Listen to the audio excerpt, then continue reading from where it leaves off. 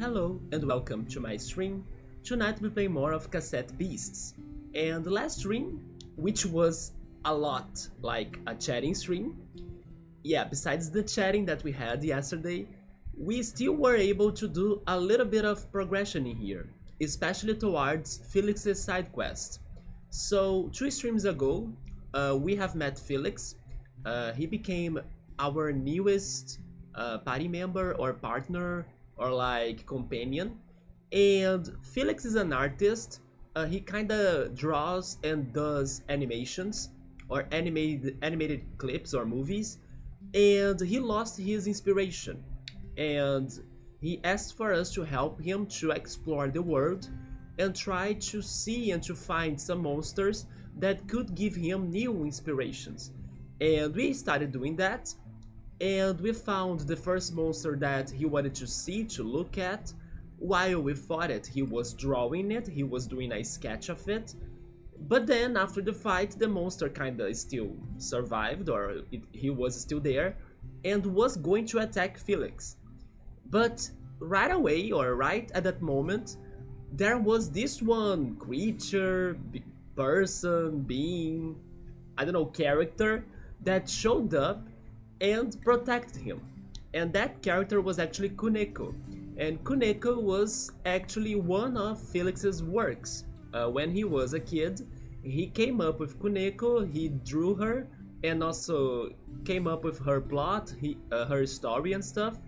And Kuneko turned out to materialize in New Iroh, in this universe. And that was very surprising to him because it was a very old drawing that he has created. And also that it could be there, right? It could exist. So yeah, Kuneko showed up, and now she wants to complete the role that Felix gave her since she was created. And that role is to actually beat four guardians that are protecting 4 different shrines. And they are basically altars spread in New Iroh. And we have been to 3 of those so far. Each one of them has an element. We have been to the fire one, to the water one, and to the air one. So we are only missing the earth shrine, right? Or the earth altar. And people from Harbor Town kind of gossiped and gave us a hint that this altar must be in the marshes, but we were trying to find it and we still couldn't find it, right? So hopefully today we can get better luck on that. Besides that as well, we ended up falling under a trap of Jellytons, which is one of the monsters of the game. And the Jellytons were like cornering us and attacking us, but then suddenly we were kind of rescued, or we got the help of another character, which was Viola. And after helping us, Viola asked for our help as well. And I believe that she may become like another friend, another partner or companion or something. Let's see how that goes. But she wants us to find her brother Sebastian. And right now we have those 2 quests for us to be focusing tonight. But also let's not forget Eugene, that has been, since forever, wanting us to defeat the Landkeepers Association. And we only need to go to the hideout, like to her main hideout, look for the boss of it, and who knows, maybe finally end this side quest as well. So basically that's the plan for the night. We might try to help both Eugene, Felix, and also this new character Viola. And hopefully we can do all of that and maybe find new stations. I actually realized or noticed this one very big stone plate in the marshes that could have been a station, or maybe it points out to a station spot, but then I don't know what's the puzzle about it. Yeah, there are some things I have seen that I'm suspicious about. Let's see if they can also unveil new things for us to be tackling as well, right? Also, hey Pilot, what's up, man? You want me to go Ouija right away? Okay, I can go Ouija right away. How are you doing? Let me go get that.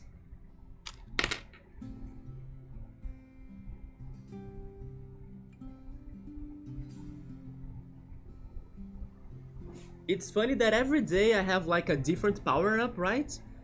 Like the last time Pilot was here I was Daft Punk, Then yesterday I was Mario with my chef's hat as well. I was pretty much Chef's Mario. And then today it's Luigi time. Let's go, right? Gotta be wearing the proper gear to stream safely. That makes a little bit of sense, right? In this case, let's go Ouija. You know we have two Ouijas, right? We have the, let's say, fluffy one, which is this one, but we also have the, I don't know, cardboard one right here. I was with the Mario one yesterday, by the way. Yeah. I do have many options, I'm realizing. I even have my casual hat, by the way, the one that I use daily. Yeah, I like to wear this hat a lot. And like I was saying, I have my chef's hat too, but my chef's hat is not available as a redeem yet. Only the pineapple hat. Or maybe I should say the bandanas, right? Yeah, this one I kind of saved it for like food talk. And yesterday we had, man, you missed it. We had such a long chatting section, if not the longest in this channel, right? I actually want to go back to this one stream.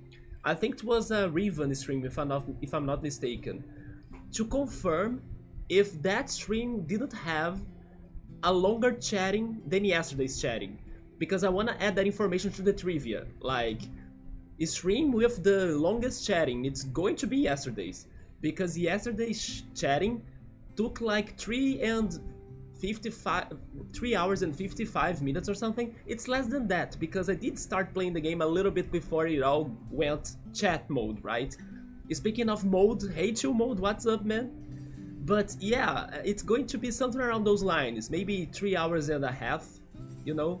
Let's see how that goes, because I also wanna check this one Riven stream, that I kinda believe it has a chance of also having a very long chat section. But yesterday was wild, man. But I'm actually very surprised how I still managed to do somewhat some progression in the game still. Like I was saying, we are almost finishing Felix's plot. So we did that very quickly. With this outfit, you are straight up cosplay already for sure, right? Maybe I should have been wearing my 1UP mushroom shirt too, so it could match Luigi's color too, but sadly I came today with a yellow shirt. There must be a casual... There is one! I actually added it. It is in there somewhere. It was September 23rd, 2024, noted, right? Yeah, that was a very long chatting section, and I did not feel time passing by. Did you feel it, chill mode? Once I blinked again, it was like 3 hours of chatting already, and I was like, what? Damn, it was so crazy.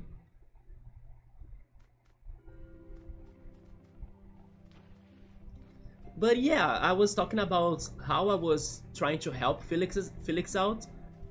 We are still missing an altar spot or a shrine. I have no idea, I only know it is somewhere in the marshes, but who knows where, right? We tried finding it yesterday and nothing. But before doing anything, by the way, I actually want to go back to Harbor Town. Right here. Because I want to change our party. I want to get new monsters for us to evolve them. Until how late did you continue? Man, it was a 6 hours long stream. I went to bed only at 2 AM. I mean, I only finished the stream at 2 AM, right? So it went very late. I forgot when I left.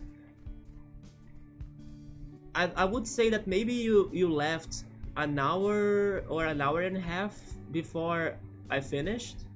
That's my guess, or maybe less than that actually. Let's heal and then change our party here.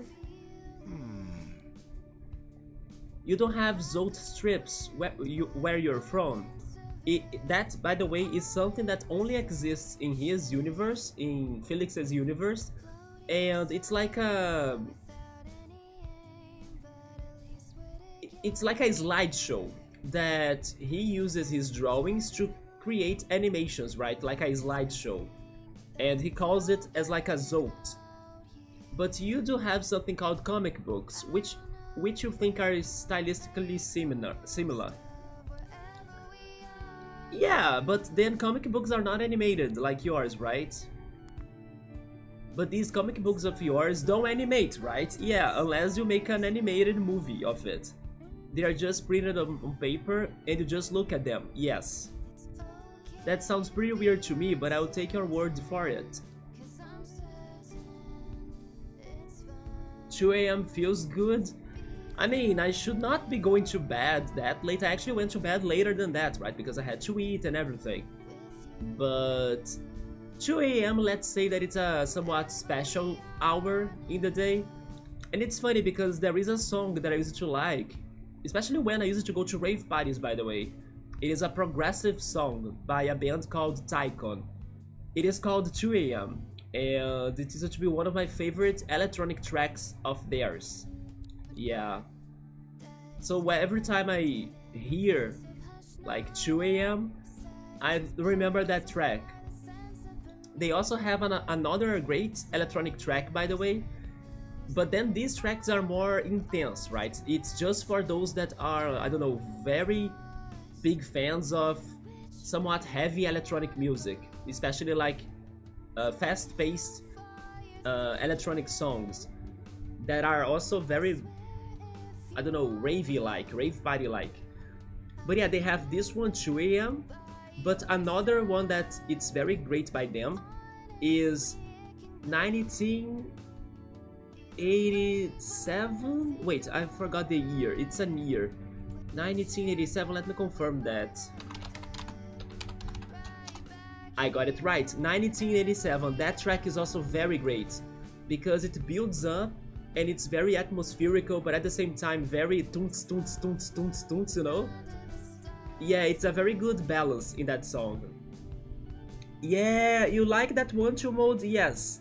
It's very, I don't know, astral as well. It has some sound effects on it that make me think on the universe of some sort. I don't know, it has some very good beats to it. While the other one, 2 a.m., is a little bit more discreet or not as intense, but it's still very powerful and kind of fast-paced and energetic, right? Yeah, so check those songs out if you like electronic music that much, because I don't think they are for everybody. It's kind of intergalactic, perfect. That's how I would describe 1987. And I still remember how I went to this one rave party that was having its sunrise. The sun was already rising in there. It was like 5 a.m. or 6 a.m. or something. And Tycon was playing. And then they played 1987 during the sunrise. So it was a very magical memory of mine, right? It was such a good track to appreciate the sun rising. And even though they were one of the last DJs to be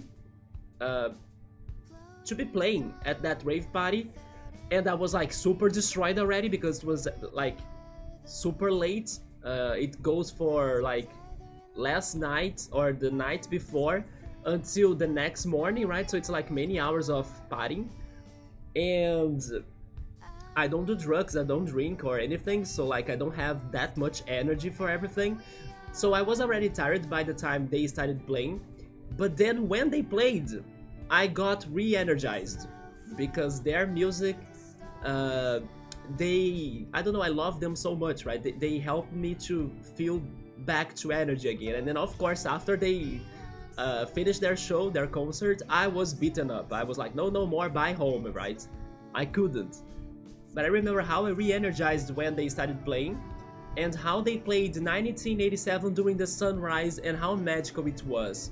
Another great memory that I have, and now it's actually a Brazilian DJ, is when I was in another rave party and they played Gui Borato. Yeah, Gui Borato. That I also have some tracks of his that I like a lot. Gui Borato, and he played Beautiful Life. Yeah, during the sunset. Beautiful Life during the sunset. It's magical, like it's a very delicious electronic track, you know. It has a very good balance of being calm and beautiful sounding and melodical, but also having its electronic beats together with it. So it's neither aggressive or too slow, you know. And as the song name suggests, it's a very beautiful song too, in my opinion at least. So listening to that during the sunset in the other rave party, Good memories in my brain. The top of the world, sir. Core memory done right. Energized battery. Sometimes music can do that, right? Yes, I was already resting. I was sitting there waiting for the party to end or something. Or actually I was waiting for them to start their concert to see if I could recover my energy, and then it did happen. Okay, we have a rumor in here, let's see what's about. Have you heard about the mysterious altar deep in Eastham Woods? So maybe I misread it, but I could swear he said the marshes yesterday, wasn't it? But now he's saying there is an altar in Eastham Woods. That explains why we couldn't find anything in freaking in the marshes. The rumors are that a demon performs occult rituals there in the dead of night. And then some say it's an angel, others say it's a cat girl. It is Kuneko. Okay, so thank goodness I returned here, because I was thinking this last altar was in the marshes, and it is actually in Eastham Woods. Alright, let's then finish that side quest. Let's take a quick break. Let's check our party. Yeah, we got Mascotorn, the evolution of Mascotoy, so we now can deposit him.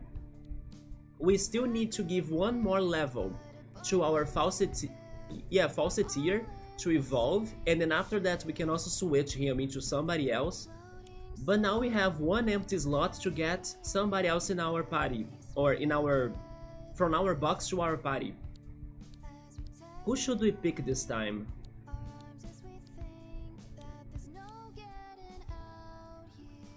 Did you listen to Giborato's Beautiful Life too? It is such a good song, man. It's so magical, you know, it's kinda... I don't know, it has such a vibe. And then it gets to the chorus, that's amazing too.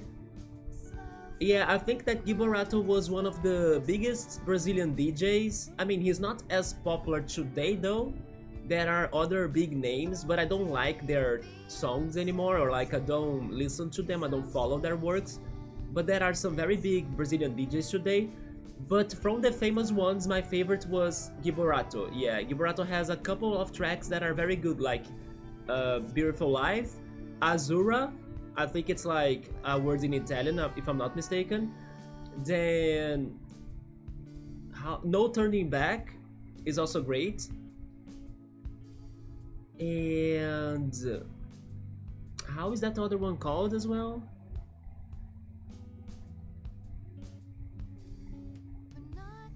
Anyway, I can only remember those right now, but I like some songs of his, yes. Braun is the T-Rex Digimon. No, Braun is the queen, right? Queenix. Yeah, Braun is a queen in Final Fantasy IX. It was Bookmark's pick for a name, right? And it's a queen. It's the queen in chess. You like some indie stuff? Always underrated. That's for sure, man. Yeah. Bullet Time. Bullet Time is the T-Rex. Yeah. It is a Velociraptor actually, right? Velociraptor. Oh yeah, that's what I wanted to show you. I named this guy Colugo, thanks to you teaching me about that one animal, right? Yeah, it's a Velociraptor. And then we got ourselves a Colugo that evolved into this guy up here, the astronaut.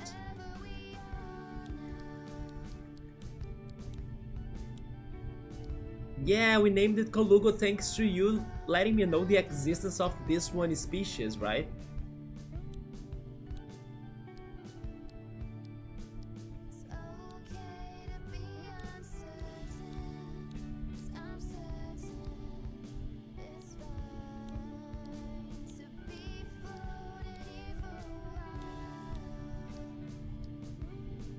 You know what? Maybe we should go Dandelion. Let's get to his evolution.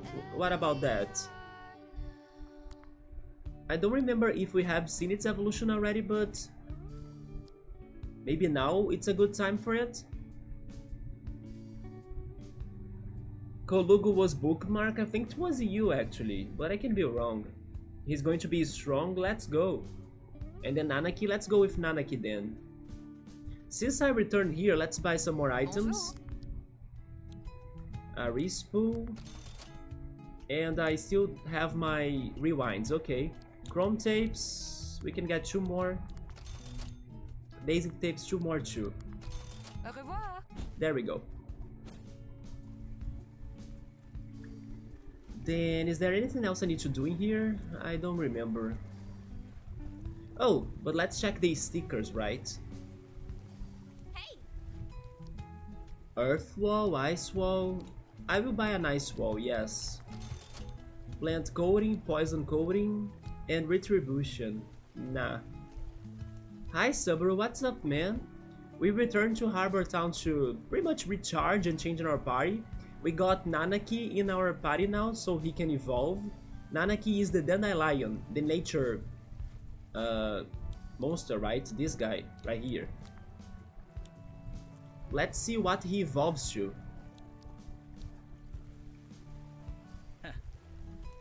Let's check the second one. Poison Camouflage, Berserker, Burning Passion. Automatically raises the user's ranged and melee attacks whenever the user gains the Burn the Status effect. Very specific. Earth Resistance and Phase Shifts. No, I won't buy any of those.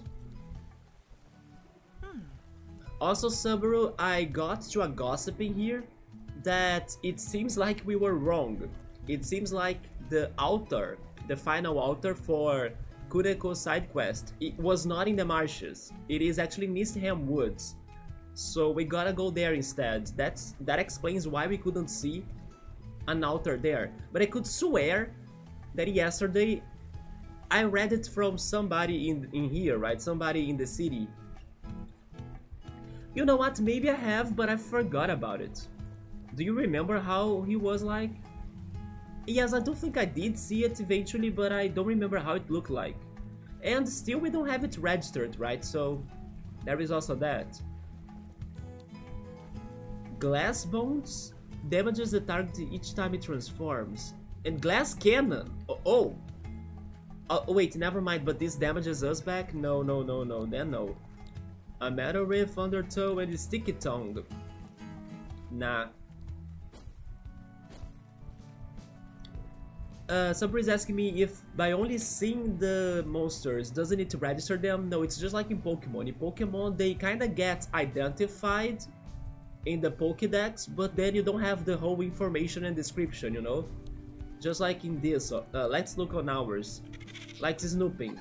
I don't have Snooping registered.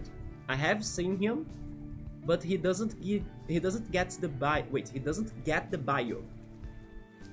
Just like the others, you know?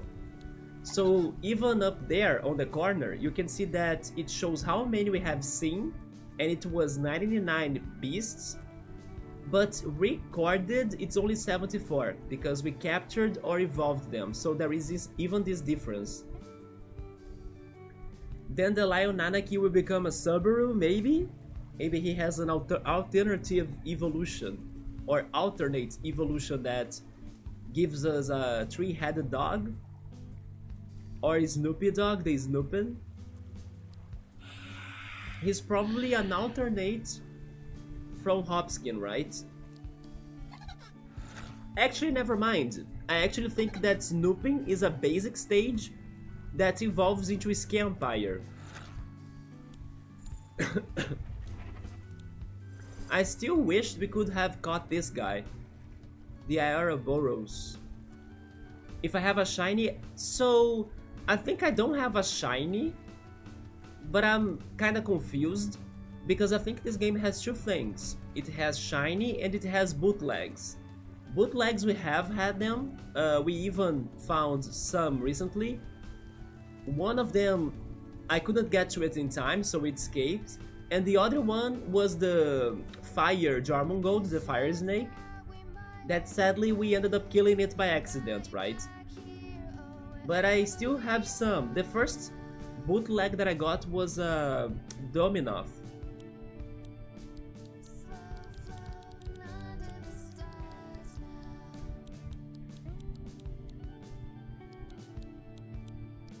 This one is a bootleg, yeah, it's the first one we got. So he has a different type than normal. It's an ice Dominov, when Dominovs are normally air. But then the game kinda told me that even bootlegs can be shiny too, but then that makes them extra rare. Yeah, Shiva is our bootleg. We have another one though. That a character, an NPC gave us. It was the Salamander. This one. Yeah, the Salamander normally is fire, but the one that we got, thanks to this NPC, is a water one. The names have been very great, right? Of all sorts of references.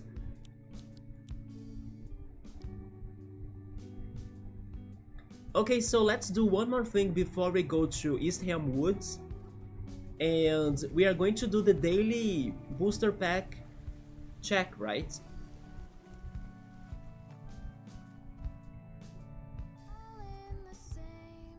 I'm serious. Only now, Captain Judas?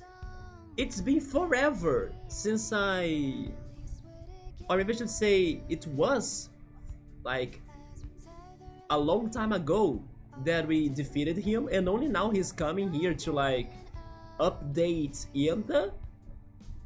I'm serious, Yenta. The latest batch of ranger trainees just don't have what it takes. They don't understand that strategy matters more than just transforming into the scariest monster. That's how I feel when I battle people in Pokemon games that can only go for legendaries. It's like they don't have strategies. They only want to have the most threatening looking Pokemon ever, but then when it comes to strategizing, they have no strats. Well, isn't that your job to teach them? The newcomers are enthusiastic, and that's a good start. Who better than to teach them combat tactics than a master tactician? I see your point. I will reserve my judgment. For now. For now. There he goes. That was weird, like, we fought him a long time ago. Well, here we are again. Which booster packs should we get tonight? I think I'll go for the wild card because we haven't got that one yet. You like how deep Pokemon PvP went? It kind of becomes like a math game. Yeah, for those that know the data of everything, of every Pokemon, then it becomes a math game.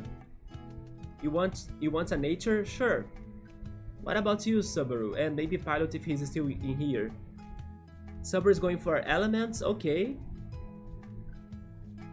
Let's see mine first then. Wildcard sticker pack.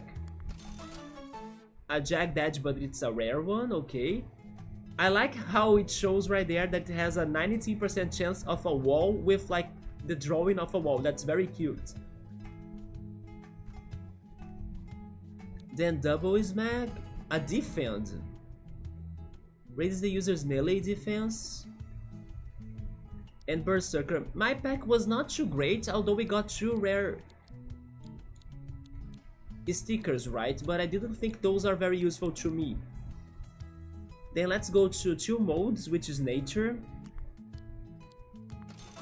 Woodcutter. This is new. It hits 2 times. It got a 12% buff in its damage. And it's power 40, that's not too bad. Also we got Blizzard. Not bad, not bad. A Bite as well. And another Woodcutter. We got 2 modes. This was very good.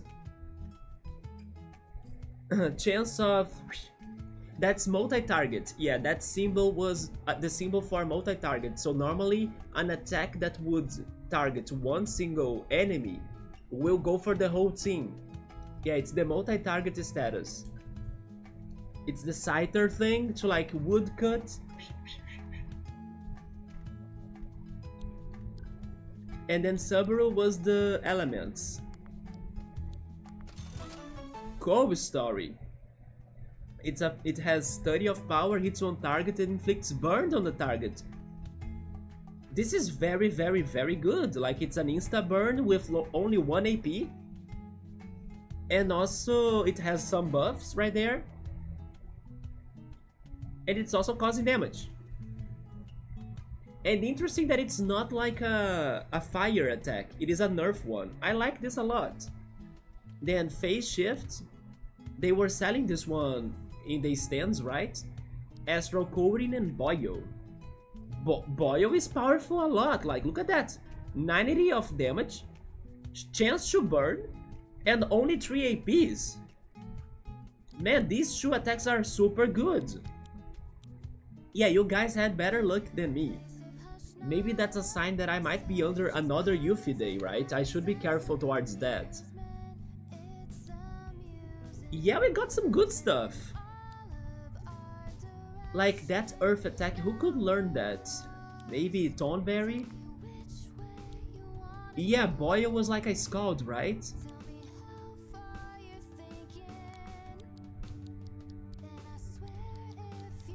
Let me just see if he can learn that attack. Maybe not.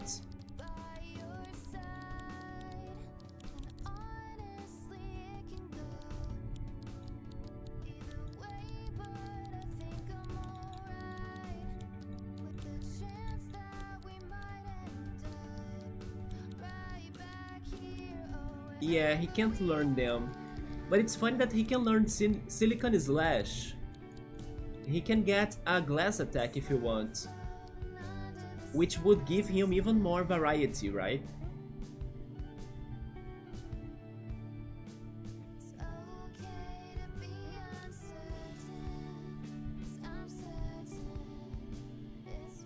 But I think I won't change it.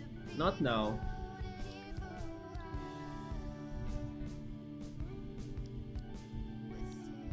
Let me go to Zori, or our brush room, right? Yeah, brush room. Because we got some good nature attacks too.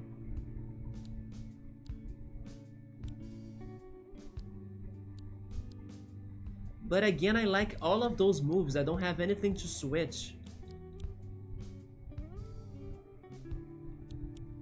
Yeah, I like all of that.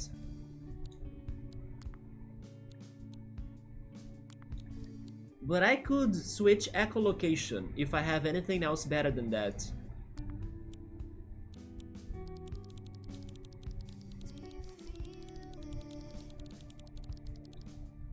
Although wait, echolocation, is it passive? It's not passive, okay.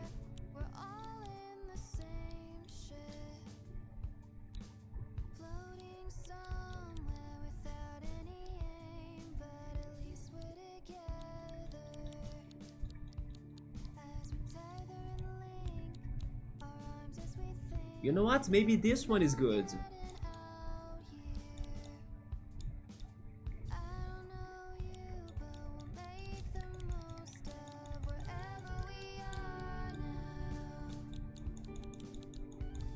Yeah, I think I'll give him Leech. It's going to drain the opponent's health and give it to us, right? It's good. Like Leech Seed. Dugong Boil, yes, it's called. And then we have Tonberry, our Riptera. Leech Gloom as well, right? Magic Attack is nice on the Tonberry. Actually, Physical is better to him, as he's like a melee attacker. Okay, we did that change. We can't buy anything else for new, can we? Hello. We have 8 fuse materials. Yeah. Out of stock. We can't get more revives then. And one more for us to get another rewind pouch upgrade. Ta-ta. Let's keep on going then.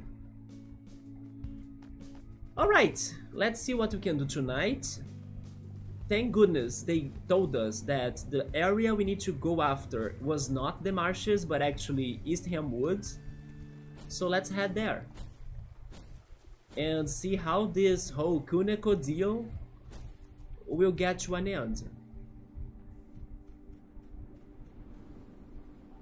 I wonder if we will actually capture her or something, you know? Because she is acting like a monster.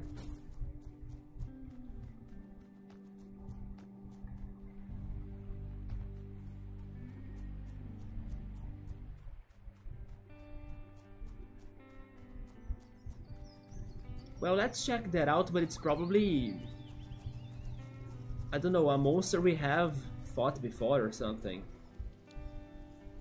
A double dumb enough, you see? No. No idea on how to open that.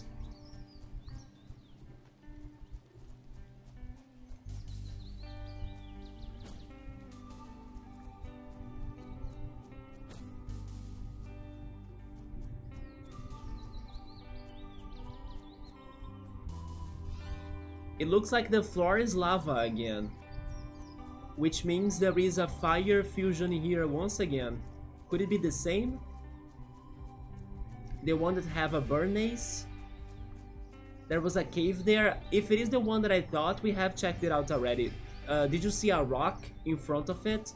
It was just hiding a chest. Yeah, so we checked it already. That's why I skipped it. We can use the Bulletino dash to break it down. Yeah, like I was expecting, there is a fusion right here. And is it the same? Yeah, the Carniers. Wait a minute, but then our game crashed, remember? Our game crashed and we could not capture the Bernays. So this is our second chance. Let's make it right now without crashing the game. Leech is a little bit dangerous, I think. Let's go with Zephyr. Oh, Brushroom here he's completely doomed. Like, he's weak to everything. He's weak to Carniace and to Carniviper. It is a flashy Arbok. It's because of the Carniviper, right? Subber is asking me if I shouldn't have saved first. I think we are good. But then, which difference would it make if we saved it? Oh, I think you were talking about how the game crashed. Well, the game crashed because of me, in part. Because I decided to go to Steam at the moment. And then I was checking that one Final Fantasy game. Remember the one that was full of monsters to collect? I forgot how it was called, but World of something. Final Fantasy World of something. But then opening Steam and quitting the game during that break crashed it for some reason. So it was not because the game crashed because of the fight. It crashed because I may have done something on my computer to open Steam that stopped the game from working, you know? And I think I know what was it. There is this one, let's say, not necessarily a button, but in your desktop, if you go to the very bottom and right corner of your desktop bar, there is like a shortcut in there for you to click on it or something that it minimizes every window that's open on desktop. And then I did that, but by doing it so quickly, I think it crashed Cassette Beasts.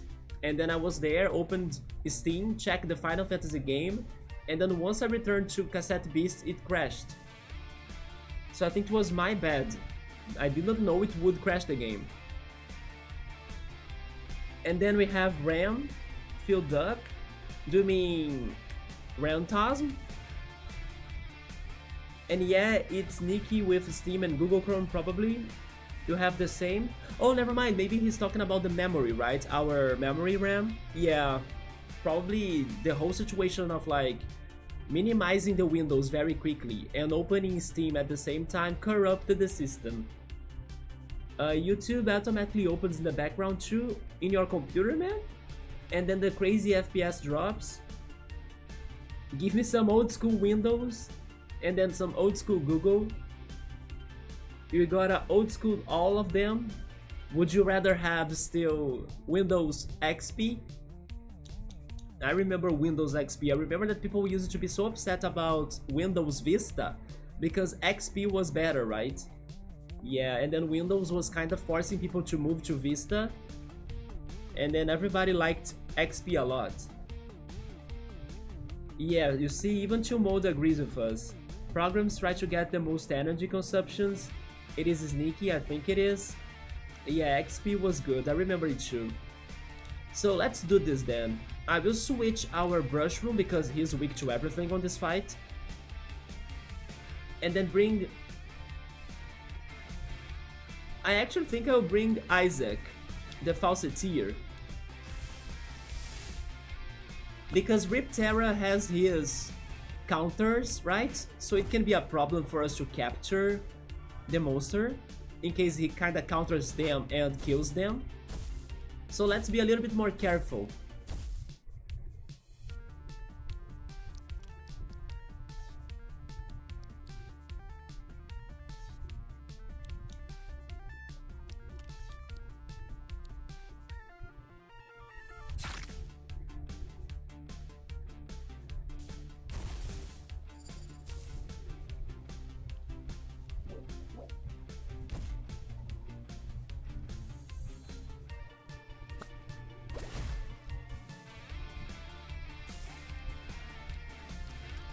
Okay, so far this is doing alright, or going alright. Let's go for Zephyr.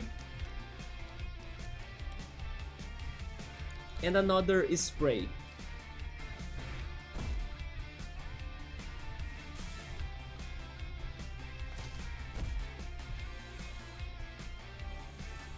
Looking back, Vista was okay too. Seriously, 2 mode, I didn't try it. XP and Vista were cool. You like him, the Brushroom? He reminds you of Vivi a bit. Let me go back to him then. Let me see. Oh, I see why. It's the... how can I say that? Yeah, it's the mask he's wearing, right? That's hiding his face a little bit, like Vivi. Yeah, I can see that a little.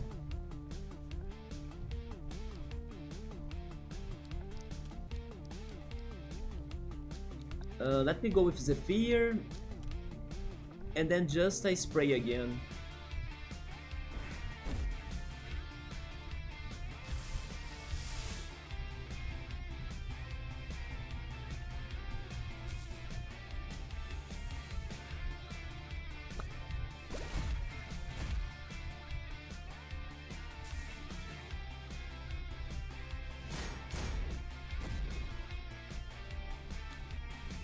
Wisdom 7, I mean, that was after XP, right?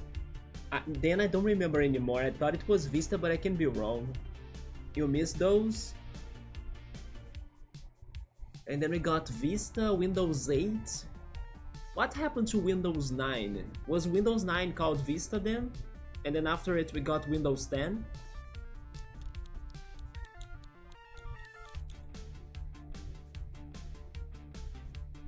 Let's get rid of Carny Viper right there with Lightning Bolt. And then another spray on Bernays. If I survive, of course.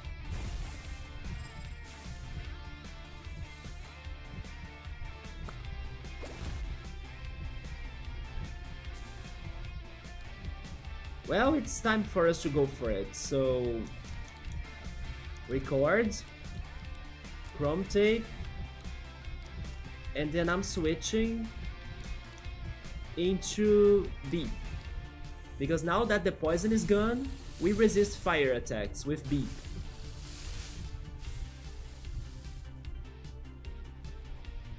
Perfect. 60% of chance, right? There we go. We got ourselves a Bernays. I love how the sticker on the tape was like an industry, right? It looked great. Bernayses have no legs and can only move by sliding their heavy concrete bodies along the ground with their hands. Oh Jesus. Their endlessly burning internal furnaces allow them to emit flames and toxic smogs from their chimneys at a moment's notice. He has Cold Story, that one good earth attack we got, right? We need to name him. Any ideas? So Vista came before 7. So it was XP, Vista 7, 8. And then was there 9? I don't remember Windows 9, you know? I think so. I remember 8 was so bad with the app style.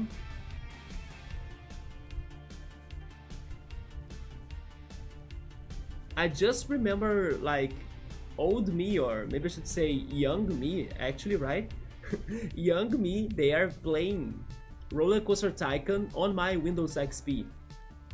Yeah, I miss those days.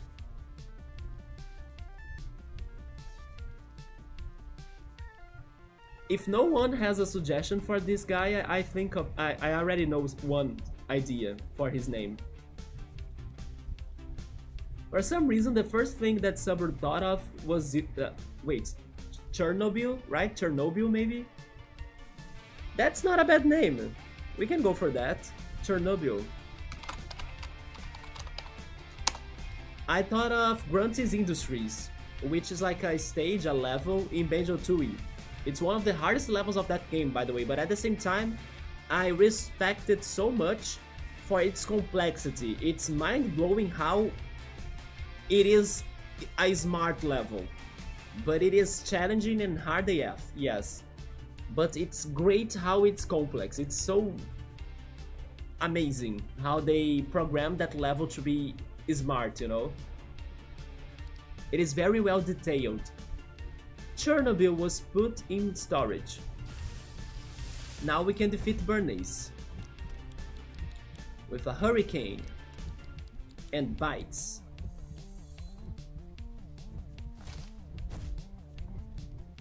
Self-destruct? Thank goodness it didn't cause a lot of damage, but I was not expecting that self-destruct. Oh, and having Isaac in this fight helped us to level him up, and now he can evolve. And both him and Nanaki got elemental walls. Wait, elemental walls. We also got the 9th fuse material that we needed to buy another pouch upgrade. I will keep on going even though we got hurt from this fight. We can use other party members to have the altar fight, right? At least that's what I'm counting on.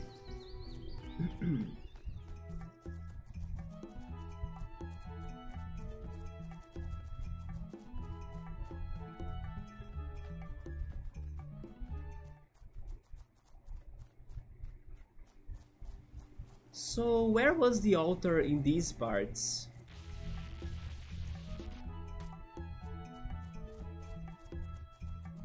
There is still this puzzle that I couldn't solve it.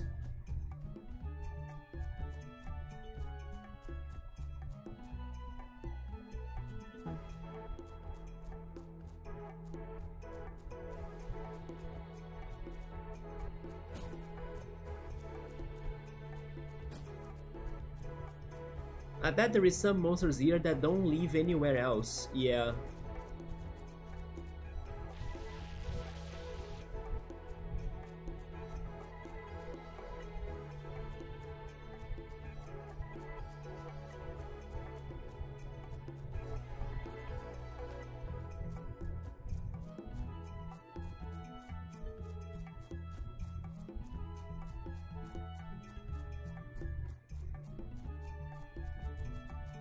Oh, I remember now. Yeah, the altar is up here.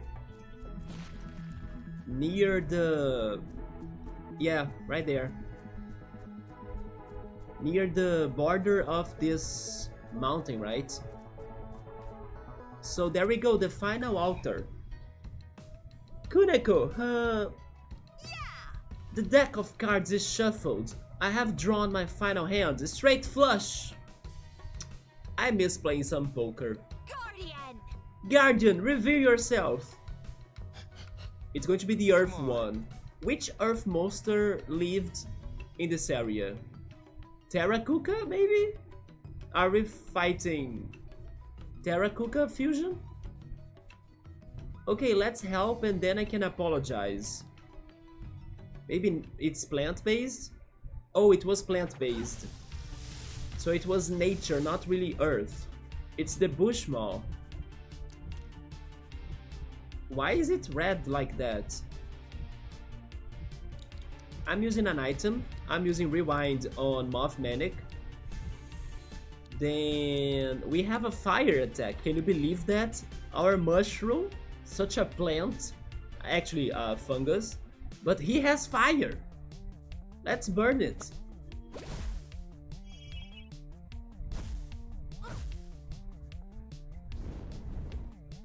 That didn't do much, but at least we got an status effect on them. Then let's go for Snow Rush maybe. And I still think the best we can do is actually the fire attack.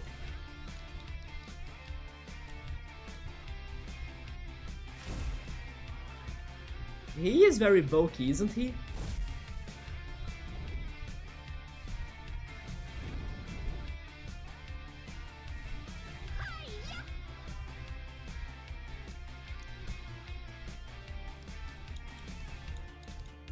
Let's try saving for Hurricane, who knows.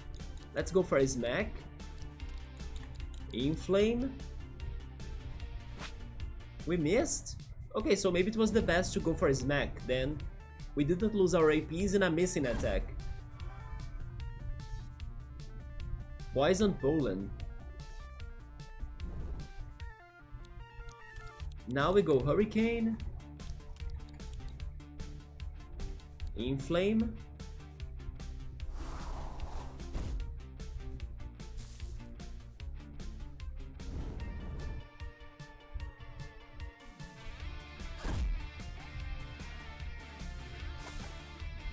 I'm still very confused, why is he red colored? Because we have seen this monster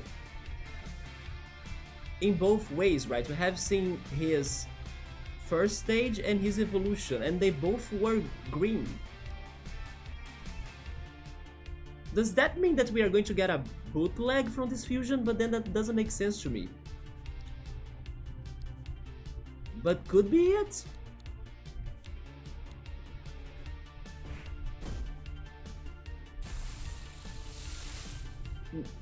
Oh! And that's the evolution of Nanaki. That's the evolution of Dandelion, right? That I forgot about it. So that's why he was red. It's a Blossom Mall. I was thinking it was the Bushai's evolution with the Bushai himself. But okay, let's finish this then. Wait, can I capture the Blossom Mall? Never mind, maybe I can try capturing it. Zephyr in the Bushai. Then Inflame the Blossom Mall.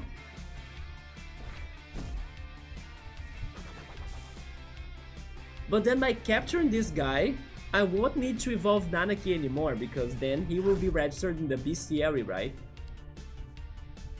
That's fair. So then we'll be able to switch both Nanaki and Falsettier. That's going to evolve as soon as we go back to Harbor Town or to a bonfire.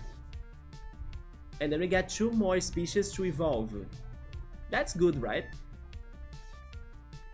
But then of course, let's first catch him. Let's start trying it now. I'm going to go for Hurricane and record. Let's go Chrome Tape again, why not? Recording. I think this is going to be Felix's first record. That's a very good number. Yeah, we got it. 100% chance. Nice job, Felix. Rad. A Blossom Mall. Dandelions that enter a long hibernation period are said to emerge as elegant blossom malls in spring, just as the first flowers begin to bloom. They can breathe fierce clouds of pollen in the way of the dragon. Wait. They can breathe fierce clouds of pollen in the way a dragon might breathe fire. By the way, I think I haven't mentioned this out. Speaking of breathing fire, I played in this time that I was not streaming. I played the first Breath of Fire. Yes, I had this one, I think 2 weeks long trial of this Nintendo Switch Online, and I got it to like use the online service a little bit, and I was playing some games on the Switch Online. I actually think I only played Breath of Fire because it was my goal to beat it, right? So yeah, I was able to play the first Breath of Fire. Maybe eventually I bring it again in here. It was a very good game. Some mechanics were hard to figure them because the game has some hard translation or adaptation from the Japanese to English, so some of its dialogue and text was confusing, you know? And also the ending was kind of strange, it was not the best ending. But the game was interesting, it had some characters that were charming and unique in a way. And yes, I'm hoping that the other Breath of Fires in the franchise, especially the third one if I'm not mistaken, they can be surprisingly great, or even better than this one. But yeah, I did play it. I never played a Breath of Fire game before, and then I did it during this 1 year and 2 months that I was not streaming. I wonder who in the community has played Breath of Fire as well, but the only problem that I would say is that it's very grindy, as the random encounters are always permanent and coming, you know, they are always showing up. So you gotta be patient towards that, but the game was okay. And then I'm hoping that the upcoming later sequels to the game will have better improvements and quality of life that this first one didn't have. But anyway, we got a name Blossomaw. Also, Saber did play the third one and the fourth one, but he only finished the fourth. I'm not sure now if it is the third or the fourth that I have seen, but I think it was the third that really got to my attention. And it was a PS1 game, right? That the graphics were very charming. I like the graphics of it a lot. And then the second one, the second Breath of Fire, was also on the Nintendo Switch Online service, but as I was running out of time to try it, I didn't play it. Yeah. We need a name for him. Any suggestions? Like for a dragon that's plant-based? But I thought it was interesting how Breath of Fire has so many different species of like people, right? There were fish people, angel people, humans, like dragoons or something. Yeah, I remember that my party was full of different people, magicians, you know, many different characters, a thief even, many different characters and classes as well.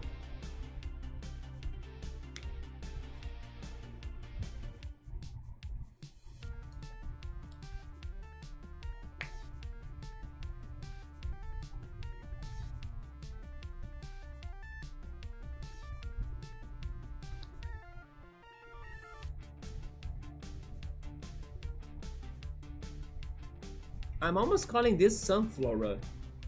I was between Sunflora or Meganium, right?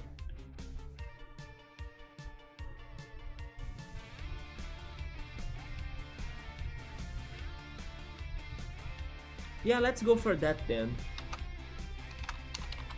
I'll go for Sunflora because Bookmark had a Sunflora in her Pokemon Crystal team.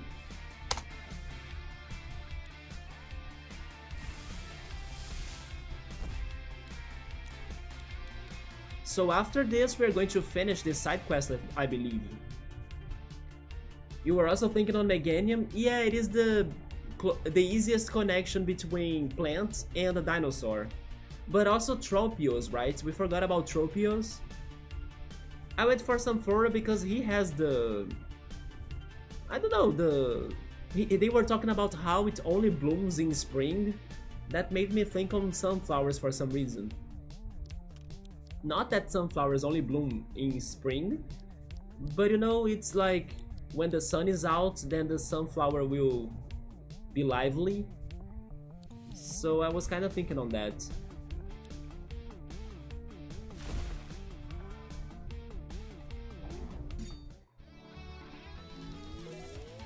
Oh, actually, Brushroom will also evolve. Yeah, he is kinda... I'm not sure how is that in English anymore. Actually, I wanna learn it. Let me check that. Yeah, how is that in English? Main. Yeah, that makes sense. Like it's the signature attack from Solgaleo in Pokemon Sun and Moon, right? It's something about actually it's the Necrozma fusion, isn't it? Something main. Let me check that again. Necrozma main. Yeah, Duskmane. Duskmane Necrozma is the fusion between Necrozma and Solgaleo. So main is Juba in English, yeah. You see how games teach you English? That's how. Yeah, so his main is a sunflower, or like the petals of a sunflower. We got Leech, Double Smack, and Leech again. And then our Don't You Want Me? Da na na na na na na na. That song is now completed. Help Felix make things right with Kuneko. Kuneko, I'm just a forgotten thought, aren't I, creator? That's not true. You are jumping into conclusions right here. An idea you had fun with once before being discarded? She's fighting us? Wait, she's fighting us. I can't even speak anymore. What? By the shining powers of earth, water, fire, and air? She's a boss? My true potential is revealed. What?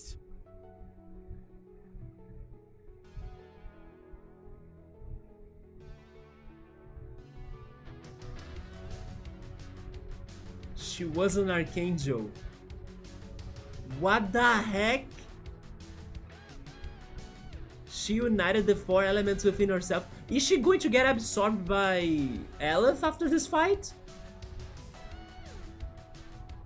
What are the archangels then? Like, are they, I don't know, ignored thoughts or ignored projects from the human mind? Or, you know, something that people created but they...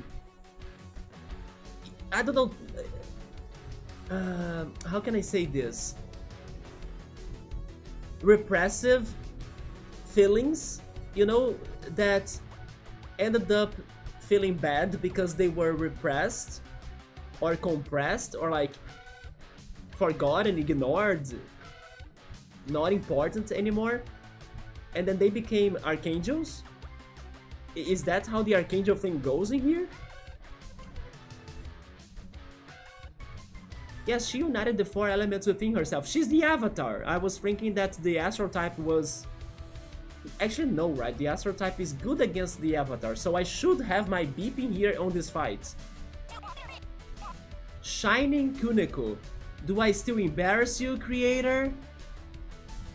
Archangel Shining Kuneko, Unbound Creation. And then I was thinking every freaking Archangel needed a freaking train station. No. And she's Astral.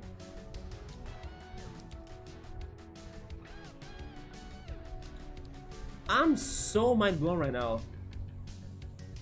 Sabri is saying that maybe every Archangel represents an idea or goes along an idea. And this is about discarded ideas, right? You know what? You may be right about that. Puppet Talks could have been about manipulation, then Morningstar was about power, Alice was about fantasy or like creativity or, you know, illusions or something.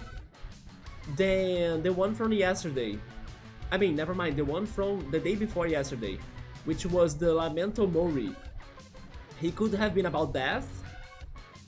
And the one we fought in the mall, I don't remember it. Like, what could have been him?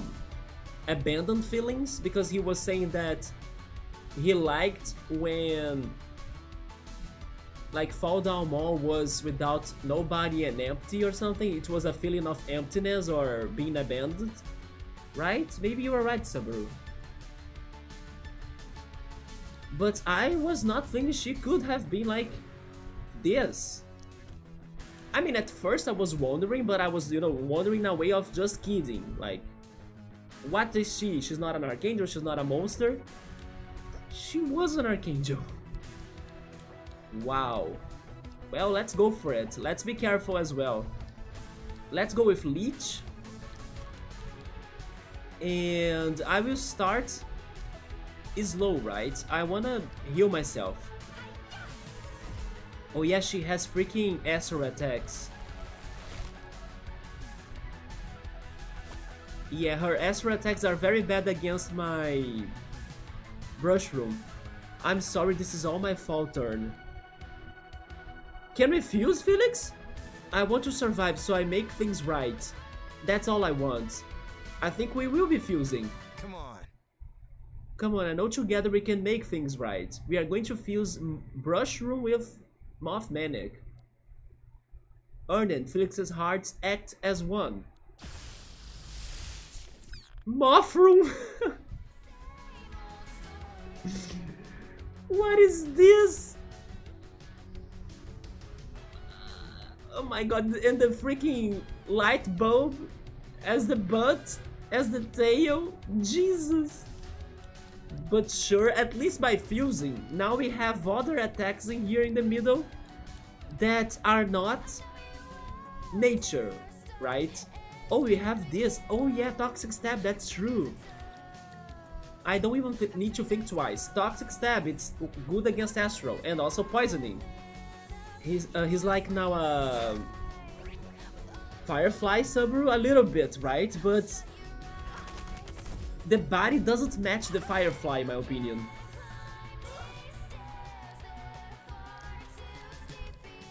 It's interesting though that this is an Archangel that has a type.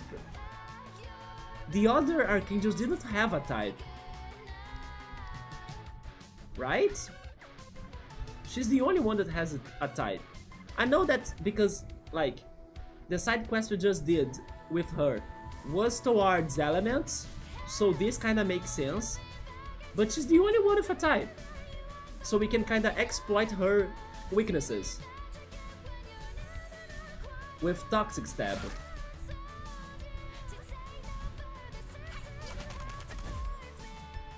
And thanks to our Dock Leaf and Leech, we are being healed a lot. But the next turn, she's going to attack us very strongly, right? A Lightning Wall will be down... No, it won't be down thanks to an Astral attack. I always forget that Lightning is not an element in this game, so... It can protect us from her move next, and also her finisher.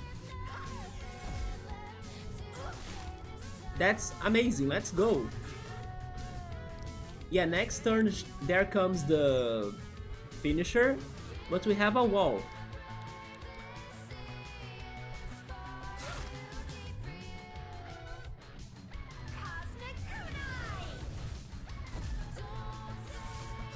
It didn't do anything. Let's go. Maybe the easiest Archangel so far. And then I was thinking that I was in trouble with my party right now, right? No? They had variety of moves. You see how organizing our moveset did help us in the end? It's because of situations like this.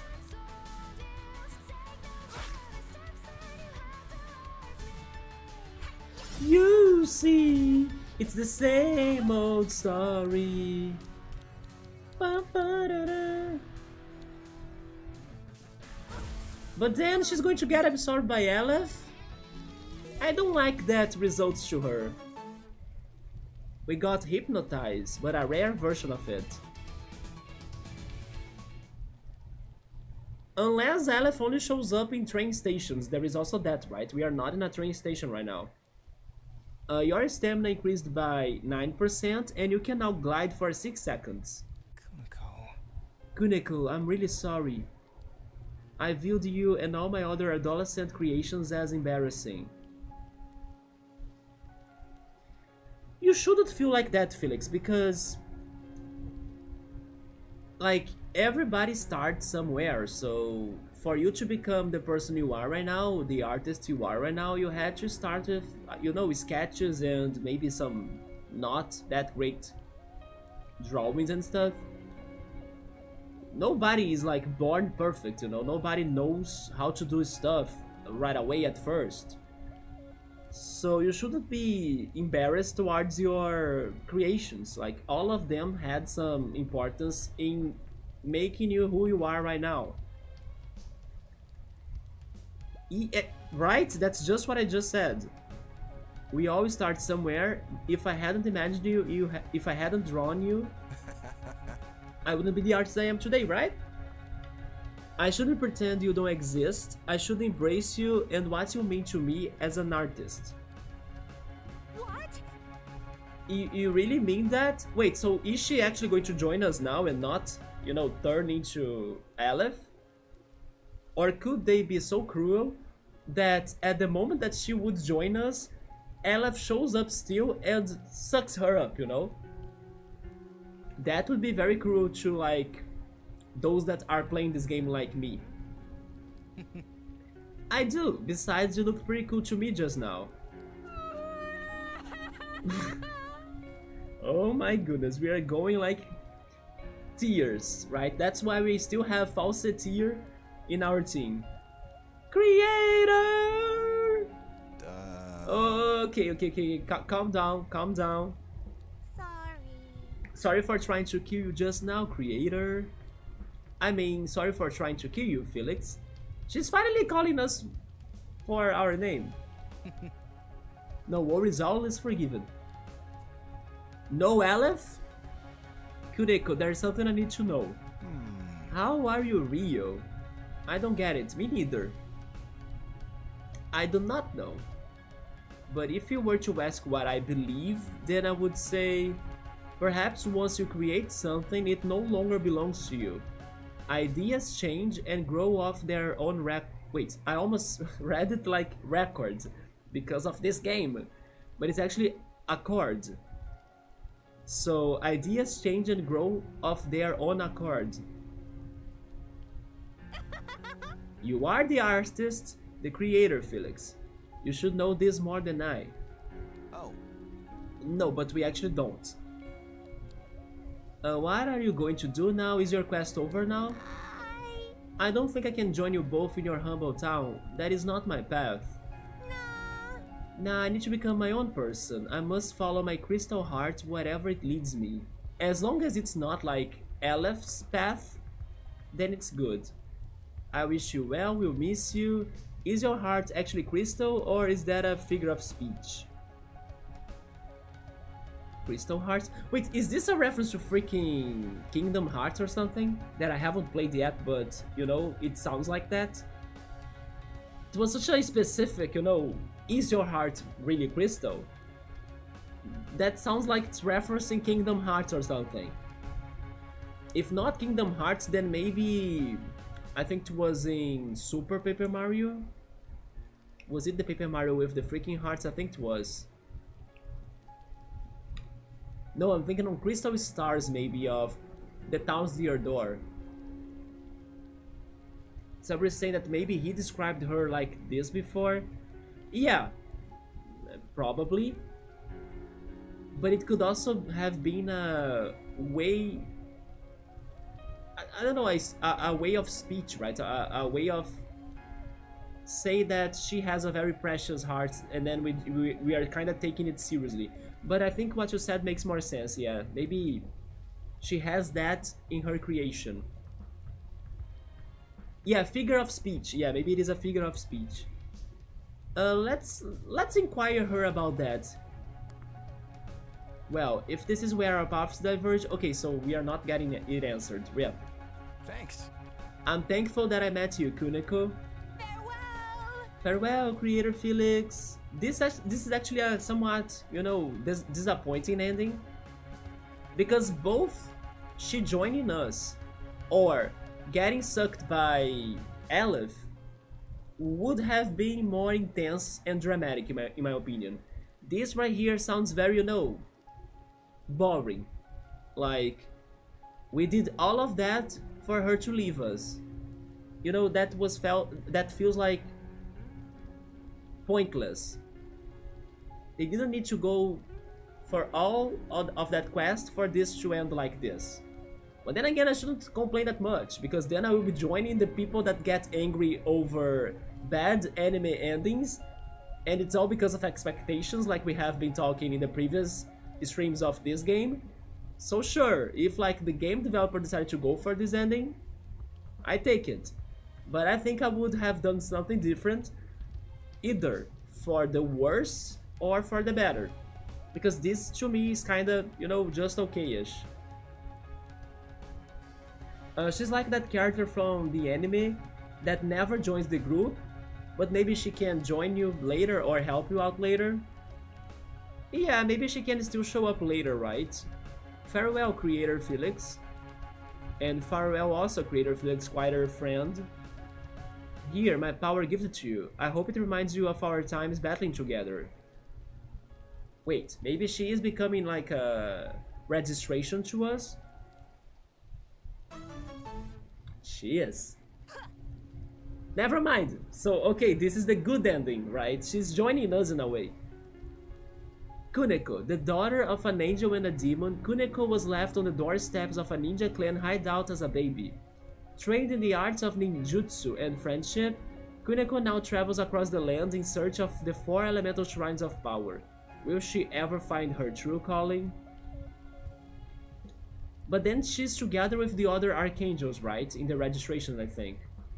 Although this makes her the first archangel that we have the chance to use? Or is it just the registration again? No, we can actually go for her, huh? Yeah, that makes her the one and only archangel we can have in the party. How should we name Kuneko, even though she has her own name, right?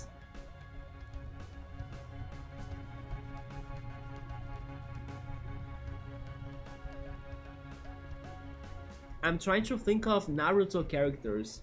Also, hey Yoda, what's up, man? It is a good ending, don't you think? By joining us, this is what I meant. Getting registered in my box. I was meaning that, not like something else. She uses kunais. Yeah, she pretty much goes for kunais, right? I think I wanna call her that one Naruto character that she also only uses weapons. You know, her abilities are all about spamming weapons. She's like a super friend of Rock Lee. How is she called again? I remember her face and everything, but I don't remember her name because she was kind of very secondary in the show. So Temtem, yes, it's the that's it, yo. Yes, it's the freaking also competitor of this game, right? Temtem is the competitor of Pokemon, it's the competitor of Cassette Beats, of Digimon, Monster Rancher, of freaking Power World. Temtem, it's perfect, it fits her, and it's also, you know, against this game. That's why she's leaving us. That's it. Somebody say that every character in Naruto they use kunais. Yeah, but then the other characters in Naruto, they can do more than just that. But then Temtem can only do that, basically. Every time she's fighting or something, her special skills is to like multiply weapons. She can't do any other magic, any other jutsu, any other nothing. It's only about, here goes my papers, my scrolls. And then suddenly the scrolls, they, you know, make rain kunais and shurikens and swords and knives and all sorts of deadly weapons that never kill anybody, by the way. So yeah, that's what she does. She kind of shows off how many weapons she can carry at once in her scrolls, and then that's it. That's her ability. There we go. Temtem.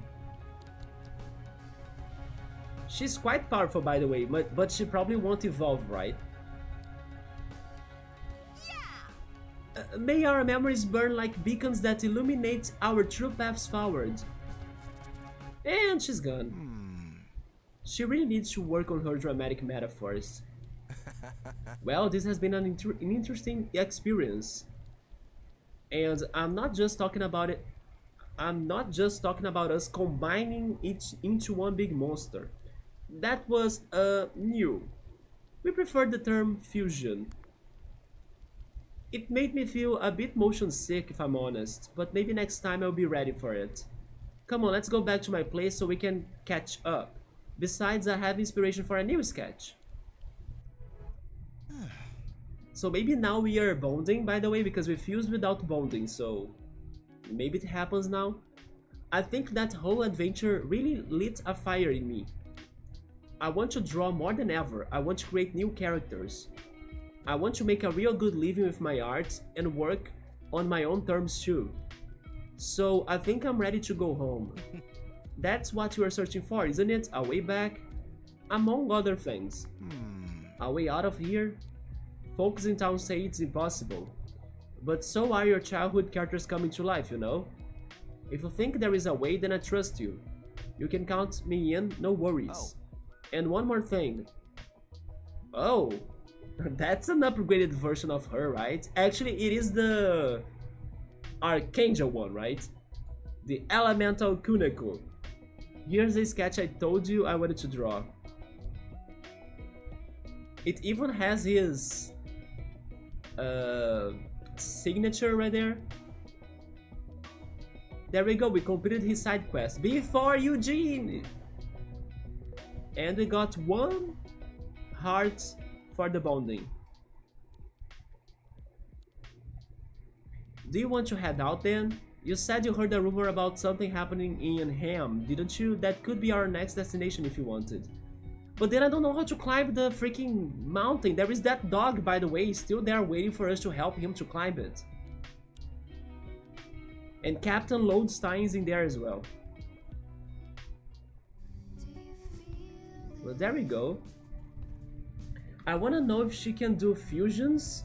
Do you mean Temtem? In... Oh! You actually mean... Kuneko, right? Interesting, she's not together with the other Archangels. Wait! Is this an Archangel? The Amber Lodge is an Archangel? Miss Amber is an enigmatic but hospitable Archangel. What? Who offers safe passage to travelers of the cosmos. She has the ability to travel freely between worlds and takes the form of a high-class club filled with guests. I didn't know that! Then the Lamento Mori. Lamento Mori, a particularly powerful archangel for its age, has turned its station platform into a maze of tomb-like chambers, in which it traps and torments any unfortunate soul who dares enter its depths.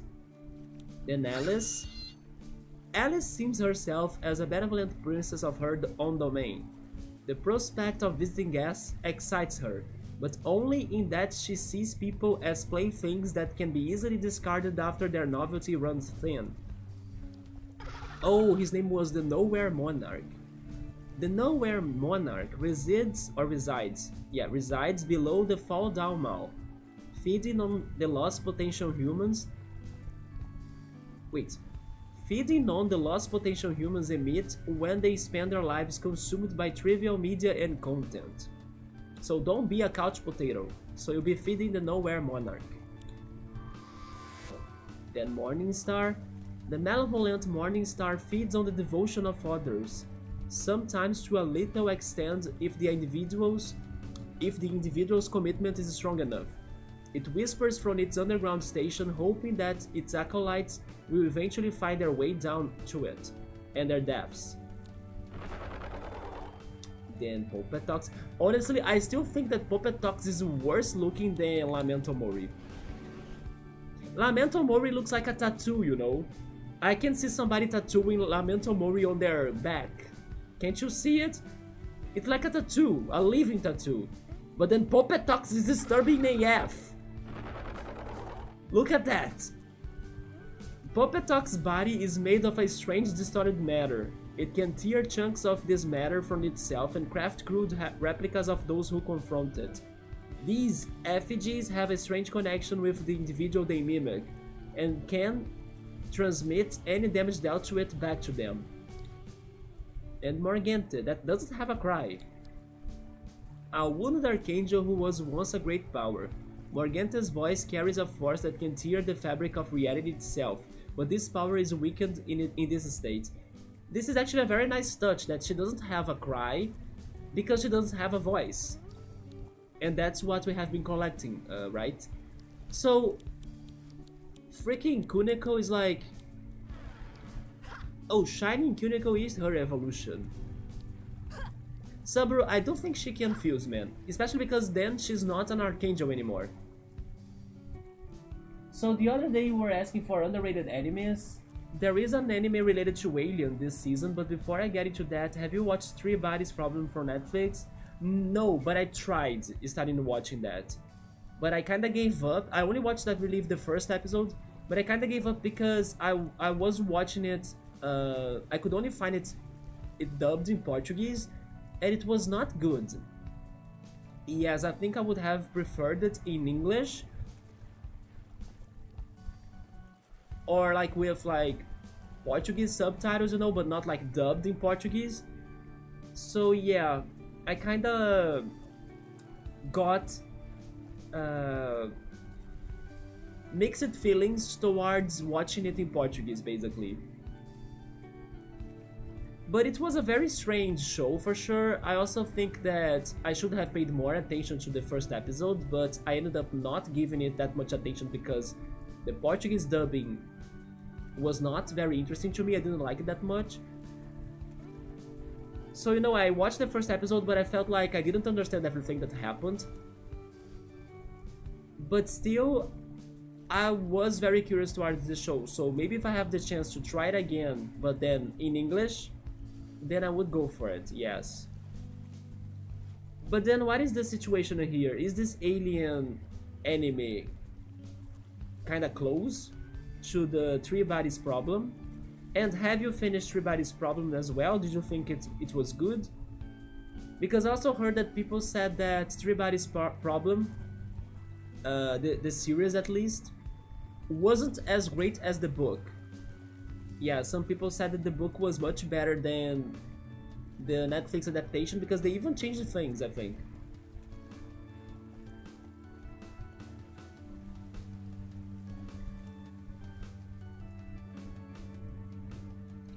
But yeah, watching it in Portuguese did not make it good to me.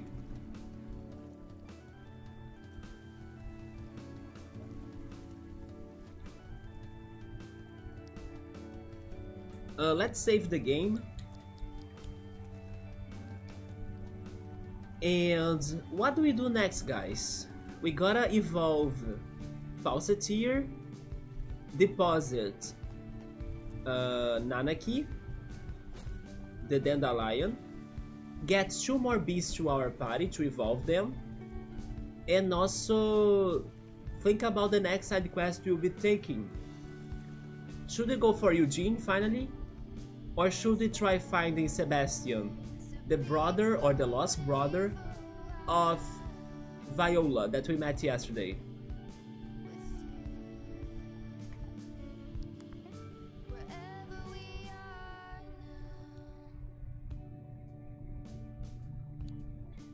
Oh yeah, I forgot about Brushroom as well. So it's 2 evolutions. I will love if his evolution has any reference to Mario, you know, like in the name or something. Like Toad something.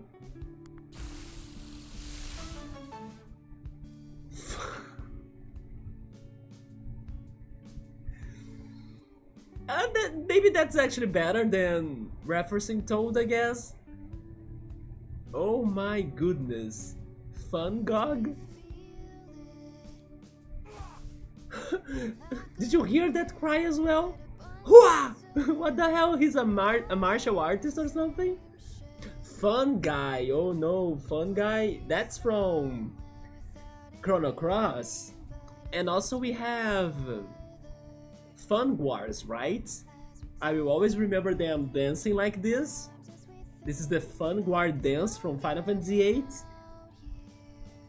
The Fun GOG has combined the art of combat with the art of calligraphy. Why does that sound like Okami? The game, right? Okami, that you need to be doing the kanji symbols or something, so he can perform moves. At least that's the impression I have from the game. I still haven't played Okami, although I have that on Steam, by the way. That's a game we should be playing anytime soon. Its movements are swift and effective, incorporating strikes from its paintbrush staff with disciplined stances. And then finally, Falsetteer. Is it going to evolve into a whole sync?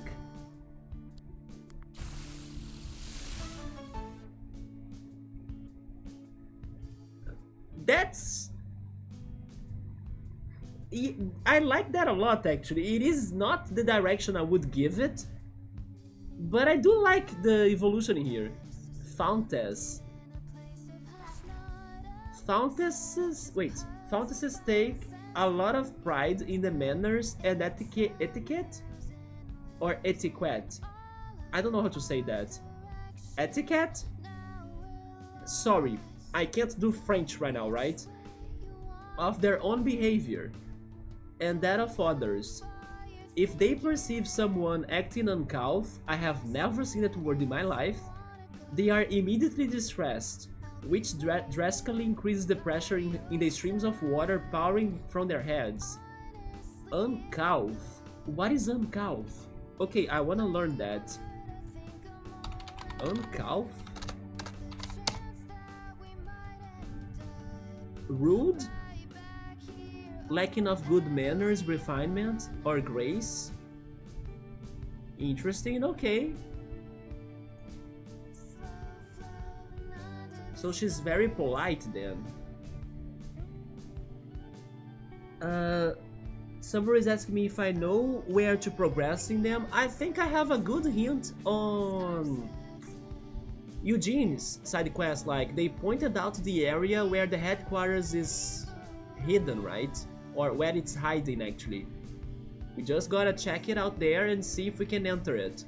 Regarding the lost brother of Viola, Sebastian, there is also some areas on the map that he could be somewhere in there, but not specifically in one of them, right? It's like a whole area, a region.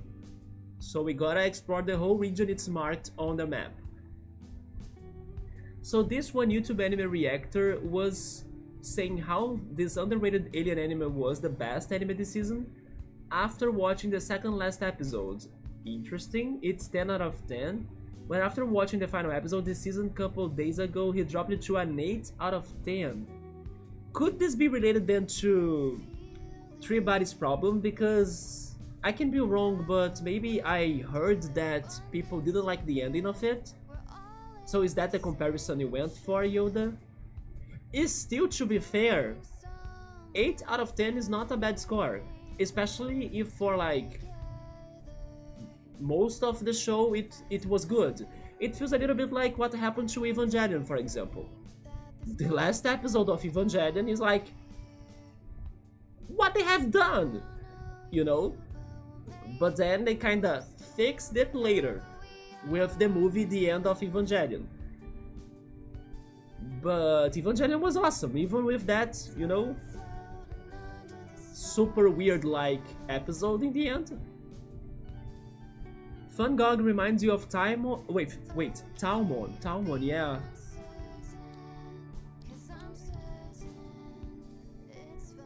It's just that the previous stage doesn't point that they would go on this direction, you know. But you know what? I think they went for this direction because of the entire thing towards Kuneko. As Kuneko is a martial artist, she's a ninja, then they wanted to reference Felix's ninja inspirations, you know, the things that he created, like Kuneko, that had that characteristic. They wanted to reflect that into his own beast. And maybe by remembering Kuneko, it reflected those ninja abilities to his beast evolution, which is now Fangog. But honestly, Brushroom had nothing to do with martial artists or like martial arts.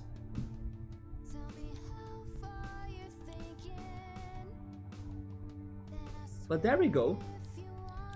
Let's deposit them both.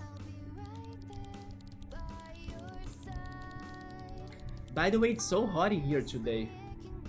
I think I will adjust my fan so it kinda blows the wind more on my direction. I'll be right back.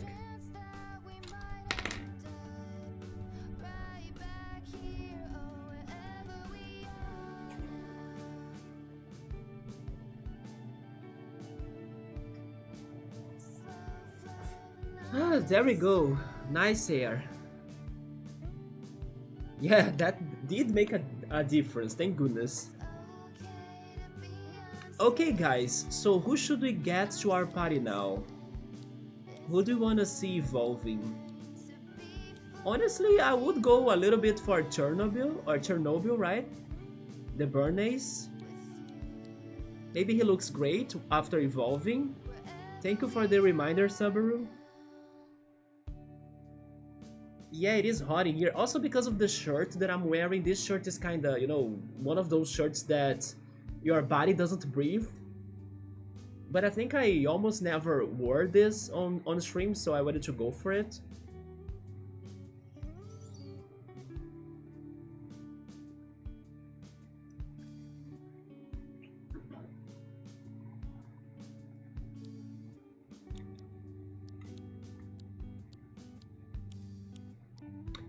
Oh yeah, Johnny the Shark Tanker is already an evolution. We gotta still find his pre-evolved form though.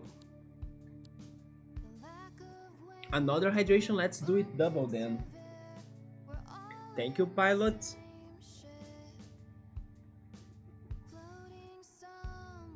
And then the stretch reminder, let's go.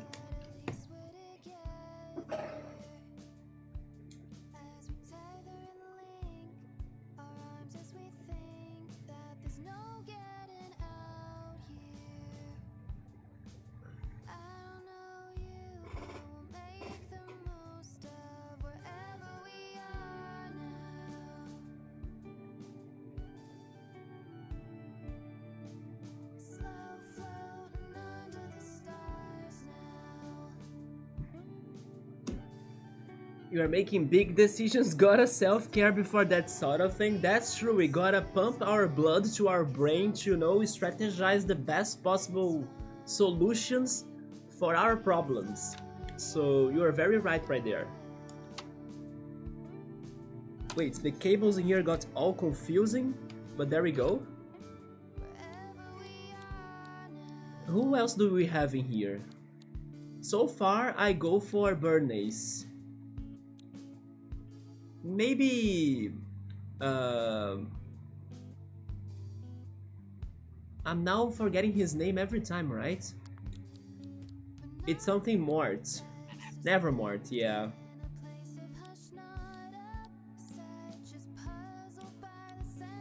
Oh, the Ratatouille one, he becomes a freaking carousel. Bookmark did like the carousel though. Only season 1 is out for Netflix. The 3 body problems, there's still season 2 in the future. You're not sure about the ending. Well, I think I heard that the adaptation was worse than the book. Like, they probably have changed some things. I think I'm starting to remember it now. I think the series kinda rushed a little bit near the end of it, right? Near the end of the first season. And then that rushing made it worse, like to understand the plot or to feel something towards the characters. But for the Alien anime, it has a lot of crazy hype moments, something like the third Impact. But then the ending is totally slice of life-ish, so the YouTuber was disappointed. Interesting.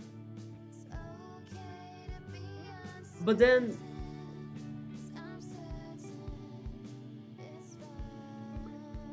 I don't know how I would feel about something slice of life-ish as an ending. It could be good too. This is what I always say here, right? As long as it makes sense, I think that could be good. But then probably the YouTuber was hyping up so much thanks to the rest of the show, right? And then his expectations made him blind for other possibilities. Would this evolve, by the way? I'm actually curious. Undying. Let's go to the Pokédex.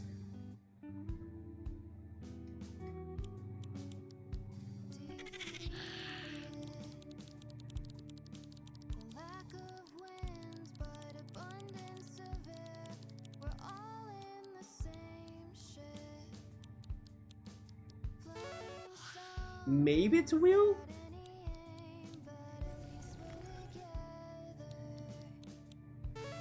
Although...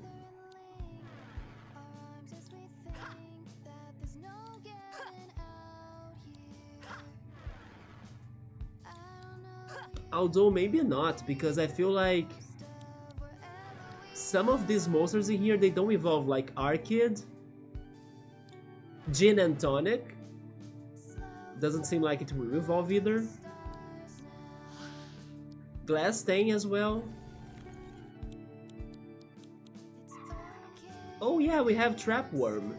Trapworm could evolve. I think we should go for him for sure. He gave us so much trouble, right? Yuffie gave us so much trouble.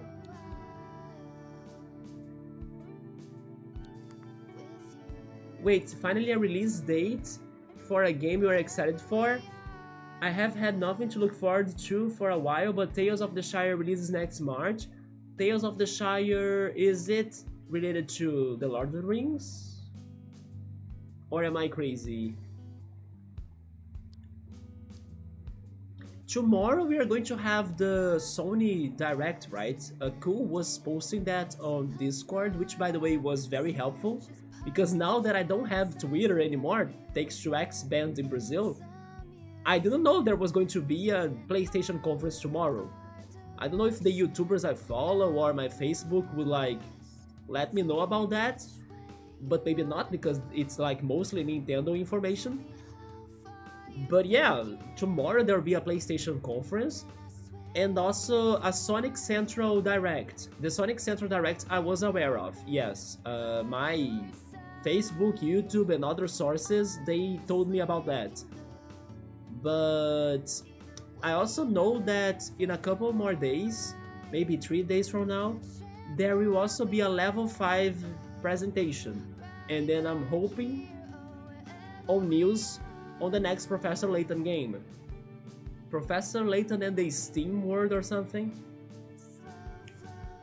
So it is a Lord of the Rings game. It's super bright and happy. How is it? Is it an RPG? Is it a strategy? An action? I'm not sure if I have seen anything about it. Yeah, I don't remember. The one thing that I'm noticing though, Pilot, is that Amazon has been giving away like lots and lots and lots of Lord of the Rings games, and I'm getting them all. Especially the Lego Lord of the Rings games. It's like every week there is a new Lego Hobbit game, a new Lego Lord of the Rings. Yeah, I know there was recently also the second season or the newest season for the Amazon Lord of the Rings series, right? The Rings of Power, the Rings of Power or something. And I believe that's why Prime Gaming was going along with that hype. But yes, I did get a lot of Lord of the Rings based games thanks to that. Maybe at least 3 games I think I got. Something about Mordor as well, I don't know. Which, by the way, is that one Amazon show, The Ring of Power. Is it worth? Is it good? I still haven't watched it. I'm guessing it is, but I'm not sure. You send the trailer on Discord, I will check it out after the stream, yeah.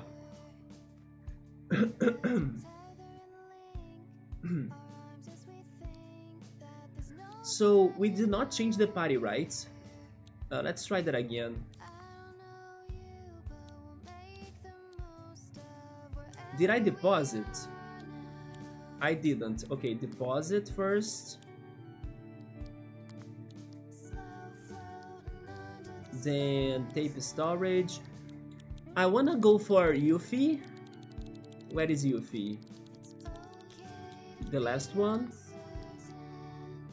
And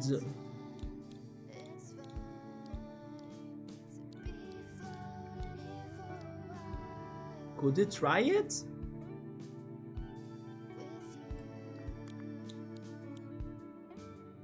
The Cluckabilly?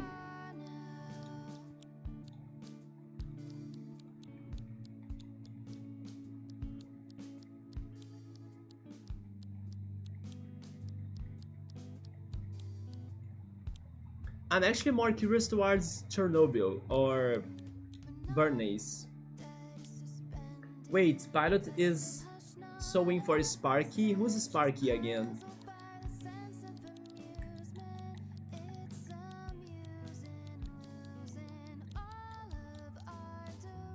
Oh, okay, the Cluckabilly. Let's go for him then. But did I get the other one? Wait. I did not, so... Actually, I did. So I need to deposit, right? Let's deposit Bernays.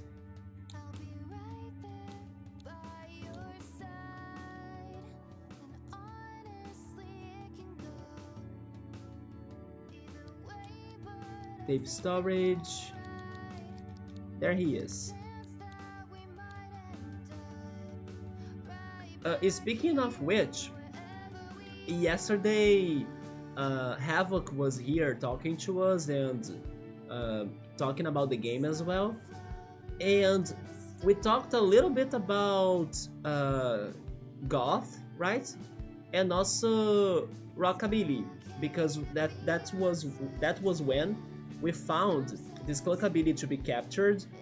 And then Havoc was kind of giving me some information and recommendations on tracks towards rockabilly and also goth, because he was a goth.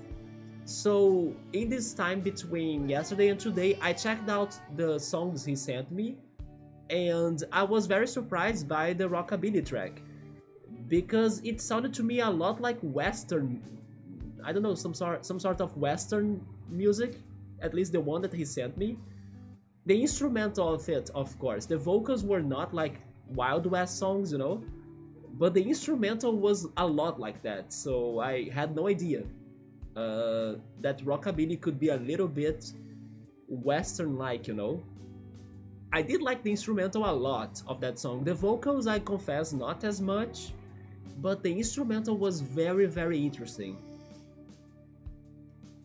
So Pilot has watched 3 episodes of Rings of Power and he turned it off. Never to Return was that bad? 2 thumbs down? Okay. Maybe I shouldn't invest my time on it then. He reminds Pilot of that movie from his childhood, Rock-a-Doodle. I don't think I have checked that out. Rock-a-Doodle? Yeah? I have never watched this, what?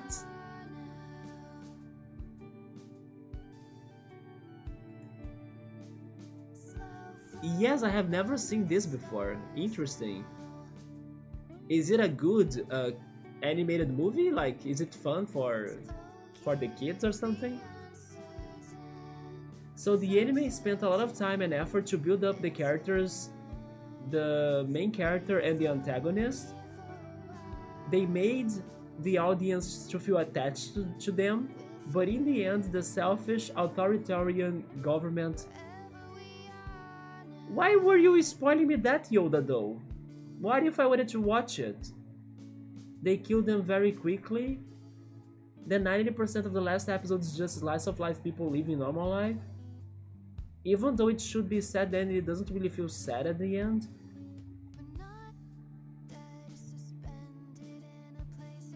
Well, then I will say 2 things.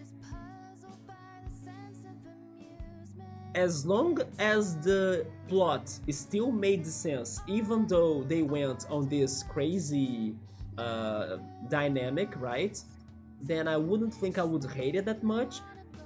And then because the creator went for such direction, I actually respect him for his courage.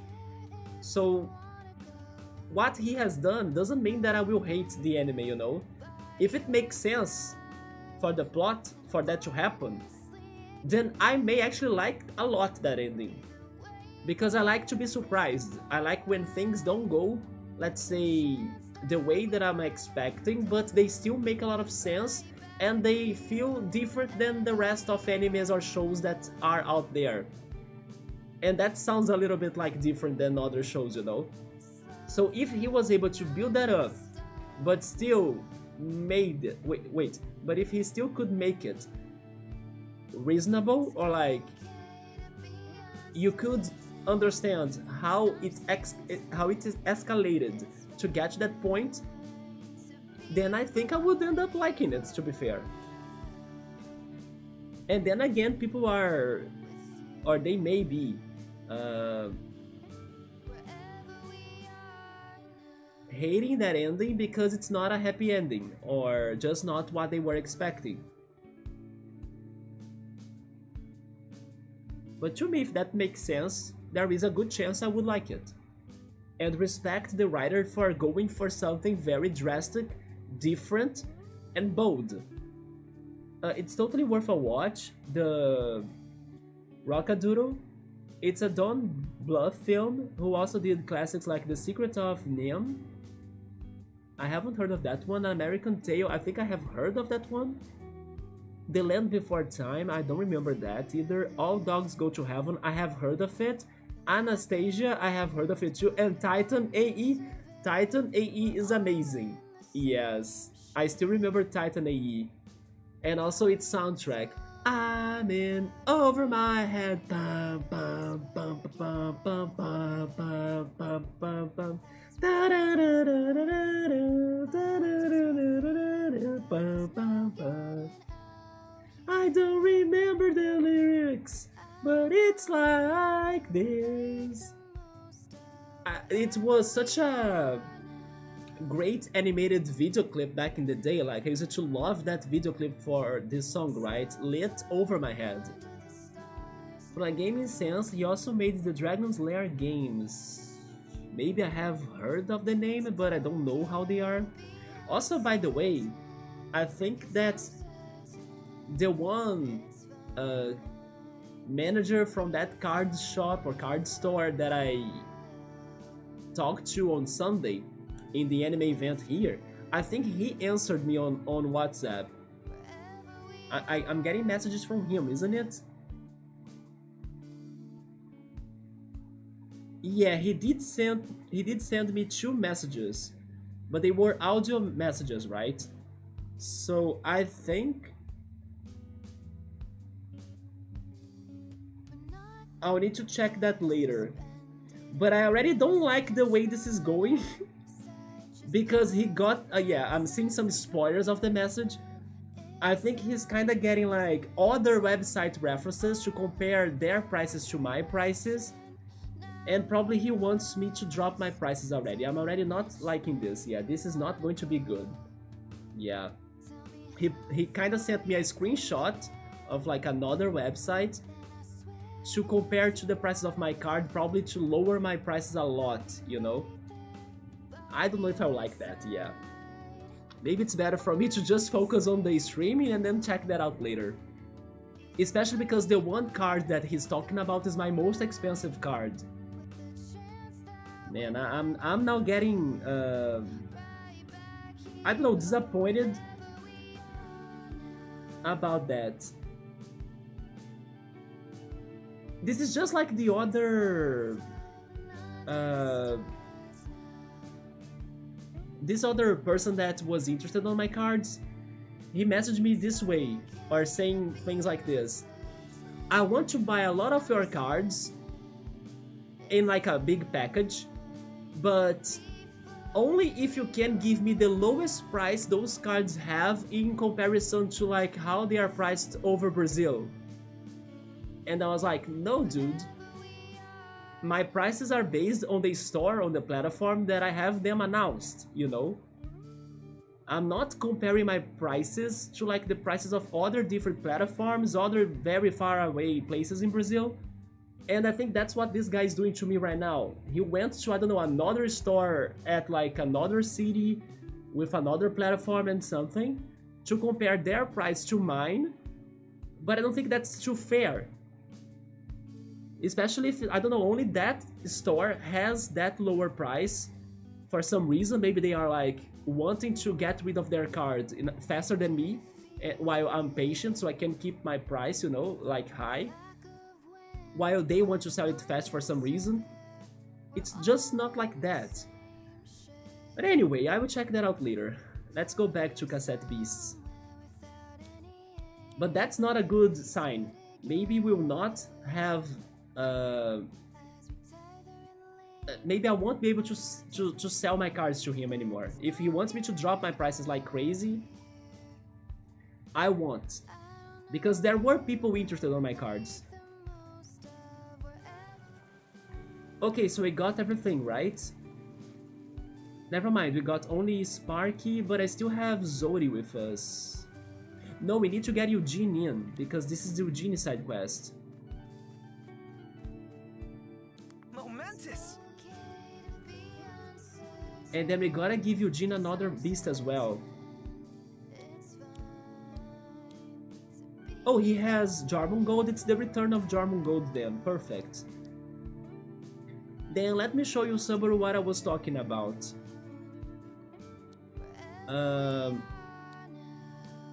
Quest log.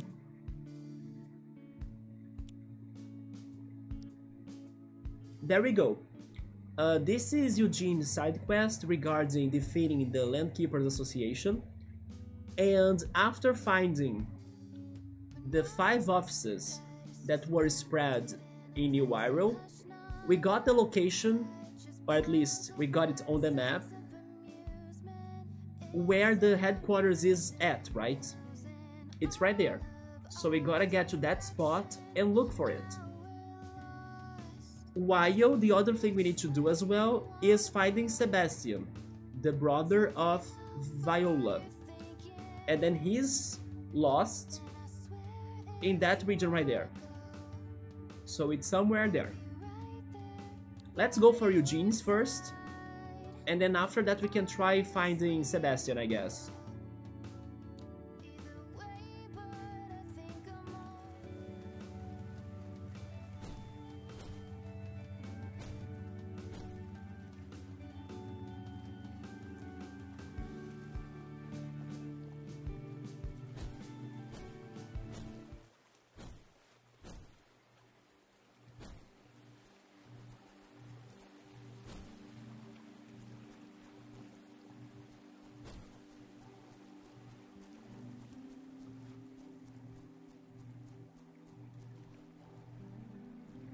Any guesses who could be the boss? I mean, I actually have a guess now. Who could be the boss of the Landkeepers? They have a storm battle in here. Who is it? A hyper Freelypad? No, I have a Freelypad already, so we don't need to go for a hyper version, right? But it has a Padpole Frenzy. I don't have a Padpole registered yet. Should we try this? But yeah, I was going to say that actually now I have an idea. As all of these party members' side quests kinda have gotten us to Archangels, even Felix's one right now, maybe the leader of the Landkeepers has something to do with an Archangel too. Maybe he's like controlling the minions that look like a zombie because he's a capitalist Archangel, right? That's his thing. And then that's why everybody that's like a Landkeeper, they look like a zombie because, I don't know, they got zombified thanks to an Archangel power that is the leader of them. He looks like a Japanese kappa, I can see it, yes. like the helmet as well. You know what, I wanna fight him just because of the Tadpole. We haven't registered one, so let's try it.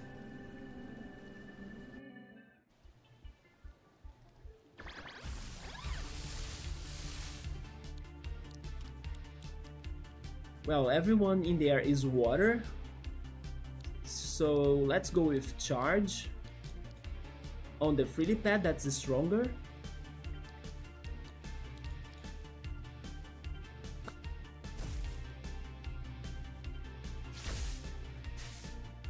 Party background, alright man.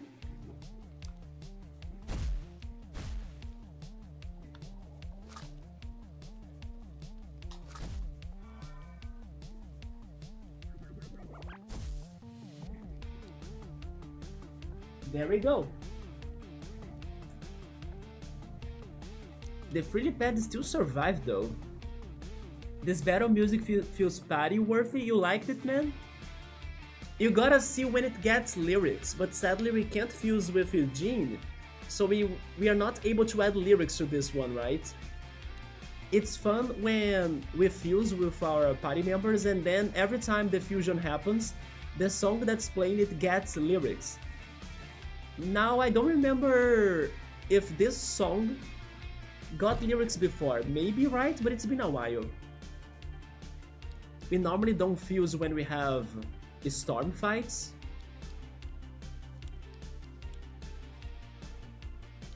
Let's see. I think I'll try capturing it already. It's a little bit risky, but I think it can be worth. Let's go for Lightning Bolt on this Tadpole, and then the conductivity will kill the Frilly Pad, and then we try recording it with Eugene. I will go for the Chrome Tape. Recording.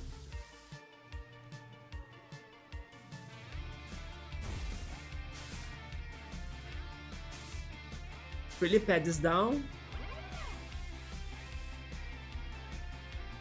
And he went to Duckleaf, we got it. Duckleaf won't hurt us.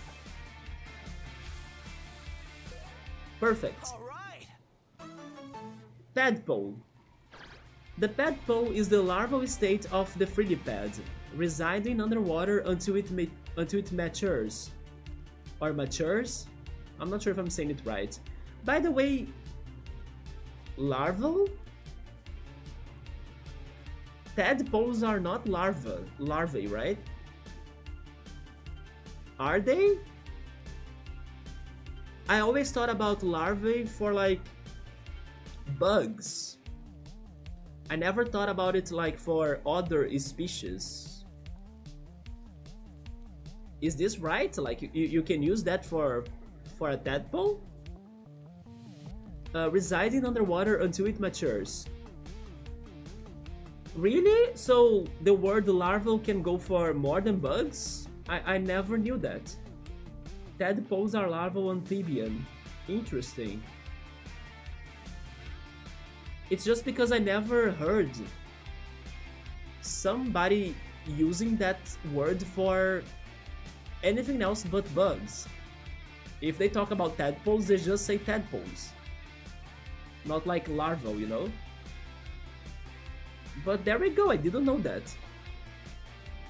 Since it has not developed proper limbs yet, it is able to attack with its long tongue, which secretes a gluey mucus that can slow down any would-be attackers. I actually wanna name it larvae because of that. How do you pronounce this again? Am I saying it right? Is it just larvae? Because there is that E, right, as well, so I'm trying to say it, but not really, I'm not sure.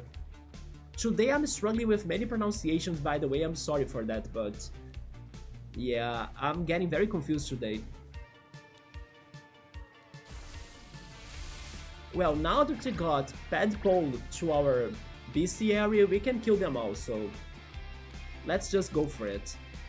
Lightning Bolt. And then Pistol Bomb for everybody, yes.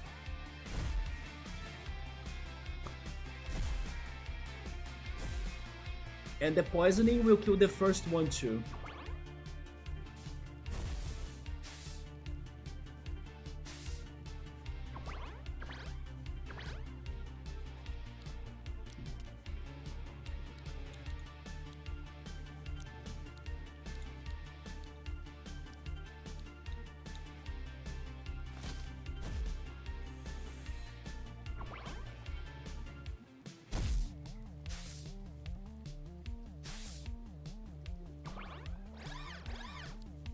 And there comes the fusion, the Hyper Frilipad.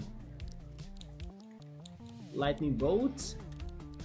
And I'll wait until I can go for Toxic Step for poisoning.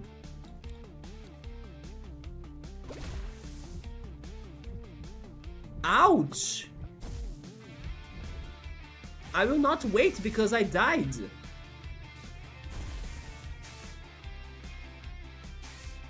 That was super strong.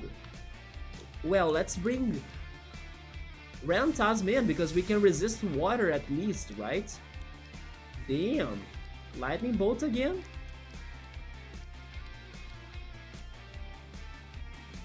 And Shooting Star.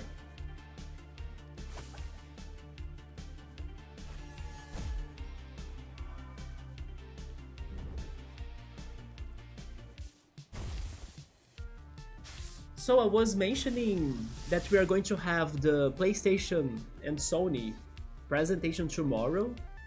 Do you guys have any idea of what could be seen on it? I have no idea, to be honest. By this point, did they finish the Final Fantasy VII Remake parts? Or are we still missing another part? I think that we were aware of 3 parts so far, right? It was like the first part, then that one extra part that was the Intergrade, and then the third part where you can leave Midgar. But then I'm still not sure, or I don't think, that this third part was the end of it, I'm guessing. I don't even know if it was out already, but I think not. Yeah, what else could they be showing in there? As Sony has been struggling with like releasing new games to their consoles, maybe they are going to actually announce many Xbox Microsoft games that they are getting to the PlayStation consoles.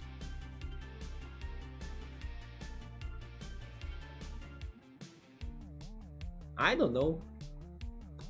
I don't follow Sony games that much, so anything can happen. The third part is after Aerith Moment, not out yet. Yeah, okay, that makes sense because Aerith's Moment is already out of Midgar, right? So yeah. So maybe they will show more on that, right? Maybe give us a date for this third part to be released. It also has the Golden Saucer, right? I remember seeing the Golden Saucer. Sony and Xbox have both been garbage this generation. Why do you think that Xbox has been garbage this generation? I know about Sony problems, but then Xbox I'm not sure, or maybe I don't remember what has been going on with them. I know that Xbox has been kind of wanting to kill the console, so they can just be like a PC gaming thing, you know? Or actually they want to be releasing their games in like every possible platform, like cell phones, PlayStation, Nintendo Switch. They kind of dream on like getting to all sorts of devices, but at the same time they don't want to have their own console anymore. They also had very few big releases. I wasn't aware of that. And the few that we have had been very disappointing. Like Halo Infinite and Starfield. Yeah, Starfield, some people did like it, but I also heard some people that were disappointed about it, yes. Is Death Stranding 2 exclusive to Xbox? It's not, right? So maybe they could be showing us more on Death Stranding 2 for Sony's consoles too, right? That's another game that they announced, but maybe they will show us more. There is that other game too, I think it's called The Alters, if I'm not mistaken, that is a sci-fi game that has this one astronaut of some sort of explorer of space, that he is in a planet in one ship, but all of the crew of that ship are kind of like clones of his, right? And that game got to my attention a lot. Yes, I was very interested in that game because it's like a mix of space exploration and crafting and resource management together with some sort of social sim, because you gotta make decisions towards the crew of the airship or spaceship, and that crew is like multiples of you, like they are your clones. So it was a very interesting idea, and from the trailer I have seen before in the past, I was curious about it, even though it's not necessarily a game that I normally play myself. Especially because, I don't know, it's very ultra realistic looking and stuff. But the idea of it got to my interest a lot, so I could see myself at least trying to play that eventually. And I don't think The Alters was out. I can be wrong. But maybe that could be another game that they will be showing more tomorrow. And you know something else that surprised me too? Sony has released, or at least I saw some people already scoring it, they have released that one platformer that was Astrobot. I think it's just like that, the name of the game, I'm not sure. But the platformer game that's a lot like Mario games, but with Sony's robot mascot. And everybody has been saying fantastic things about it. They have been saying that that platformer works a lot and it works well. It's very creative, it's very fun. So yeah, they also had that one game, but then I think it was already out, so it wouldn't be brought again tomorrow, maybe.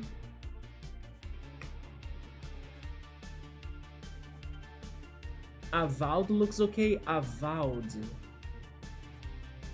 So I have some hope for that one, and he's really hoping for Fable to be good.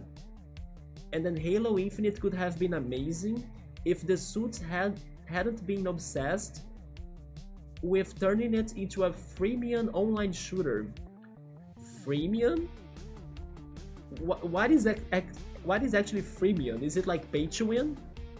It's a mix of free to play but premium because you gotta pay to win or something? A freemium.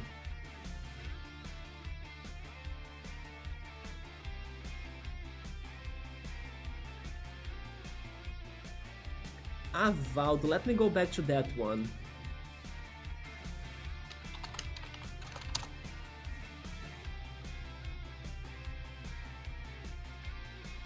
It is a game by Obsidian Entertainment.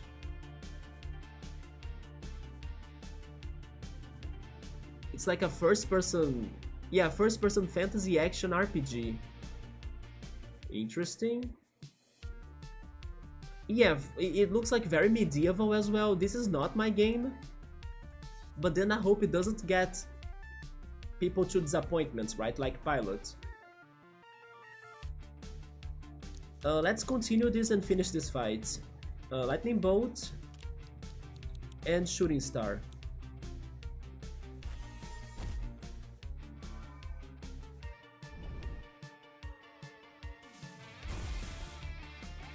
By the way, there are some rumors that in Summer Game Fest, sorry, I thought of Summer Game Fest because it is by the same person that organizes it, right? It's by Jeff Keighley. Wait, Jeff Keighley. I can't say his name. Jeff Keighley? Now I think I said it right? Jeff Keighley. No, it's the Video Game Awards, the one that's coming up in December. People are rumoring that Persona 6 will be announced there. And then this rumor even has some information of it already, and even a release date for the game. I highly doubt it, that they are going to give us Persona 6 like this December, because they still are doing or dealing with freaking ReFantazio Metaphor or something. Metaphor ReFantazio. I think I switched the order of the game's name. Yeah, Atlus is still like busy with Metaphor. So like bringing up Persona 6 right now, you know, still this year, I doubt it. But there was a rumor of that Persona 6 will be announced in the Video Games Awards, and that already has even a release date to like I think next summer, from the next year. But I don't trust it. Yes, I don't think so. It could happen still, but I don't know. I don't wanna raise hopes right on that. But you know something else that I'm now thinking that's weird? So Nintendo, for many years in a row, used to have a Nintendo Direct in September. But not this one so far. Instead of like having a Nintendo Direct this September, they have been dropping many different trailers almost every day on their YouTube channel, like of the games they are releasing and that are coming up for the Switch. It is weird that Nintendo is not doing a Nintendo Direct this month, now that I'm thinking about it. Because I remember talking about it in the beginning of the month, regarding how frequent those September Directs used to be. And now that I'm thinking about it, it didn't happen this month. Instead, we are getting the Sony conference and then the Tokyo Game Show announcements with Level 5 and the Sonic Central Direct as well.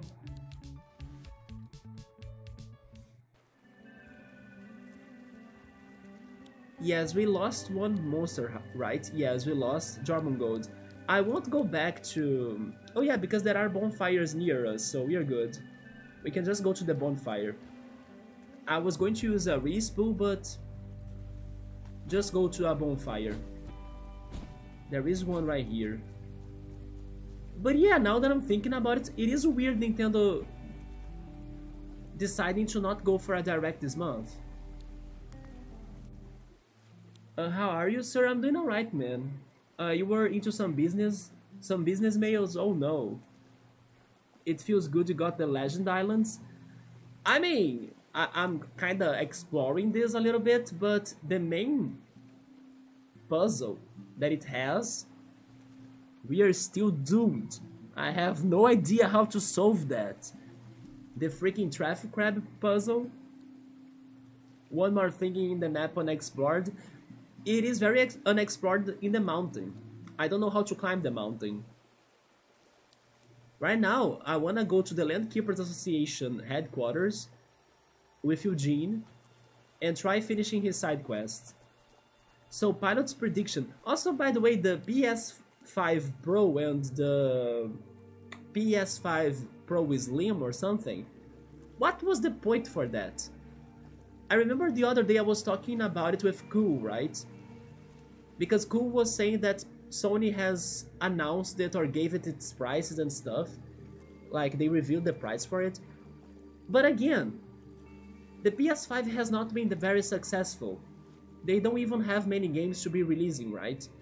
So, what made them think that launching or releasing Slim and Pro versions of the PS5 was a good idea, if that console has not been successful? You know? Instead of using money to do that, I would rather give more games to the PS5 to try to save it. Either that, or just focus on the next release, like the future console. But like, giving new versions of an unsuccessful console doesn't make any sense to me. It sounds like Nintendo with the Wii U trying to sell the Wii U Pro, if that was ever a thing, you know? Really, that didn't make sense to me at all. that they were going for PS5 Pro, PS5 Slim. You know, I don't get it. Yeah, who knows how to climb this? We gotta help the dog right here. I'll talk to him again.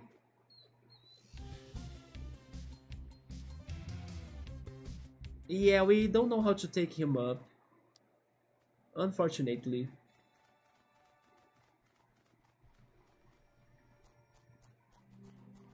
And the DLC for Final Fantasy VII Rebirth will be exclusive to the Pro.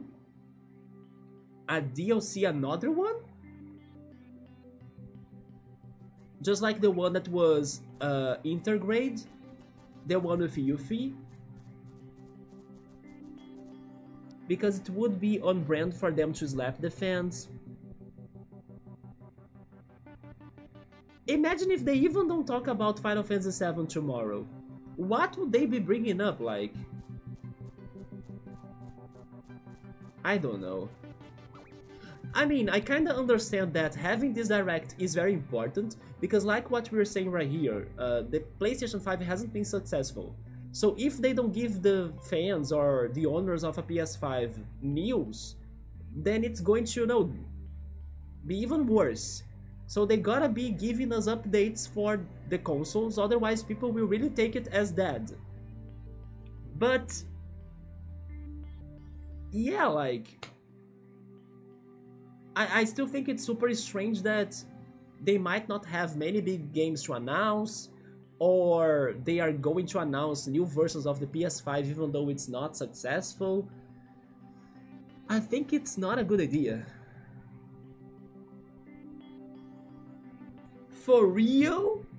Make a DLC limited to Pro, I hope it would be done. I'm still dreaming with, like, after every Final Fantasy VII remake, after all of its parts are released and out, I'm pretty sure, at least I'm hoping so much, that they are going to give us a full version of the game with all of the parts together in one single pack, you know? And then that's the part that I would rather buy. The complete version, because it's probably going to be cheaper, instead of buying them one by one, you know? And then hopefully it also gets the DLCs or something, like the deluxe edition of Final Fantasy VII Remake. With like bonuses, extras. I can see them doing it so much. And then everyone, like the crazy fans that bought the parts one by one, they will also buy the complete version because it is the deluxe edition and the fans are the fans. So it's like very good for Square and for Sony and for, you know, video games. After 1 year of the PC release... Wait, you get it, Chumo? Did you play it? But you missed the Lego Blocks version? You know what? It would be great to have a Lego Final Fantasy, isn't it? I know you said like Lego Blocks version, like comparing it to the original, which was like a very good comparison, but you made me dream of a Lego Final Fantasy. I would love to see that, actually. There is a letter? No, there isn't a letter, unfortunately. Unless I need to activate a puzzle that gives us letters. But I still don't know how to do that. I don't know why I decided to take the long path, but... sure, I guess.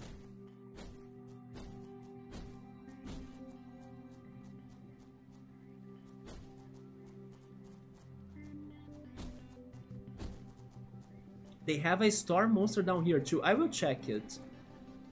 Man, they have two? Jesus. Mega Jellyton, no, I pass.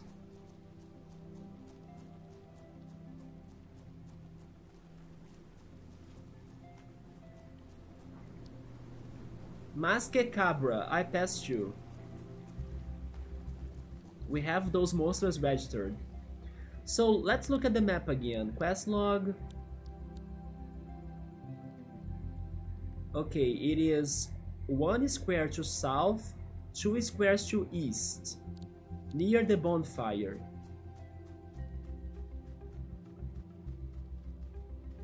Is it the freaking stone plate? I hope it's not the stone plate. If it is the stone plate, I don't know what to do about that. That's the bonfire. Another... Oh my god, it is the freaking stone plate, isn't it? But then maybe I needed to have Eugene here so he can do about... Wait, he can do something about the stone plate. And you know what? If this stone plate really is the headquarters of the Land Keepers, then maybe it is connected to the Archangels, because I was even saying that I was suspecting this stone was hiding on Archangel train station. Okay, so Eugene can do something about that. Let's go, Eugene. He revealed this. Is it a train station? Yeah, we were doing some predictions for tomorrow's Sony presentation, Mode. Man, I could see such a thing happen. I look forward to buying a PS5 once it's so old that it costs under 100 Canadian dollars or 410 Brazilian reais. Yeah, that won't happen, man. I'm sorry. If it is like 410 reais, a Sony console costing that, not in Brazil at least. Maybe in Canada it can have, like, I don't know, better chances of costing 100 Canadian dollars, but a PlayStation with that costing here, make it like 4 or 5 times that, right? And then maybe we can talk. Yeah. Mode misses the first PS1, and Pips burning CDs everywhere. Yes, it was so crazy, right? You could go like to new paper stands and, you know, video rental stores or video game stores. They all had those burned CDs of PS1. I remember giving one as like a birthday gift to my friend. It even used to be like a birthday gift, right? Yes, I remember that. The creativity in all of those games back then. Such games like Ship Raider, right, Pilot? Where is our Ship Raider HD remaster for like the PS5 with VR? Imagine Ship Raider VR. That's why PS5 is a failure. It got no Ship Raider like the PS1 had. Which, by the way, the PS1 has even another Looney Tunes game in there that's with Bugs Bunny, and it's like a platformer. I think it's Bugs Bunny Lost in Time or something. The same friend that used to play Ship Raider when we were kids, that made me want to play that game after so many years, and then I finally did it, and it was a great game. Also played this one from Bugs Bunny, so I gotta remind myself to go after that too, because it's another childhood mission of mine. Yeah, it was something about those lines.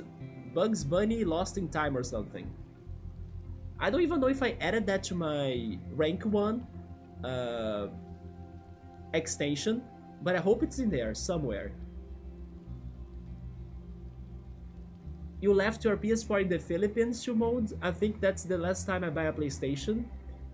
Also, don't be too negative, right? Who knows? Maybe PlayStation right now and Sony, they are going through their Wii U phase, and then they will realize that the mistakes they are doing right now. So who knows? Maybe they can come back stronger for their next console. Just like what happened with Nintendo and the Switch, right? Maybe this is important for them to like also don't get so cocky or like don't get too confident that people will always love them and always buy their consoles, or always see them as the favorite, you know, if they don't really work hard to make their consoles very good or accessible or with interesting games and a variety of games. So yes, I hope this works as a lesson to them to improve their consoles for the future. As much as I dislike the PS5, I don't think it has been unsuccessful. Really. It's just barely behind the PS4 in sales. I didn't know that. Really, man? And then the PS5 has sold 59.30 million units in 44 months, while the PS4 sold 61.35 million units, even with the whole deal they had in the beginning regarding the low production of it, right? Because they couldn't get the parts, and the pandemic as well, that I think that paralyzed the logistics and the supplies, right, for them to be manufacturing or like making the consoles, and then the consoles were always out of stock and everything. Yeah, considering that, they are doing good then. If it is even compared to the PS4. I remember they acted big on Crypto Farm needing GPUs. Do you mean Sony? G's for units, dang man, those are numbers, right? Yeah, maybe then I'm just assuming they were unsuccessful, because right now they are dealing with like this one crisis regarding not having many games to be released, or games that are like big titles that people would be crazy for them. But yeah, it seems people still bought it a lot. You got the game but played it twice. It is cool, but you miss the feel. You miss the feel of Final Fantasy VII Original, right? You do miss just the text in Final Fantasy VII, your own interpretation, how characters talk, and the creativity in general. That's the thing about games that are, let's say, not too realistic looking, right? Even though you have a very good idea of how the characters look like or how the world is built in by playing like the original Final Fantasy VII or any old game, the pixels, the Lego pieces, the bricks, the glitches, the bugs, everything in there will give you some, you know, own imagination of being there in a more unrealistic way.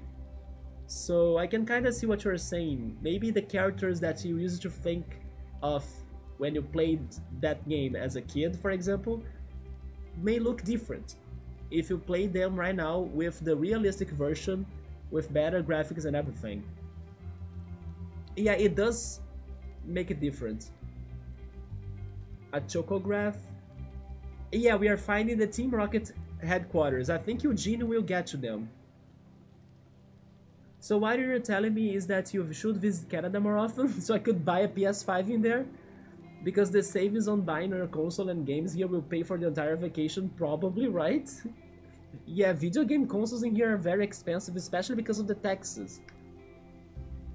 If someone busts out the Vega Genesis, do you mean the Sega Genesis?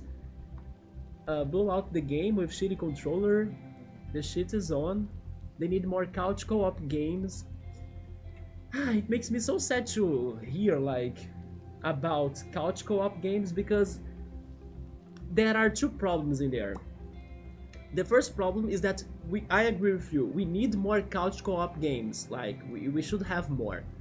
But the other problem is that, at least from my point of view, it's been hard to have people that would like to join you in couch co-op games, you know?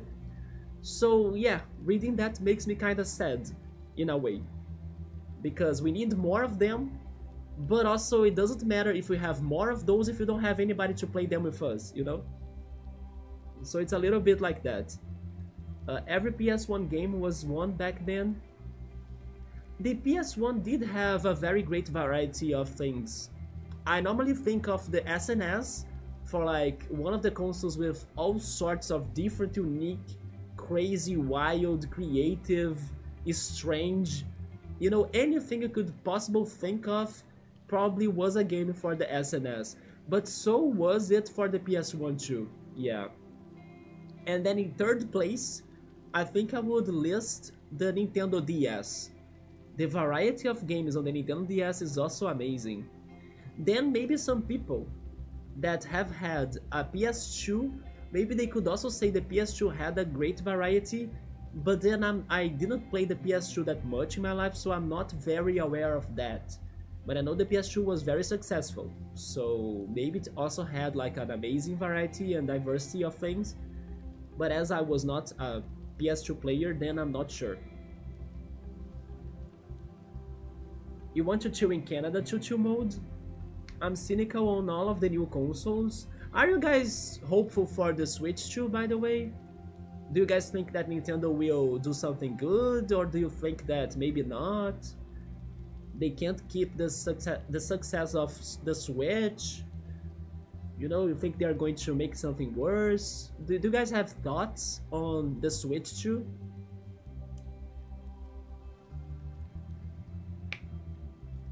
And the new chips Intel AMD, they put the gaming mode on caps lock or on lock.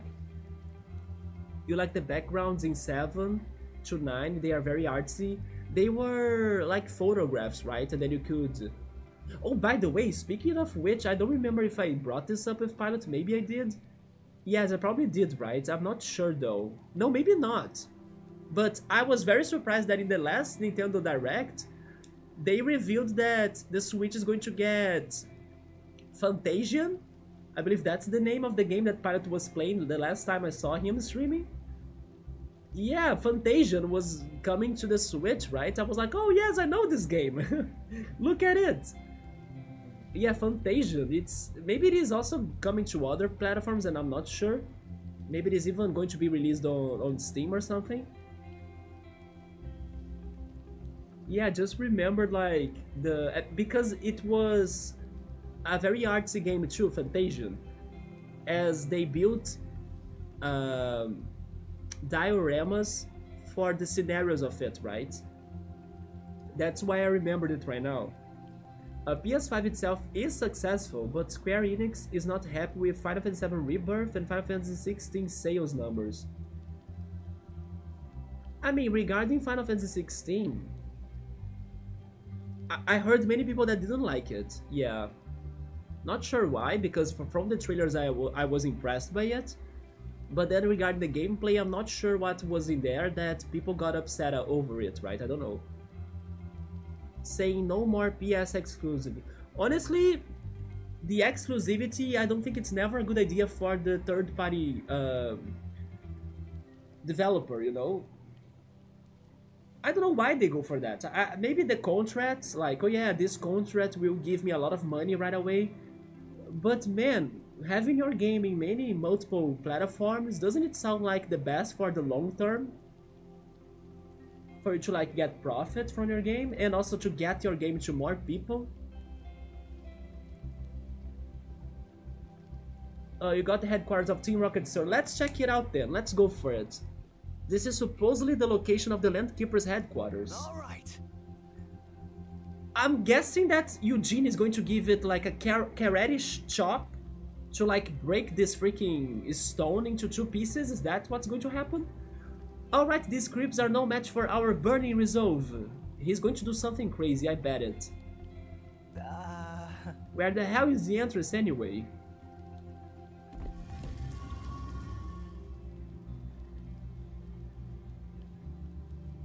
Okay. I guess they are inviting us to go in then.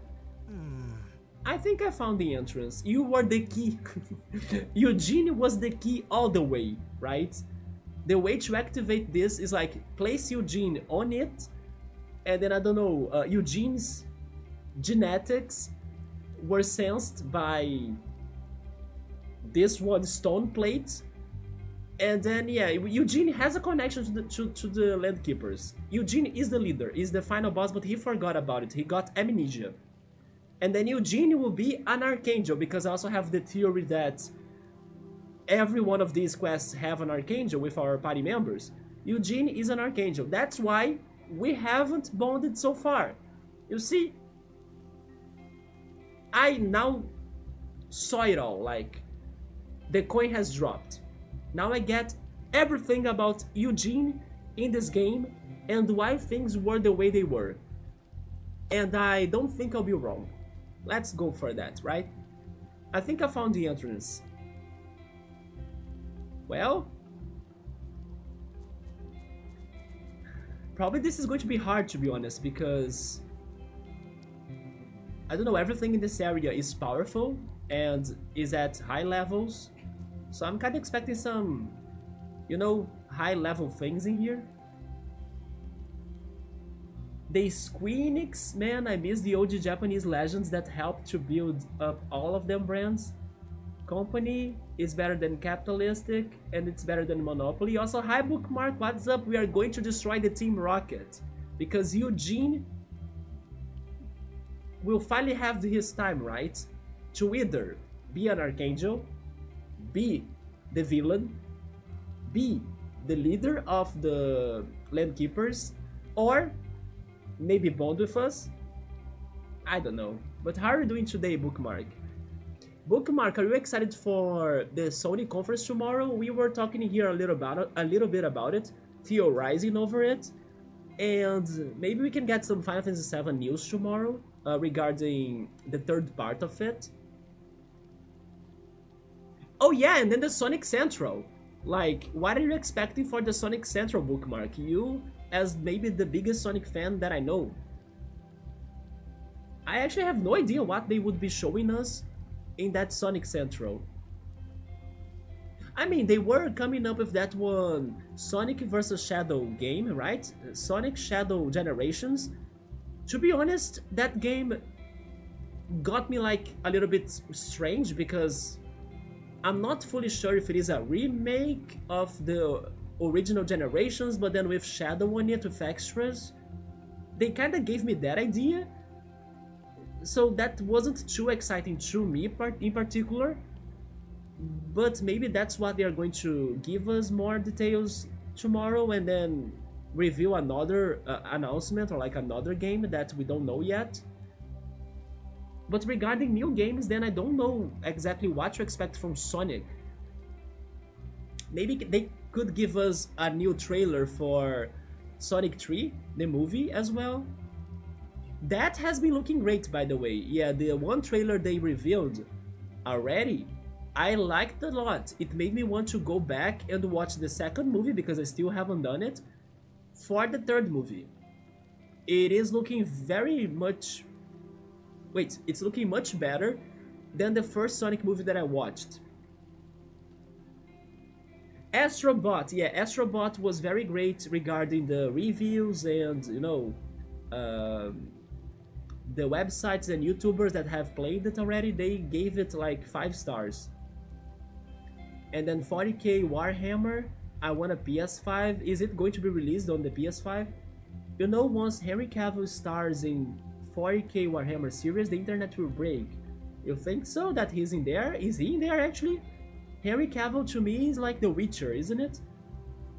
Eugene is perplexed too. You can see my theory happening. The underground levels have been somewhat interesting, aren't they? Like the one from last time with the freaking puzzles. And then Lamento Mori. I made it, there we go. How's everything going? Everything's okay. Some big brains. We can fuse Eugene and Kuniko. So they both disappear together. What about that, Yoda? They both can, you know what? Leave us. We don't need you, right? Go away together. And then we register Eugene in our Pokédex. And then what is it going to say? It is going to be just like the dungeon, the underground dungeon that I just pointed out. It's going to say, Eugene, all talk and no action, right? Just like his tombstone in the freaking dungeon of the train station for Lamento Mori. All talk and no action. I'm still very curious what the other characters would have in those tombstones. We were thinking about returning there later to check that out, right? But now I'm thinking that the tombstone will still talk about Eugene, because the puzzle or like the area was completed, so it doesn't make a lot of sense to me for the tombstone in there to change. But it can still change in case we enter it with a different character. But then who would be changing that? The Pound Dads? Because Lamento Mori is not in the dungeon anymore. He was caught by Aleph, right? But we should still test that eventually, yes. You don't know, Bookmark? Even now, I'm so behind always for that stuff. I was also very behind because I don't have X or Twitter anymore. So if it were not for Ku on Discord pointing it out that there will be a Sony conference tomorrow, I probably wouldn't know it. Or I would learn it, or I would hear about it very like close to its beginning, or like to when it would start. So I was also caught off guard.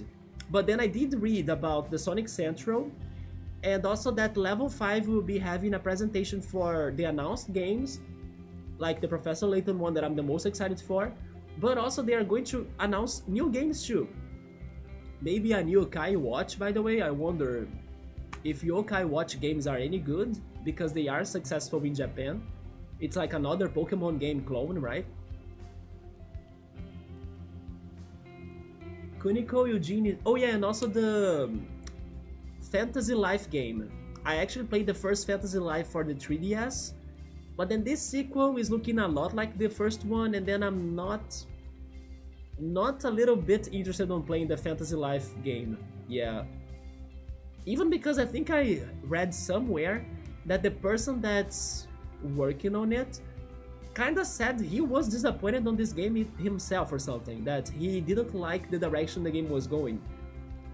So yes, I didn't have hype for that. Kuniko Eugene is fully an anime protagonist, or is the protagonist the right word? Is it hero, right? Normally the protagonist is the hero, unless it is an anime like Overlord, I believe that's the name of it, where the protagonist is actually the villain, and they switch everything. It's really only just Sonic Generations with extra DLC regarding extra story for Shadow. You see, so I'm not hyped for that, unfortunately. But everybody loves Shadow, so, you know, people are very crazy for it. But if it is just that change, then I don't know. It's not enough for me.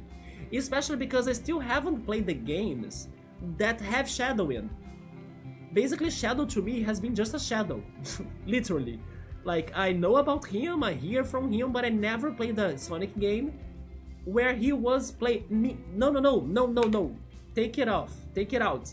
I did play one game, but I don't think it counts that much. I played Sonic Heroes, and you can go for the Shadow team in there, but I never went for it. But yeah, Sonic Heroes had Shadow in there as a possible team, right? But I went for the Sonic team, I think. Shadow is like Sephiroth. Which game was the one that Shadow was debuted? Is it one of the Generations, I think? Not Generations, sorry. Adventures. Isn't it one of the Sonic Adventures? Maybe the second one? I'm not sure. But yeah, the hype for Shadow, I understand it, but I never have met Shadow for real in the Sonic games. And I only had like a minor chance to do it in Sonic Heroes, but I still haven't done it, you know?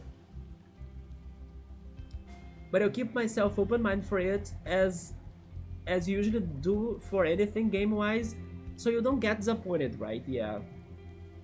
All talk and no action, yeah, that's what we know about Eugene's entry on the Pokédex. It sounds like me today. Oh no, chill mode. Where is the action, man? Sony big announcement will be cool. Yeah, Yokai Watch is very big. It's bigger than the Pokemon anime in Japan. So many big game designers didn't like the direction a game went eventually. I hope more indie games that go directly to creators with games, with music, and with all of the things. Oh, so I got it right. It is in Adventure 2. Yeah, I gotta play the Sonic Adventures still. A Jelly Maw. Oh my god. Well, let's go for the hideout. Wish me luck in here. This is odd.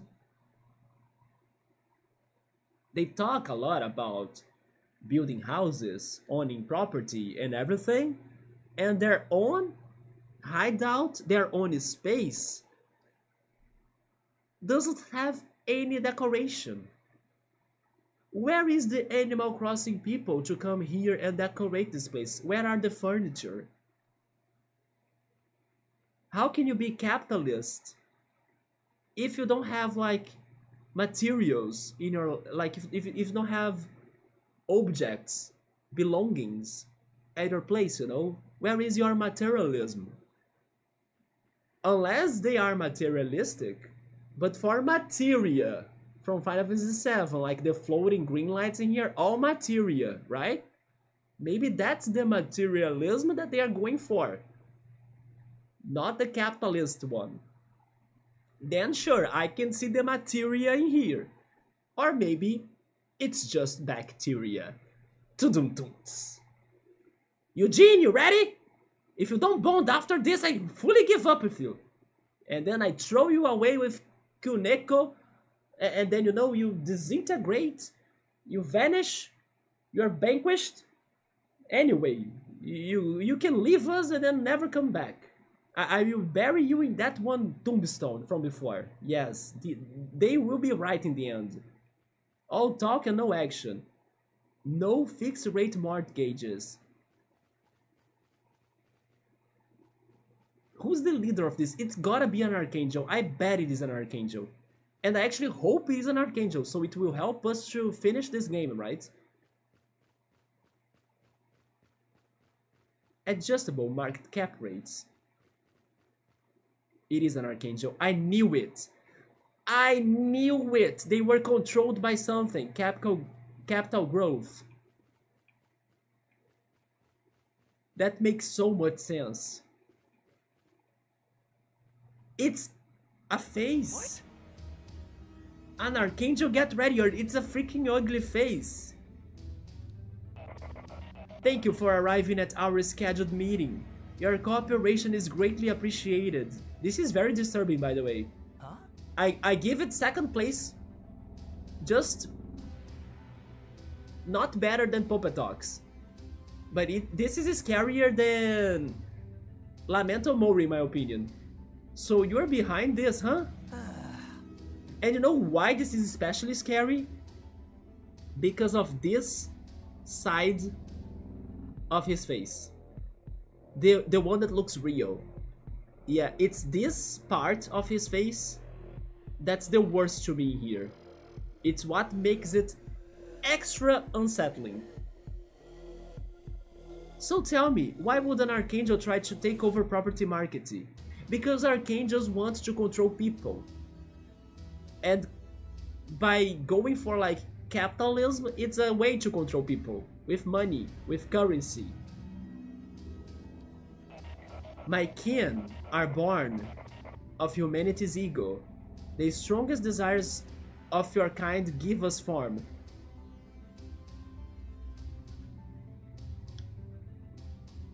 And then, this is not a Persona game, right? I exist as tribute to mankind's consumption. I want order because you do. I crave structure because you do.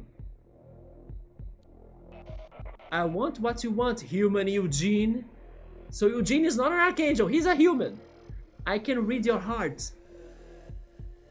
You don't know a single thing about me, oh boy. And then the plot twist is like, I'm the one that wrote that you are all talk, but no action. Bum, bum, bum.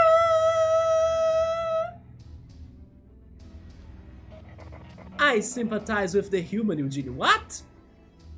The human Eugene finds no value in themselves outside of their cause. Without a cause, the human Eugene is nothing. You see, he's all talk but no action. A hollow shell. Just like my agents. He was the one that wrote that on the freaking tombstone. That's not true. Man, this is very Persona 4 now. If we say that it's wrong, then in case this Archangel is like a shadow, he's going berserk and then we are going to fight it. You should actually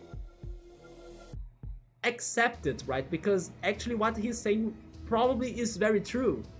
But it's like the dirty part of Eugene's personality that he doesn't want others to know about. He hides it to kind of, you know, protect him. But Eugene, it's okay, everybody has like a dirty side, so don't worry about it, like, admit it, you know?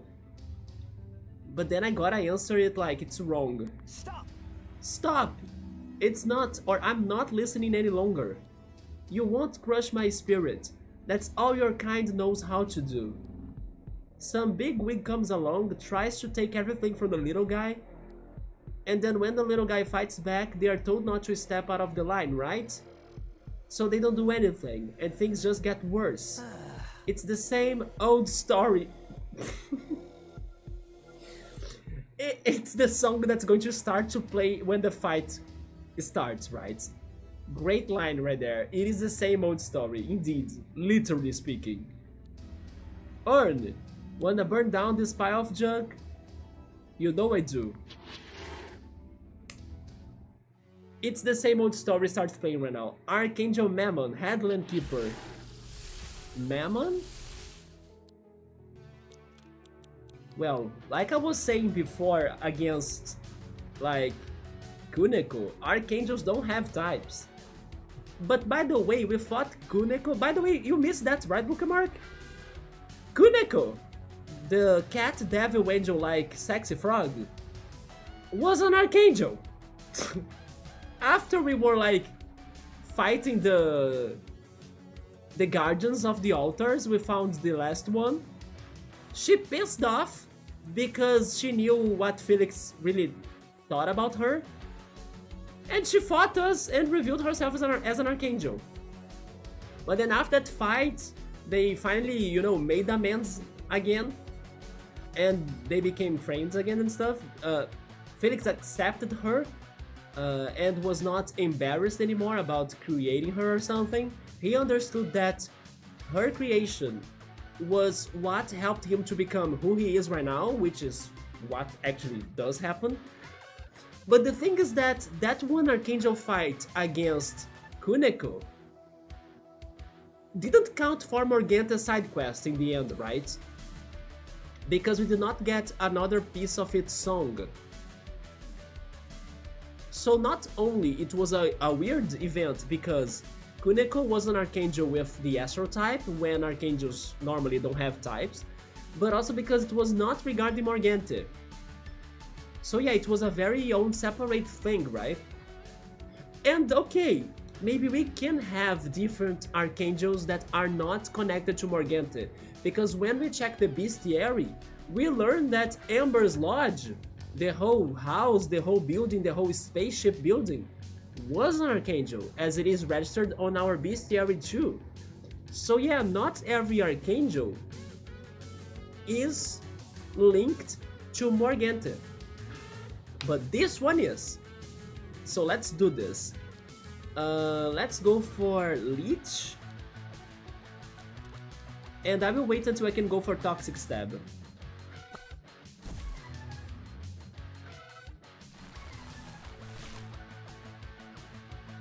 A set freeze.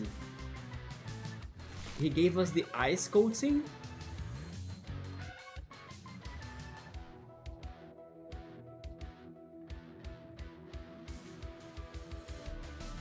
I think it's happening, guys.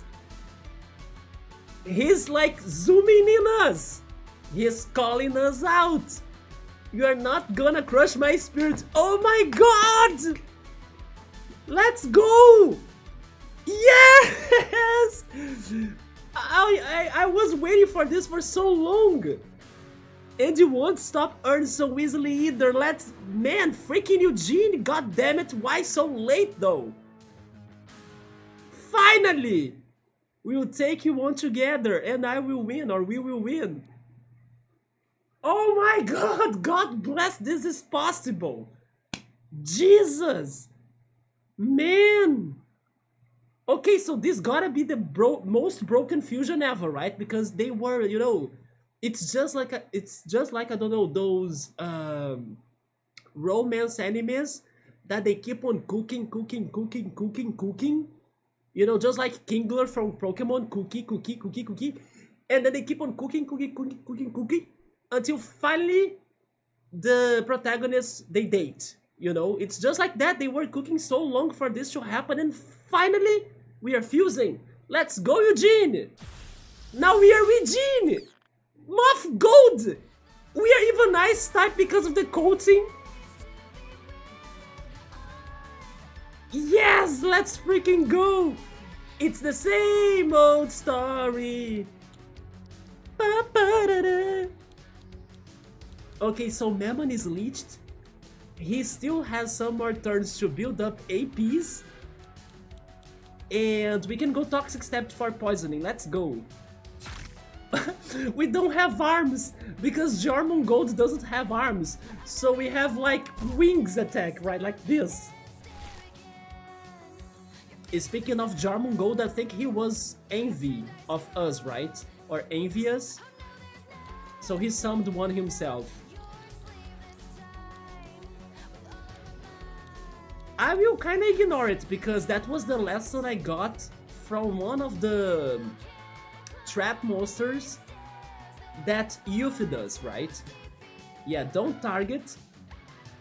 Actually, never mind. It was not one of the trap monsters that taught me that. It was the bootleg Jormungand that I was targeting the normal Jormungand, let's say, helping friend that came to the battle. And then he left the battle. So fighting him is useless. Let's focus on the real boss. Let's go for this one, Shield Bash, to drop his defenses. You're gonna drop it though. A Copper Chop? Is he copying my... Is he copying my types? What is his deal actually? Leverage? Melee attack up, range attack up. He raised his attacks but dropped his defenses. Then neutralize. Neutralize took away his debuffs. Okay, now I'm protecting myself. Give me a wall. He's going for his finisher next turn. Multi-smack is going to destroy my wall. No! I'm dead. The Jormungand was like... Lost leader? Wait, he attacked us with pile of money? Margin call? Another one?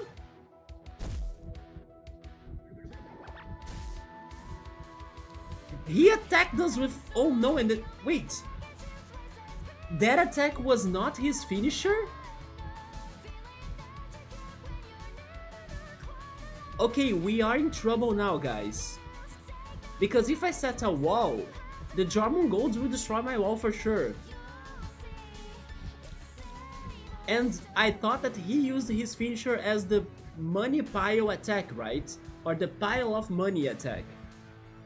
He used like the dollars attack. But it was not it, because he has his full AP bar right there. In that case, I will go for a rewind to be fully healed and hope we can survive. Wait, I need to use on them both? So a rewind in here will only go for half of our health? But I gotta go for that, yes. No, it goes for the whole health, thank goodness. Deja vu. Okay, the two Jormungands waited their turns. Market crash. Okay, we did it. We could take that attack, nice. So healing was the right attack. Or actually, right decision. I'm doing it again.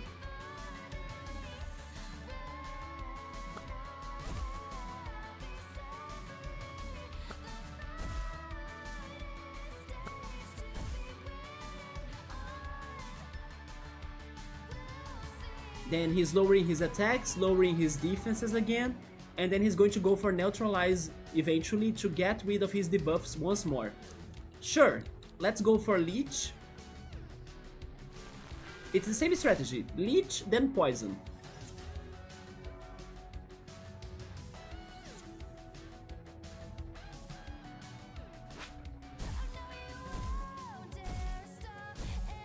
That's fine.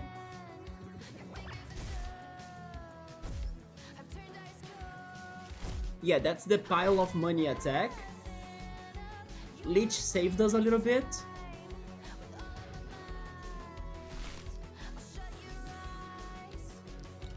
Let's go for poisoning now. And then I think leech and poison will do the job. We gotta just defend ourselves now. They put us to sleep. That's not too bad. I'm not planning to attack because leech and poisoning will do it. And the sleeping will heal us. So this is actually not something bad. You see? Leech and then poisoning. Goddamn. Let's go! Yuffie learned Desperation and Sparky learned Call for Help. Calling out, finally, right? Yuffie... No, wait, not Yuffie, Eugene. Eugene, you finally fused with us? Won't stop Ern so easily. Better go for Bahamut. Yeah, they had a lot of counter on counters, right? Sadly, the counter attacks we were causing or doing on the Jormungolds on the other team, they were not very effective because, I don't know, they don't have like a health bar. So maybe they were a waste of our time, you know, we couldn't beat them. Our limit incoming, not ours, their limit incoming. Where's your homies? Can you call for backup? There are some attacks that we can use to try getting some help in the fight, but I didn't have them equipped. Like, call for help, right? It was a 3 versus 1? Yeah. But we were bulky. Yeah, thank goodness our fusion was bulky. And the Leech nature attack helped us to get some health back, right? So it was okay. The market crash attack, right? With the graph. The graph thunder that was hitting us. Some sneaky Mammon capitalist. Leech and poison big strats.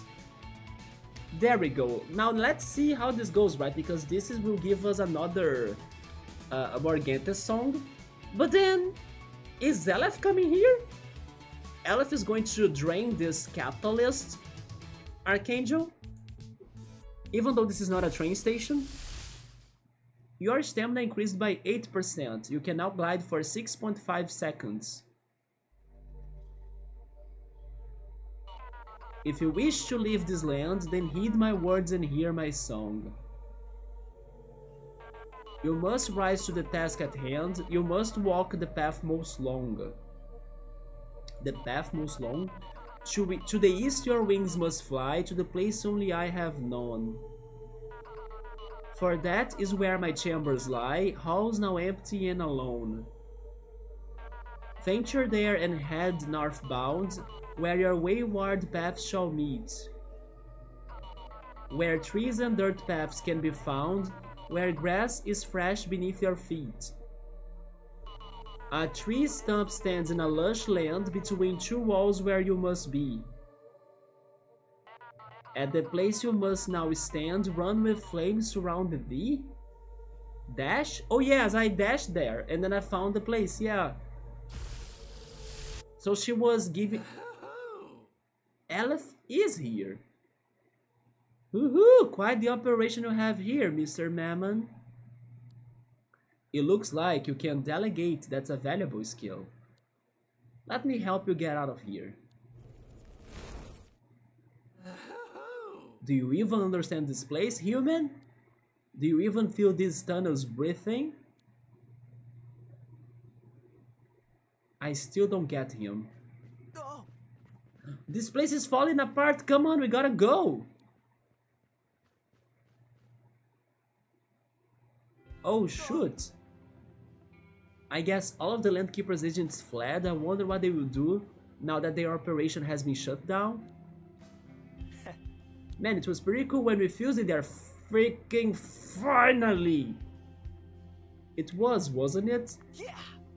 Yeah, it was like an adrenaline rush, except I could feel your will driving me as well as my own. Even an Archangel couldn't stop us. An Archangel was behind the Landkeepers all along, huh? What it said there, was it... Wait, what if it was true? Maybe without some cause to the champion all the time, I'm just a hollow person? You shouldn't think that way. Thanks, man. What motivates you to do... Wait, what motivates you to do what you do anyway? You know, you journey around, you help people out, fight monsters and all of that? I'm going to find a way to return home. That sounds pretty improbable. Why is he only asking me that now? Haven't we had this conversation before. He's talking like we never talked about my plans, my goals.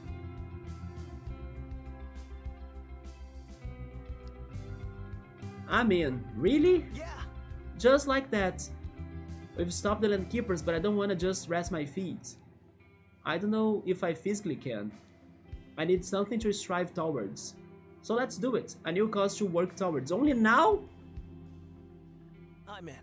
I'm in. Like, it feels like it's like end game, and then only then he realizes, oh, we were getting to the end game. I didn't know about it. Nice. So let's start it. How far are we from the end game? That's how I'm feeling right now with this. Acting on your best behavior. Turn your back on Mother Nature. Eugene wants to rule the world.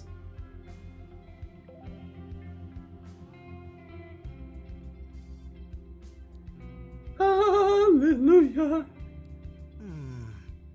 Aleph doesn't seem to want to fight himself, does he?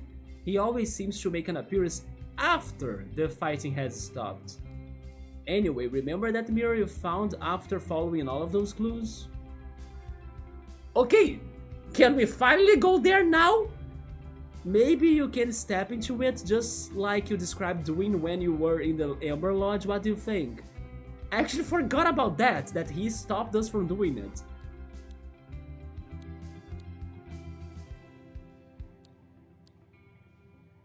Yeah, but was that a new side quest in here? It's not. Interesting, I think I will do that for sure. Also, by the way, oh no, never mind. Since we are here, guys, we should check the Piper Farm stuff first, right? Maybe there is a captain in the Piper Farm. Yeah, let's do the Piper Farm stuff first. Oh, there is a fight in here. This creep even had to like do some platforming, get wet on the water pond right there just to fight us.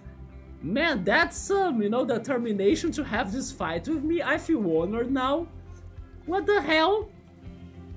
You didn't need to go all through all of that for just a fight, you know? I could get to you and then, you know, do it easily. Relax. But no, he did all of the platforming, was under this rain, got into the pond just to talk to us, to fight us. Man, we are famous, right? Inside of everybody is a skeleton struggling to get out. Come here, let me liberate you from your fleshy prison. Okay, now I get why he came after us, because he's a menace, you know? He's not good news. He wants to harm us, to hurt us.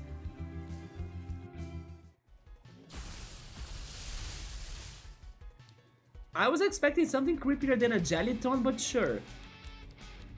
Let's go with Zephyr. And Energy Shot, the Pounded. She was badass with that Widow. You mean Morgante, right? So regarding that, I'm not sure if her whole song pointed us to the mirror we have found in Eastham Woods, because the final part of it was totally pointing us to go there and use the dash to activate it, right? But then there are some moments of that song that she mentions that we should go east and also use our wings. Regarding that, I don't think we did it. It's still, right? So maybe there are other mirrors we should be finding or looking for.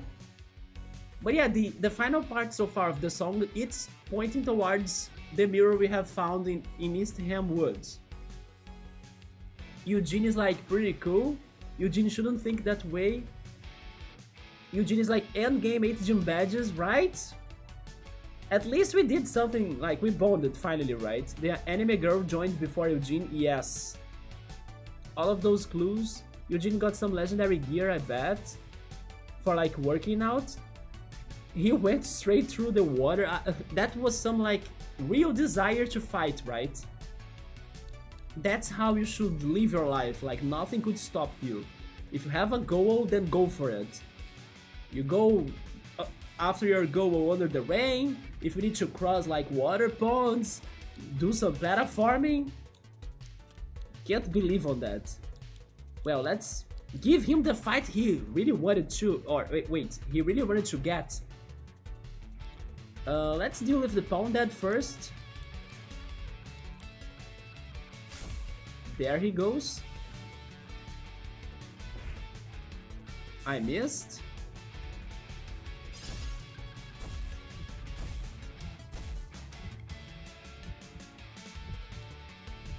Okay, I will save my Moth Manic. Let's bring Thornberry in. And then Jormungand goes for Spit. I missed again.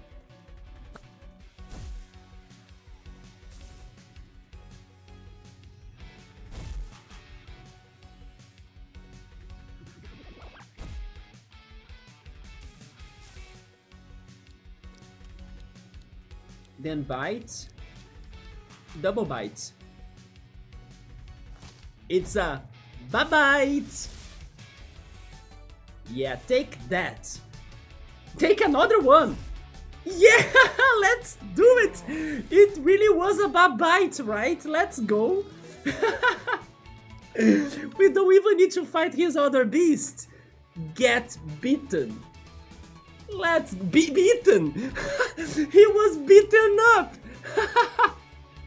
Yes, heck yes, man! Dude, what the hell? The freaking English puns! All of them, bite and beaten up, let's go! Anyway, speaking of biting, our Yuffie that's like bitty got some new attacks, the Shrapnel and the Sparky, the Rockabilly one. Got Air Wall. Dude, did you see that? I did that like by hearing myself and then wait, this sounds like that. And then yeah, it fits the situation here so perfectly, right? Bite and then he was beaten up. Man, this was a memorable NPC, I gotta give him that. Like his introduction already was shocking that he went all that way to fight us. And then even after losing us, he still did it like fantastically. With like memories that we'll never forget. Woo, thanks for that. I must have sent too long as a Jellyton. Oh, now he's feeling more normal. I really was going to cut your bones out, sorry, oh Jesus. You know what, maybe it was a good thing that you got by bite and also beaten up. A Skel Evangelist, we have that already. Let's flee, let's run away. But yeah, back to what I was planning to do. I want to check the farm because I believe there was a captain in here, or they had a side quest. Maybe that's the captain right there. Oh, this is the jelly, right?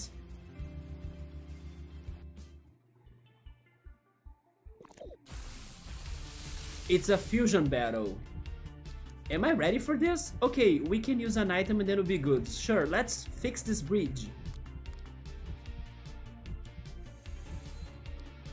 And then spit so we can poison it later. Could go land, but it is mad, sir. Determination. Yeah, he could also walk a little bit under the water pond, right? To avoid it, but no, he crossed it. His name was a creep, and he was a creep. Liberate Flashy Prison, no shit, smack them. Thornberry is strong, Thornberry is the physical MVP. Thornberry is the Barret of this game. And let's ask for his help again. Beat the trainer by bites. Yeah, that was better than what I thought.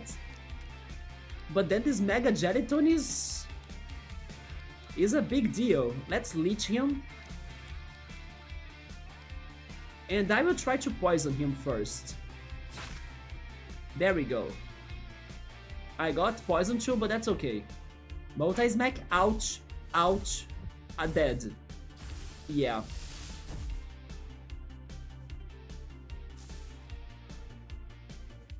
The multi-strike is so, you know, painful. We don't have our main monsters anymore besides Rantasm, but Rantasm... By the way, the fusion meter is full. Should we go for a fusion in here? Okay, who should we fuse with Tonberry? Rockabilly? Or Cluckabilly, actually? Yuffie? Or the Rantasm? I think we can try fusing. It's showing right there that the fusion meter is full, right? The poison jelly. Yeah, the poison jelly has been giving us some trouble here. It is strong. What would be the best fusion against a poison jelly though? I actually have my pick, but all of these picks are interesting in my opinion.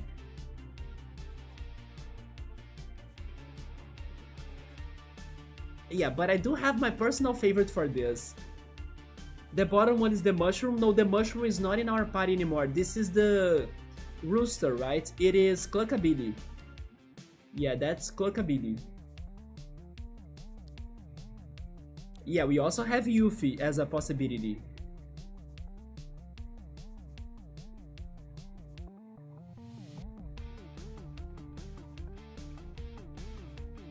I'm actually thinking about Yuffie, to be fair. I think that Yuffie and Tonberry together, it will be very, you know, very wild. Like, the freaking mouth of Yuffie with like Tonberry's Professor Layton's hat or top hat. How come that? I was also thinking about Yuffie because of the weirdness of this fusion. Let's try it out then. What are they going to become like? The colors match. I'm kinda scared, but let's see it. Earn and Eugene's hearts act as one. Trap Terra? Trap Terra! Oh my god, look at that! It's nothing like what I was expecting, but okay. Also, I think this is the first time we hear this with like lyrics. I don't remember hearing this with lyrics.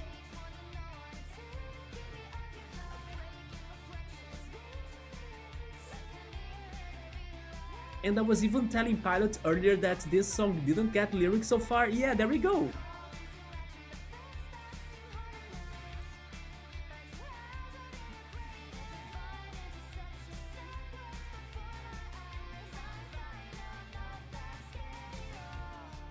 I like that this song now with lyrics reminds me a lot of the World Ends With You soundtrack. This was a lot like it. Yeah, this song is great. So what is good against poison? I guess this one?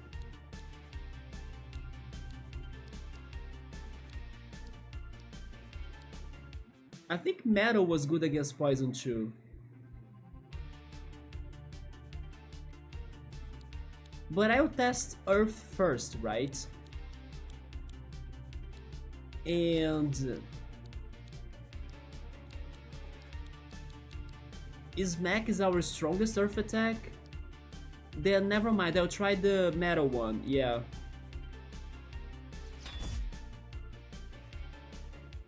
Never mind, it was not good. Well, in that case I'll try just a bite.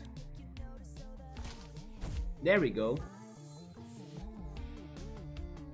Man, we are poisoned for 16 turns.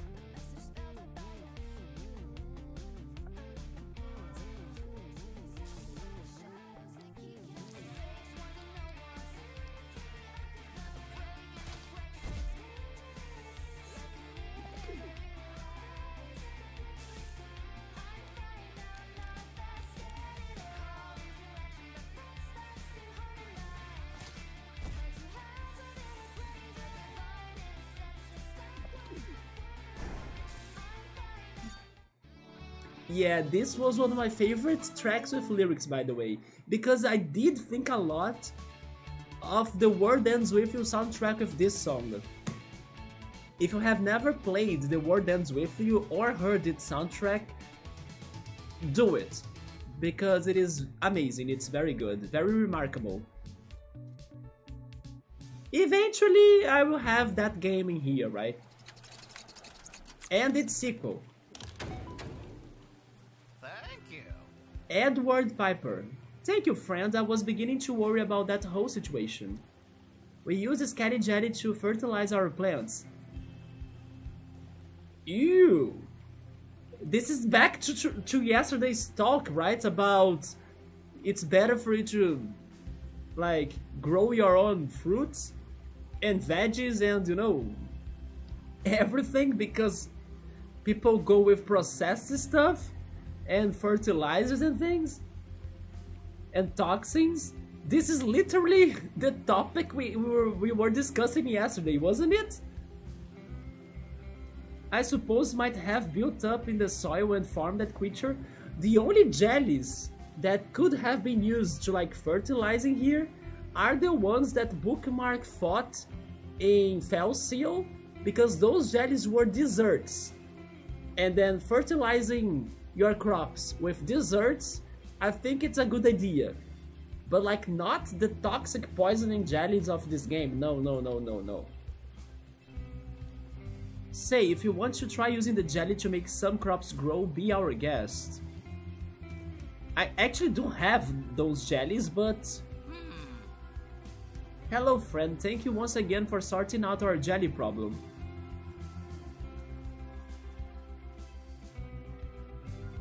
It's a cute pumpkin. Spread your scaly jelly on it. Why do I have the feeling this is going to turn it into a beast?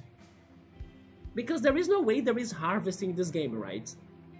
Like, we are not going to get like materials from this. I think we are going to give life to this pumpkin and he's going to become a monster, just like Jack-o'-lantern or Pyrojack from Persona, right? I knew it! It's a Jumpkin. Look at that. Okay, it's very cute. And you cannot, I don't know, you cannot not feel happier after seeing his...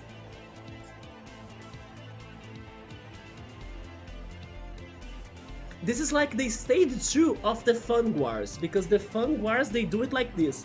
Just like the SpongeBob, I forgot how he calls it. But you know when the SpongeBob is going to hunt jellyfish? Also, it's funny how it's back to jelly, right? That he does his whole stretching movements. Never mind!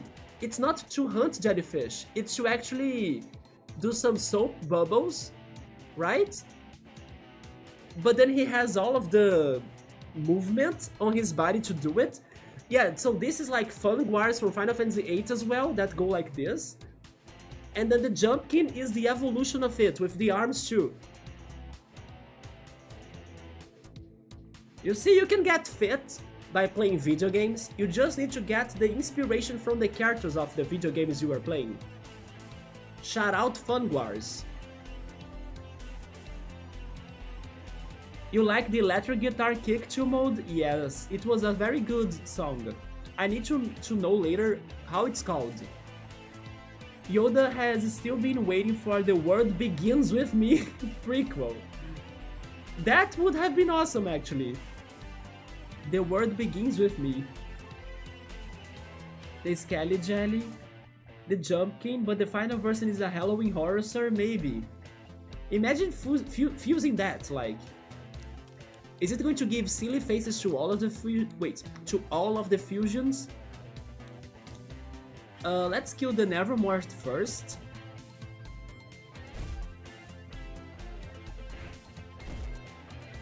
But wait, so then there isn't a captain in here? They are side quests.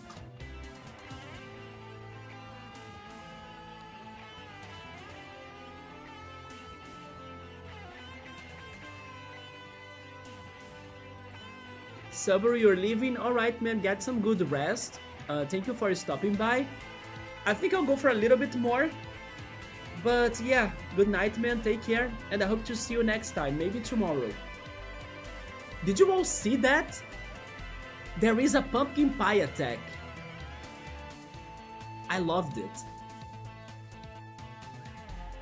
You see what I mean? Regarding the Fun Wars choreography. But dude, the pumpkin pie attack. Sadly, it was not healing him, right? I would give that attack healing abilities, not like speeding up or something. Let's try going for another smack. A jump scare attack. That's such a good attack name. Oh shit, the counter attack was dangerous. I'm going to kill it. No, I didn't kill it. Thank goodness. Okay. Okay. Calm down. It's still there. Basic tape. And then bite.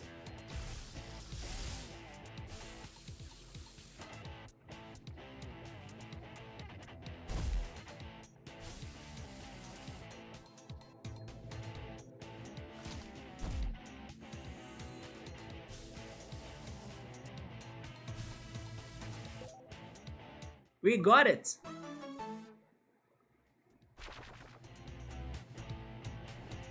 Guys, Xbox Game Pass gave me an achievement. The achievement said, obtain the Vine ability. So Jumpkin was the one monster that we were looking for to give us new abilities. It's a Vine ability. We're going Tarzan. That's how we climb Mount Wyral. Jumpkins are created when the jelly from a gelatin is smeared onto a regular pumpkin, giving it sentience. The Jumpkin is a curious and friendly being that seems to never stop moving. With Vine ability? We gotta name it though. Names for this one cute pumpkin? I love food attacks. I love food anything. Food attacks, food statuses, food defenses, food magic. I like food as well. Food trucks. I like food trains. I like trains. Right? There should be a food train, don't you think? That's a good idea. It's the evolution of a food truck. There we go. Actually, if I were a game developer and if I were like making my own I don't know, JRPG game or something, I would create a food train to like compare it to a food truck. I need to microwave some chicken and not some. It's late. You are hungry, Choo mode. That's Cuckoo Town. I actually like that name. I will call Jumpkin Cuckoo Town. Yes.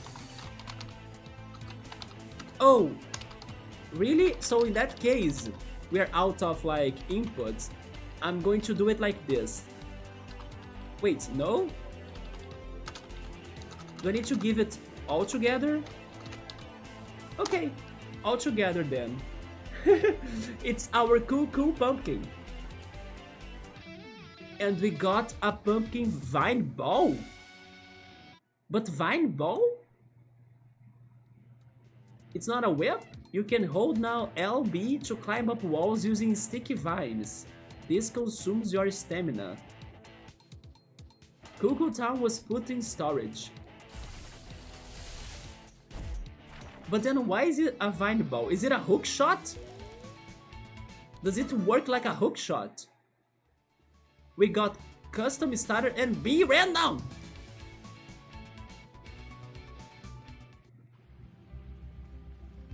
You see how important it was for me to check this place? Hello. That this is Mary's Piper. Is this a reference to Mary Poppins?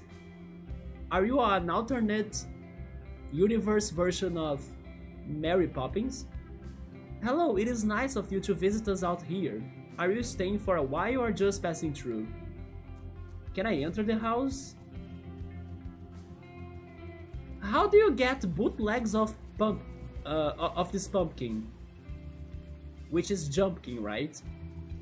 Do you really need to be spreading jelly in all of those pumpkins until the bootleg shows up? Wait, what?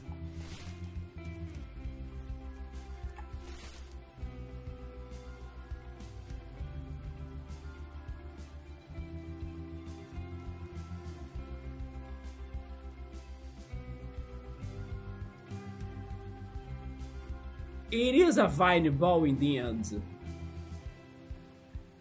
I was thinking it was like a vine ball, like a tiny one, and then you throw the ball somewhere, and then the ball gets stuck, I don't know, up there in the mountain, and then you climb it, you know, normally. I was not thinking I would enclosure myself in a vine ball and then its thorns would, you know, get stuck and sticky and climby. That was very unique. This kind of reminded me of Metal Sonic for some reason. You know when Metal Sonic is fighting you in the final boss of Sonic 2? That he curls and he becomes like the spiky curl? I got flashbacks of that. And then he moves forward to get to Sonic. I don't know why I got flashbacks of that fight right now. We got a plant resistance that has a 1+ slot, and that makes it rare, right? The B random text is great, yes. It's like Spike from Sonic Colors as well, right? Yeah. Because he grows his... how do you say those parts of Sonic in English? Like, his spikes? Yeah, right, his spikes still. And then he can climb some platforms. Oh, quills? Quills, there we go, quills. That's a word that I'm not used to. So they have boxes here for some reason. Maybe they are for some puzzle of some sorts. So can we climb everything now with this? We can.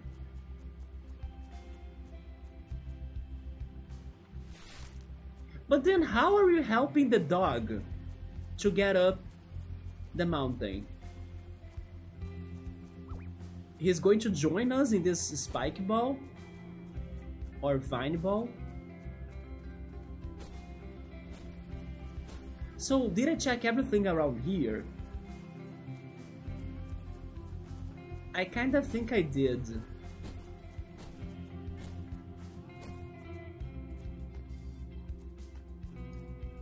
Let me save the game.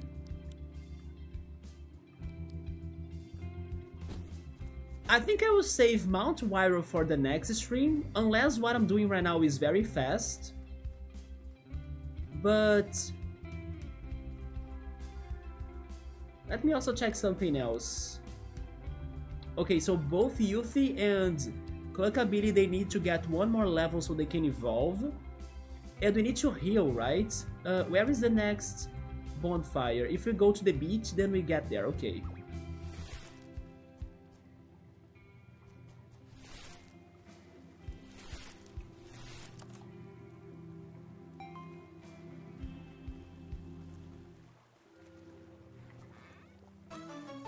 Oh, this gives us a Pistol Bomb. It's a very good poison attack. Because it hits a whole team. That would be interesting. Yeah, let's see their evolutions. And let's focus on the other side quest that we had planned, which was looking for Viola's brother, Sebastian. Because since we are already here, let's complete the things we know that are around these parts, right? And then after that we go to Mount Wyro and also Ham, and see if finally we can get to the other captain, Captain Lodestein. Is this Eugene's team? And I think we are bonding again, by the way. Man, I gotta say, Monster Fusion is pretty exhilarating. I guess it is. Yeah, it's like a real manifestation of our inner strength. Like, in the heat of the moment, our aims align so closely that we can literally become one powerful force. In that moment, it's like we are unstoppable. You sound like an anime character right now. We gotta go for that one. Man, I'm trying to be the earnest here. I think I spent too long living without giving back, you know? Maybe I'm making up for the lost time? What's the deal with your world? What was happening on your world? Don't worry about it. We can talk about it another time. So, was that not enough for us to fuse? I mean, to bond? I will go back to my world, I mean. Once you find your doorway out of here, of course. I'll bring my cassette tapes with me, and I will stand up for the people who need it the most. Like a monster-shaped superhero? Like a monster-shaped superhero, yeah. Sounds pretty badass, doesn't it? There we go, we're catching up!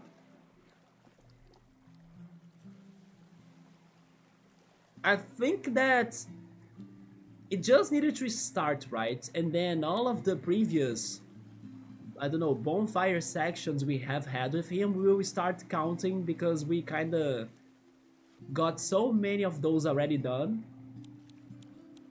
And yeah, it was only missing the first push, right? For it to start bonding. Did I rest already? I think I did, right? Yes. Okay, so right now, let's go check this again, quest log. Everybody's looking for something. Everybody is looking for something. Yeah, so it's this area, then 1 square down, 1 square southeast, and then 4 squares north. Okay, so this area.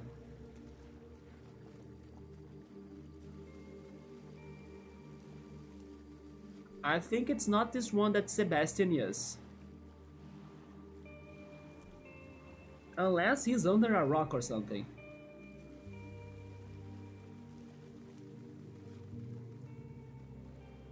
Or maybe inside of that cave, but I think I have been there.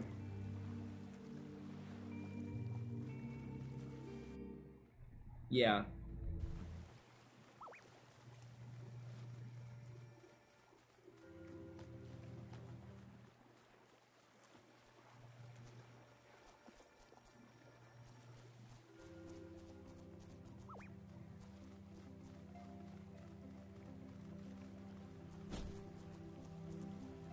I probably have been to this one as well, I believe. It does have the book again, right? This one was the one that had the somewhat legendary beast or rare beast that ran away and now he's roaming around New Hyrule, isn't it? Like Entei, Suicune, and Raikou. What's the book all about? So there are some of those books or some sort of hints around the world that they are very cryptic, but I believe they speak about ways to evolve some species, right?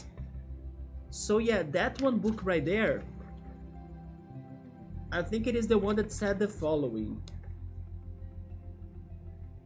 The reptilian student of the arcane arts can reach its maximum potential if given a tome of magic to study. So it sounds like a way to evolve the reptilian, you know? Which I think I know which monster it is. It's the salamander one. But then I don't know how to give it like a tome of magic. So he can evolve, but I think there are hints to evolve some species. We have found, I think, 3 or 4 of those hints so far. Oh, there is the button, I now can see it. I pressed one of them. I just don't see any other. Oh! They are very hard to see.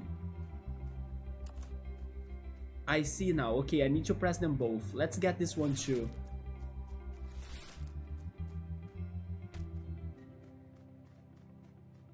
Right here.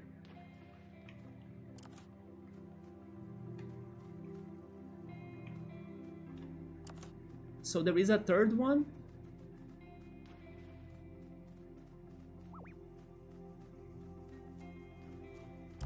Right there. Okay, I need to find another object.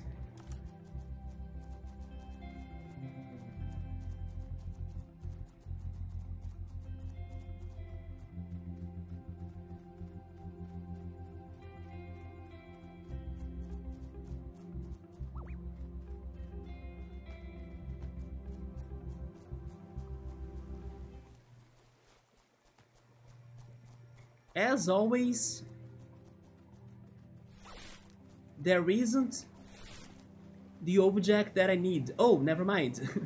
As always as well, you just need to complain that you get what you need. It was all planned to work exactly like this. But no.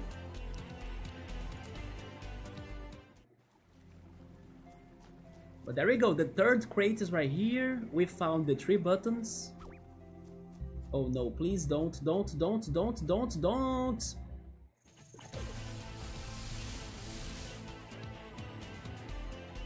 At least for most fights we can run away with 100% of chance, right?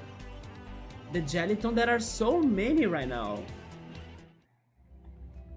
But there we go, we got this. Right there. There. And this one.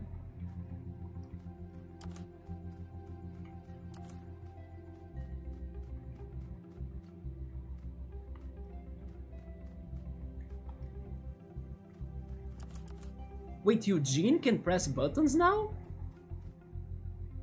I thought they were like super light-weighted and then they couldn't press anything. We found Boil and a toaster tape. Oh my god, the toaster tape is for fire types? The label says it's safe to heat in a toaster. What an idea to like place a tape in a toaster? This strange promotional tape was once distributed with breakfast pastries until the inevitable burned palms and house fires caused a raft of complaints. It has a very high efficiency rate when used to record fire-type monsters though. Man, that's nuts. But there we go. And then we are still checking out the areas looking for Sebastian.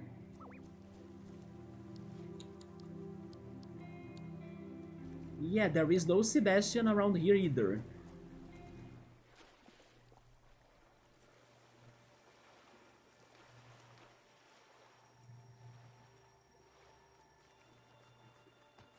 This one had a puzzle that I solved already, right there.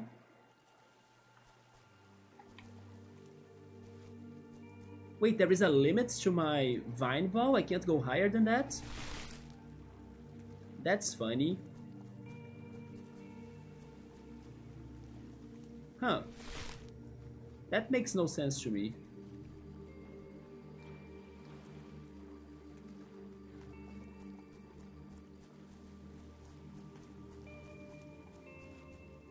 Let me check this again. Oh, this is not where he could be at. I need to go east. A limit to climb. I think there was a limit for that one. For that one platform. Because they wanted me to solve the puzzle differently, right? And then maybe that one was special. And then they blocked it.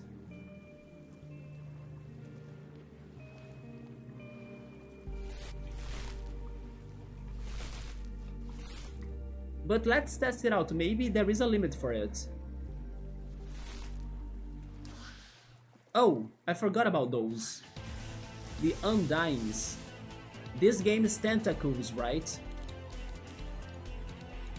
Zephyr. Actually, charge. And energy shot. Yeah, I don't think we'll be finding Sebastian. Like, where could he be? We have checked all of this many times and there is nowhere to go, like...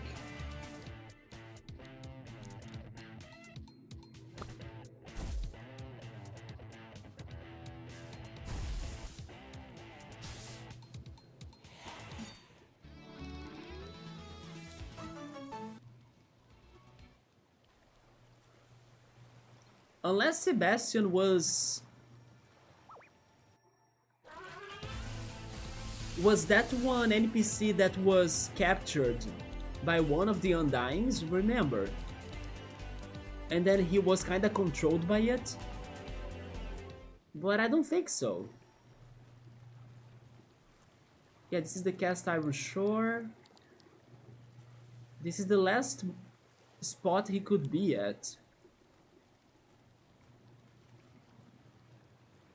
Wait, but to the left or... Yeah, to the right actually, right here.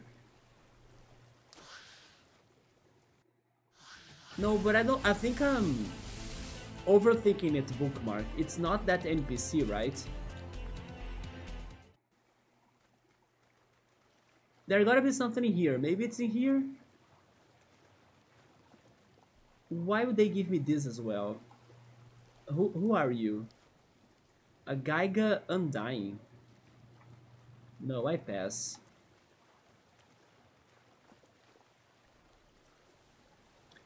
Oh yeah, there was a puzzle here we never solved.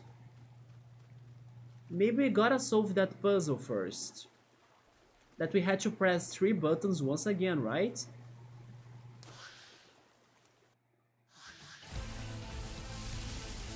Or did we solve that and then I forgot? I don't know, but another possibility is that maybe we can solve a puzzle that's elsewhere, but where the treasure is activated ends up being in one of those marked areas on the map where Sebastian could be at. So basically there is a chance that by solving a puzzle in another spot, it could affect one of those areas from before, and then maybe you can find Sebastian by doing that. Because right now we just walked there and then we didn't see a thing, right? So in case there is another puzzle somewhere in here, maybe that puzzle could show us something. Who knows, maybe a train station underwater that Sebastian could be inside of it. So not necessarily we can just explore those areas that were on the map. Maybe they are only pointing that when Sebastian shows up, he's going to be in one of those areas.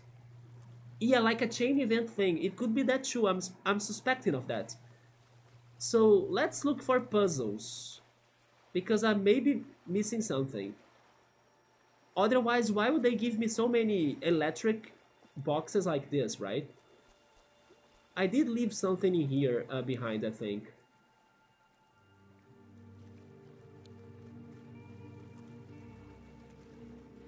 You know what? I want to do something else too. Inventory. Reodorant. Yes, I will use those. So we don't get random encounters while we explore.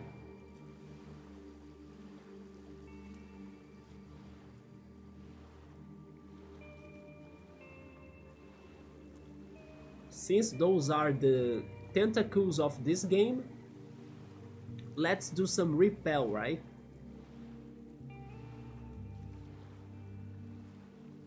Yeah, this is where Captain Heather is. But I didn't have enough stamina to continue.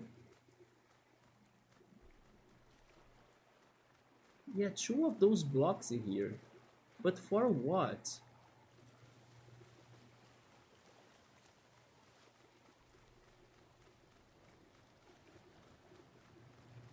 Oh, maybe for this?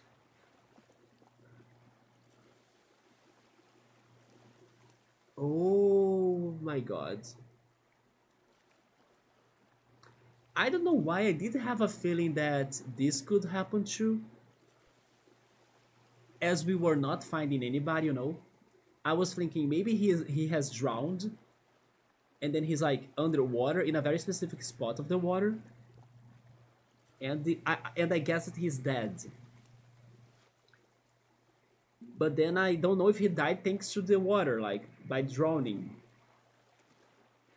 But he looks dead, unless it is the ghost status effect. So we can use New Leaf and then he's back to life.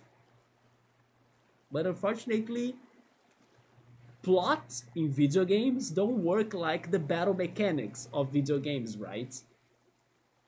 So this is probably going to be a little bit sad. Tell my sister she's to meet me here. That was pretty weird, huh? Come on, let's go tell Viola. Yeah, but then I also want to open this. Oh! We got Magnet. Used automatically at the start of battle for 0 APs. It prevents opponents targeting uses allies for 3 turns. This was an easy puzzle.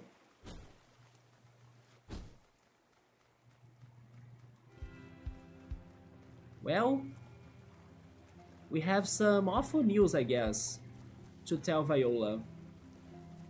Oh boy, yeah. Why is he underwater like this? I think he's a ghost now.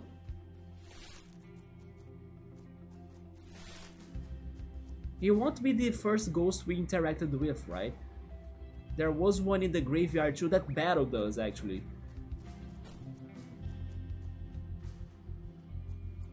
What about this one, crate?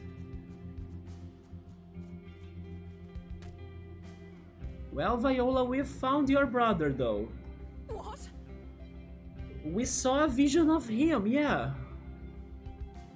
You must tell me more.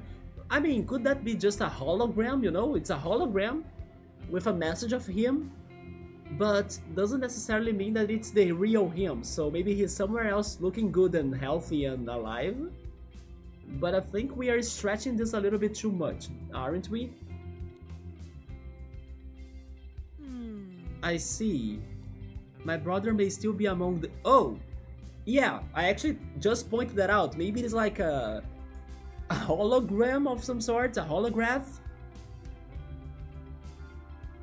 A reflection of something? Telepathy? My brother may still be among the living, or perhaps his soul instead lingers. I must know for sure, Ern. If it's not too great a task, could you take me to the place you saw him? Yes. Does this mean that Eugene is going to go back to Harbor Town? You can rest your worries, the road will offer little danger with me at your side.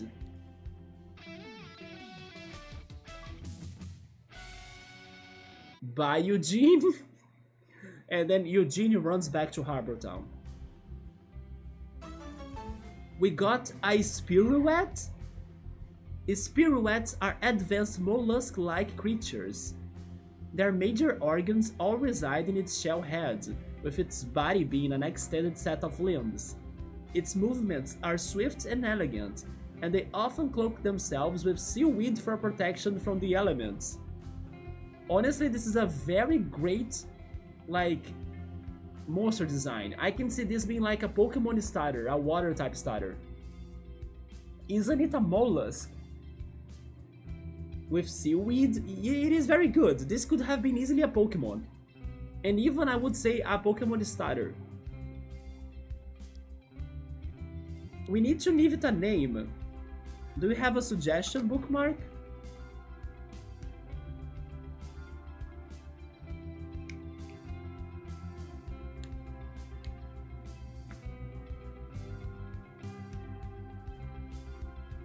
I'm trying to think too on something.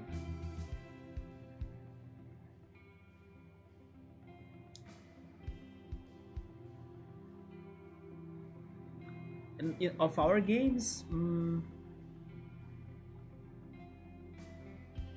like something elegant and water-based.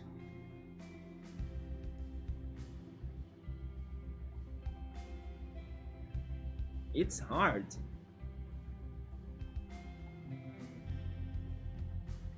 I was trying to find a SpongeBob character actually.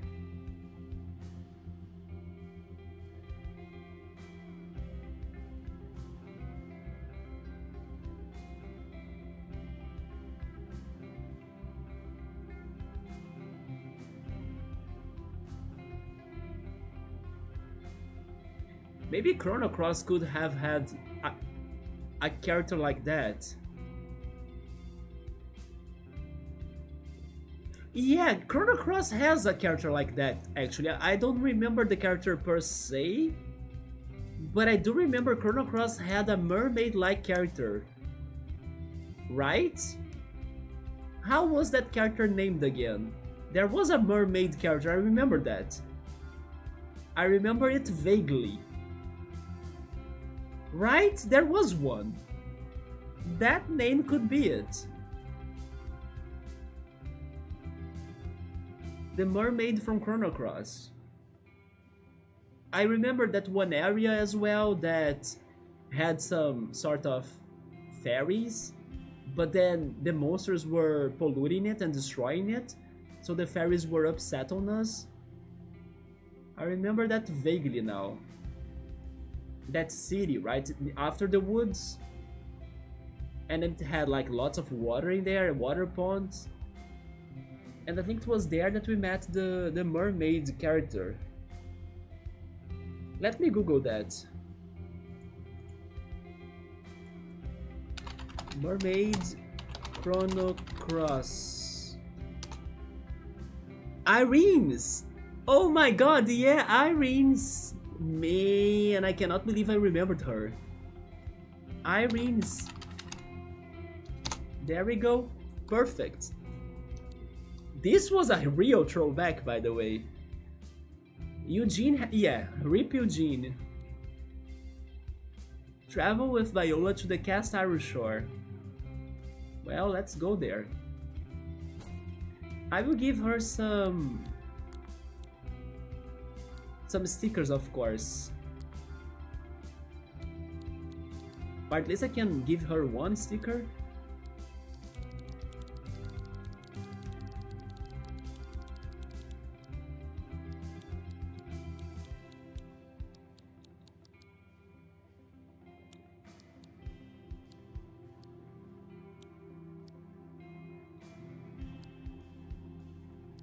I think I'll go for Energy Wave.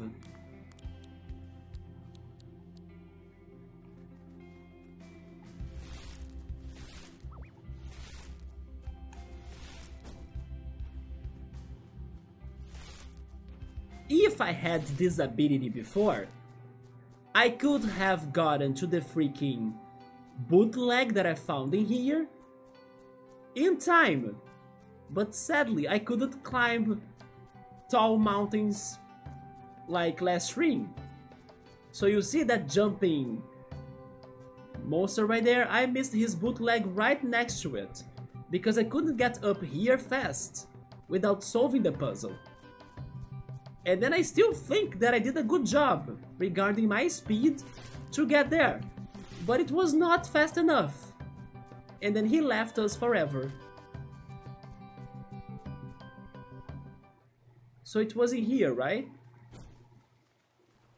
Yeah, right? It was such an unfortunate thing. It felt just like what I heard of like people playing Pokemon Scarlet and Violet, and you can see the shinies in the overworld, right? But then if you find them at a very specific spot that's hard to access it, maybe you cannot have the ability you need from like Miraidon or Koraidon to get to it. So I have heard of situations like that too in Scarlet and Violet. People that have seen shinies, but they couldn't reach them. You think, oh yeah, maybe you have encountered it yourself, right? Yeah. And it's probably something common that happens. So it feels kinda bad, you know? This is the place.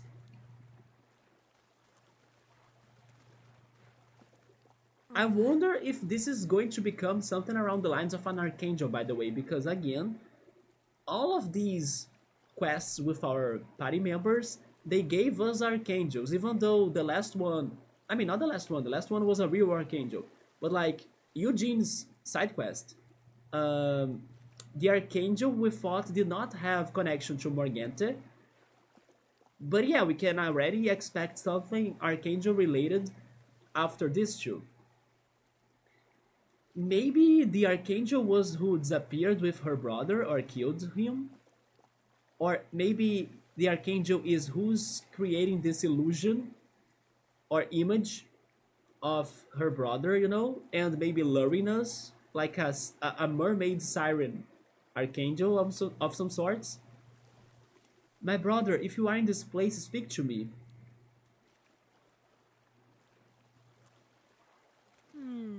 Let us search this place and then be rid of it. We need to go after what then?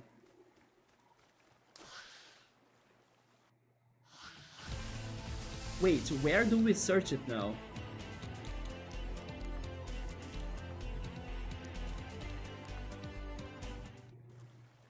Let me go for another reodorant.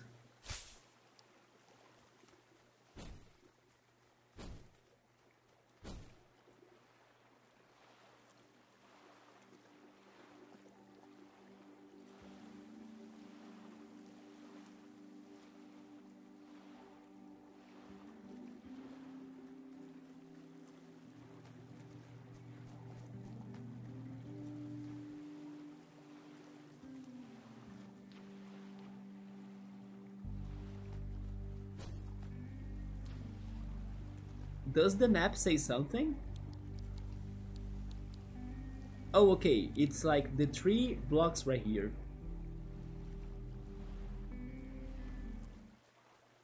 How unfortunate is it that my brother must something in this place? Did she say die or something? I see something right here.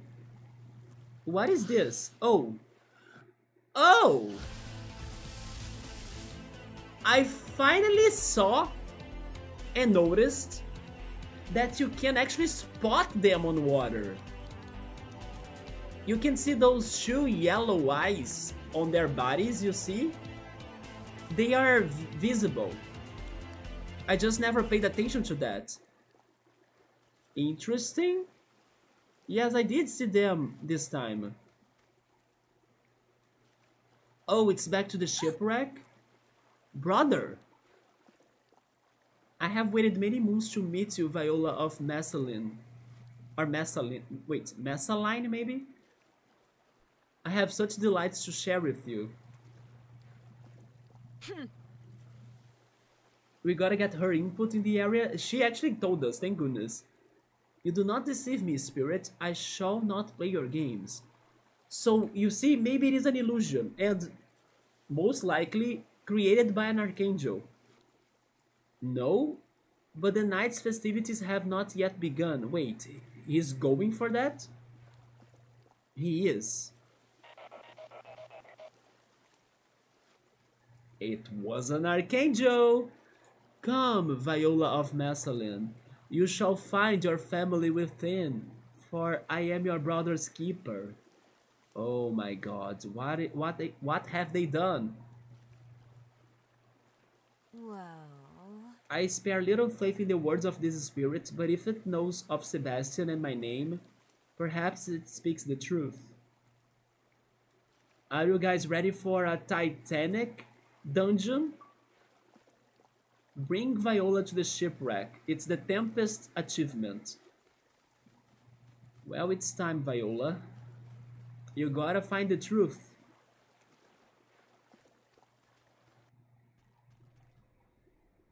The Titania shipwreck. Always snaps for sure, for reals. This vessel must have once been something.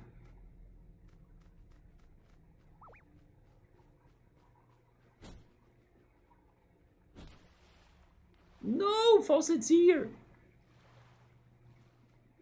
Poor Falseteer. This right here is remind me so much of that one episode from the Pokemon anime. That there is the shipwreck in Nessa Sane, remember that? And then Ash, Misty, and Brock and Team Rocket, they are stuck together. And then half of the ship is like flooded like this. And then they need to escape. Man, this is so much like that episode. Where is my Goldeen? Go! And then Goldeen is like, Goldeen, Goldeen, Goldeen, Goldeen. There is a door right there. Yeah, that's a door. I cannot dive though. But there is a door down here. I would ask for Goldeen, Goldeen, Goldeen, Goldeen to go there inside of that door and bring us something. And then Goldeen brought them the Team Rocket that were drowning, right? Yeah. I still remember, man, I remember that episode clearly right now.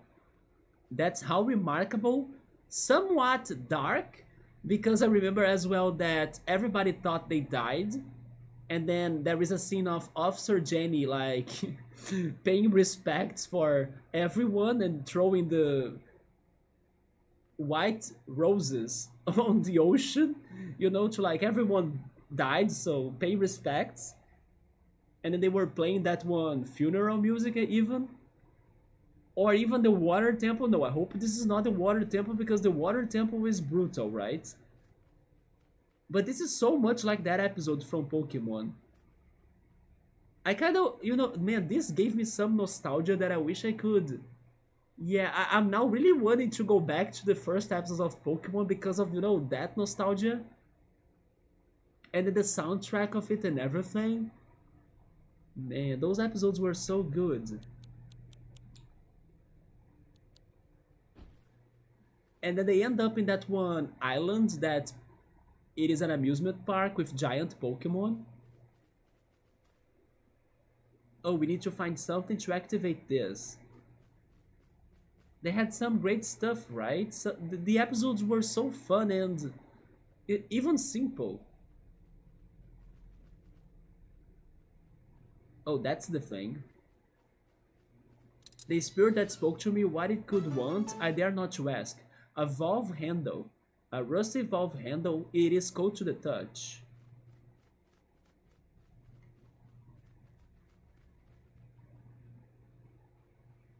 It's probably going to drain the water, right? And then I'll be able to check that door, I guess. What was that?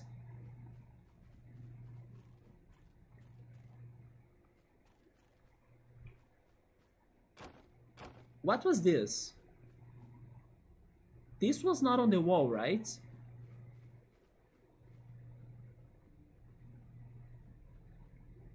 I mean, maybe it wasn't and I didn't pay attention, but I heard a noise like a click, and then I felt like this showed up on the wall.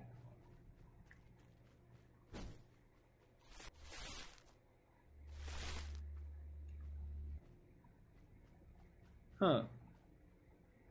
Something is watching us. Yeah, maybe that's what it is. Don't trust this painting either, right?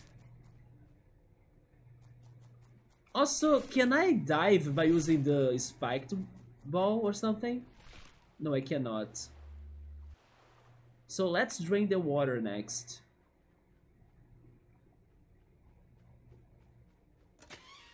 Removed from inventory valve handle. Yeah, the water might be gone. Right? It is. So also in here. Oh. Oh, there we go.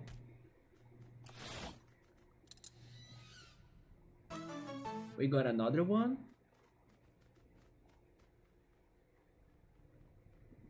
This is the second level, okay.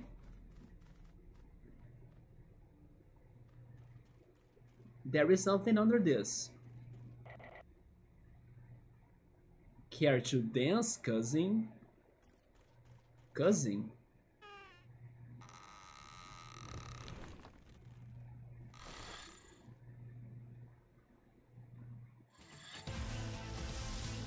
Mardiusa? Like Mask and Medusa? It is a poison type.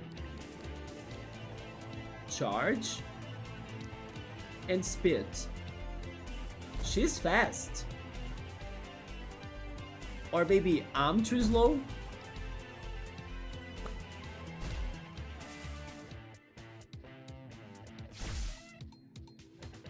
Revenge strike? Go for Zephyr and switch to Yuffie.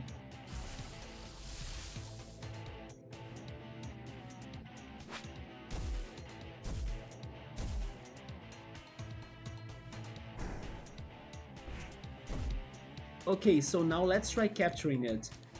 Record, basic tape, bite.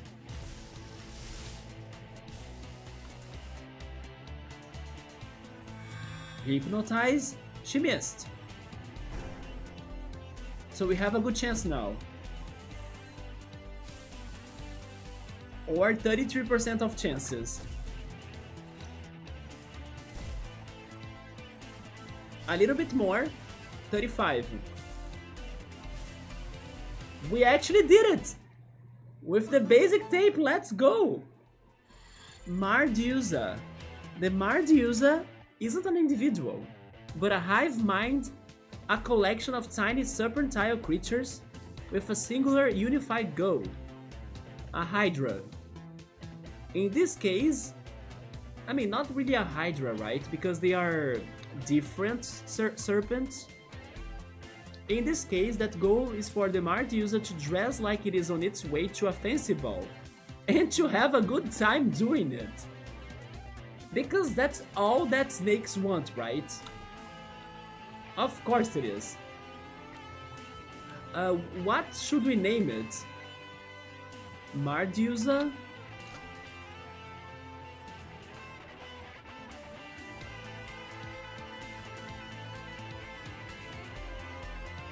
This is a hard one, I think, right?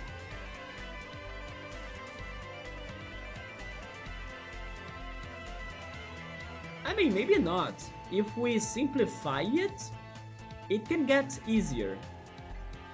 It's a fun poison type. The poison type makes sense to it, yeah. For example, I can simplify this and name it Jessie. Jessie used Ekans, Seviper, and Arbok. So she's like a snake specialist. And yeah, she likes snakes. Those are snakes. Jessie. I was even nostalgic towards the first season of Pokemon. I think it goes for it. She has a lot of attacks.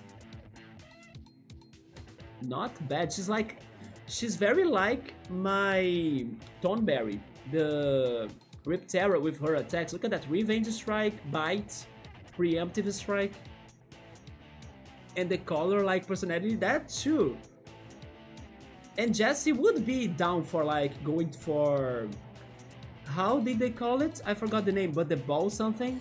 The fancy ball. I can see Jessie performing and dressing all for that, just like she used to do it for the contests. And by the way, contests should be back in the next Pokemon game, should they? Or shouldn't they? Yeah. I wonder if this evolves.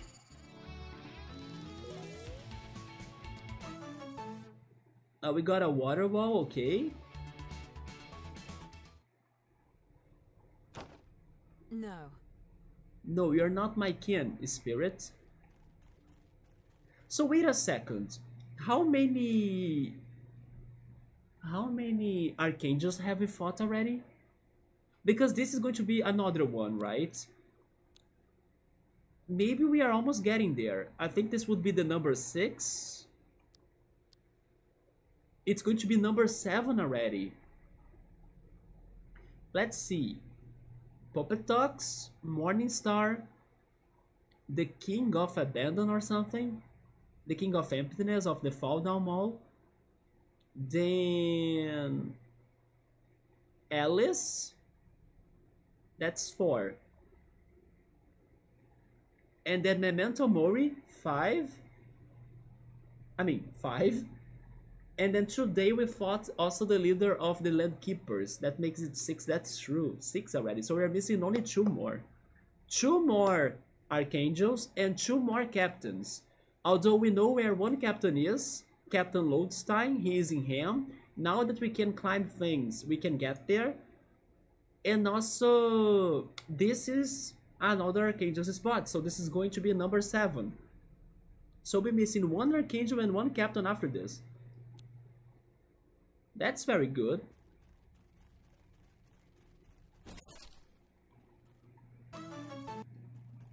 I could swear there was something under this, but maybe I can't do anything. Before I activate that, I want to check the place.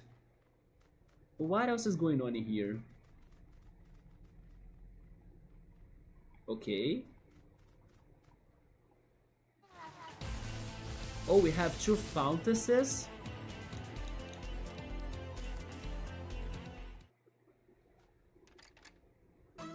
We got an insomnia and a sleep cure.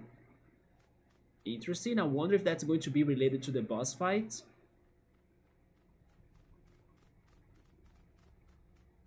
And then up there was the start, right? Yeah. By the way, this one painting changed, right?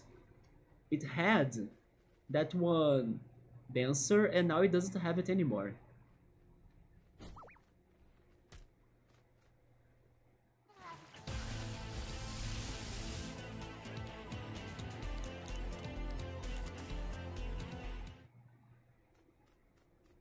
You know what this is remind me a little bit of? Oh, look at the train station right there. A train station inside of a shipwreck. Maybe the... Oh my god. I cannot believe that the train station caused the shipwreck.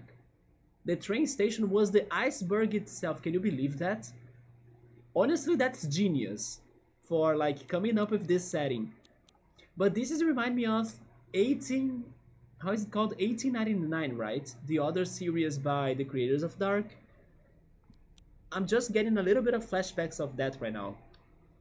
And also because this is underwater, and also because it is kind of whitish, this is giving me some Pokemon Ruby, Sapphire, Emerald vibes when you need to dive to get to Zootopolis City. Or Zootopolis, maybe? Yeah, Zootopolis sounds better in English, right? This is a little bit Zootopolis too. Fort Tree City used to be my favorite city of Hoenn, but then time passed by and now it's Zootopolis. Yeah, I started liking Zootopolis way more. That's where I would live if I was in Hoenn, right? Or if I were in Hoenn.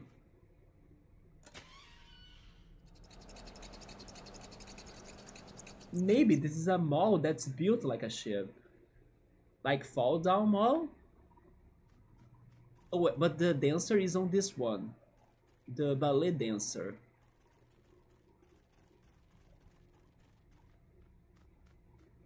I think that's it. Now we have access to the station and to the Archangel. Am I healed?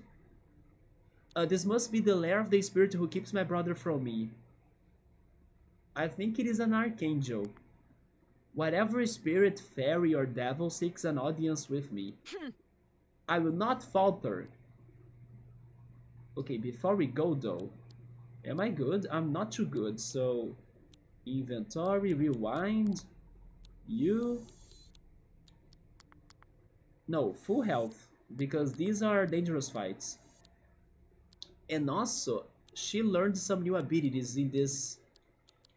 under this time, so... Check Irene's again. I don't need sprint. Elemental Wall could be useful. Oh, she has Water Wall there already. But Elemental Wall is better, so change this one. Double Smack. Double Smack is okay-ish. Call for help. Boil Bish Bash Bosh. Bish Bash Bosh, yes. Bish Bash Bosh is kind of the same as Energy Wave though. No, never mind. One is melee, the other is ranged. She's a ranged attacker, so Bish Bash Bosh is not good.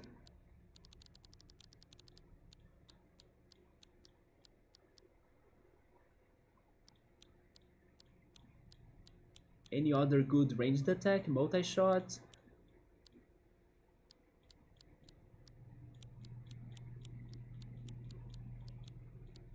Melee, no, she's very limited.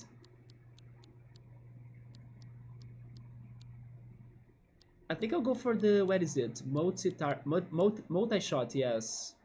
Multi-shot.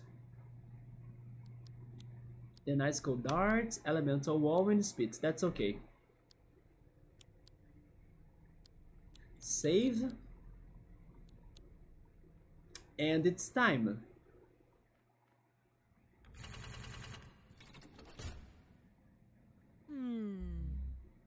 So, after we saw the creepy mask that was Mammon, the previous Archangel, and that happened after we saw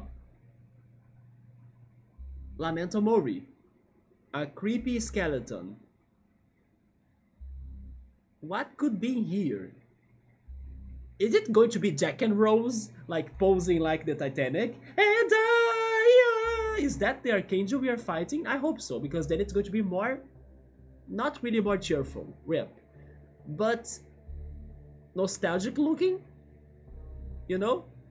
Maybe Celine Dion is the Archangel here. I don't know, but I'm a little bit scared, because like the history of Archangels have been horrifying.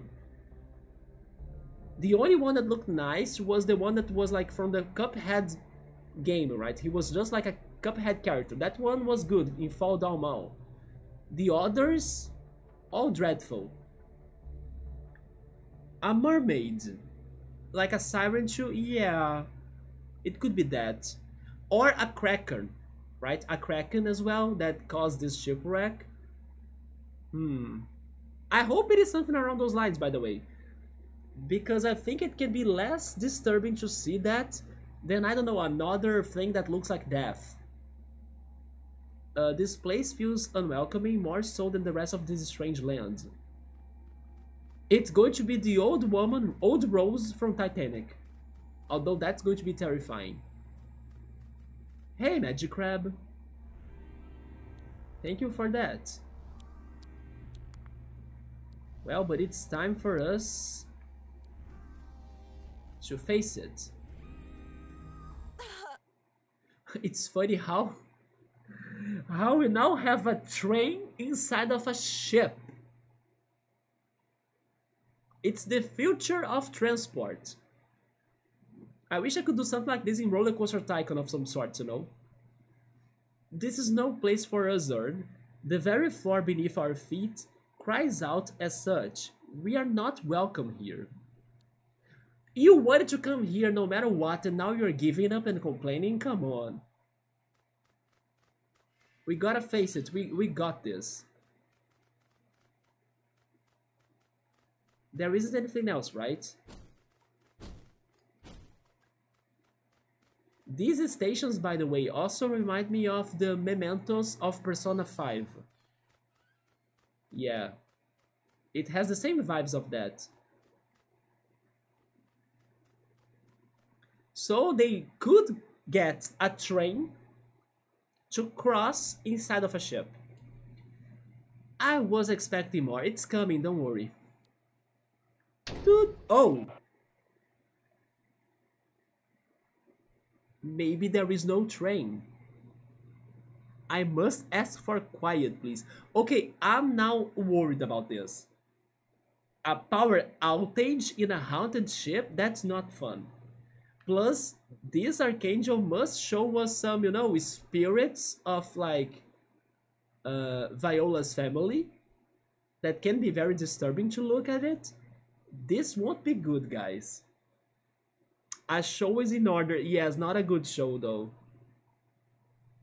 Well, here we go. All the words are stage. It is really a show, then.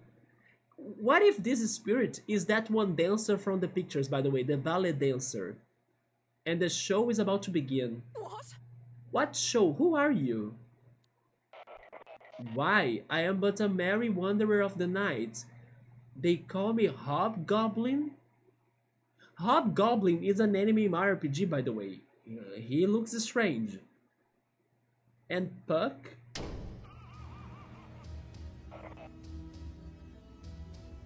I'm Robin Goodfellow? Okay, this is not what I was expecting to be here, by the way. I think nobody, right? And you and I, Viola of Massaline, share much history. Really? Why is that? This is Spirit. I have not seen another like it. It is as if it is not meant for our world. It looks like a yokai. To even look upon it feels heretical. He has a book? I discovered this book among the remains of the ship. A curious read. It's a diary, isn't it? Let me see. Page 645. The 12th night.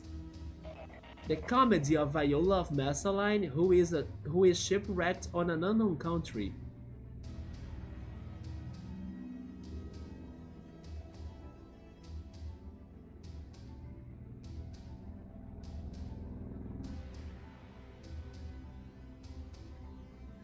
Wait, what?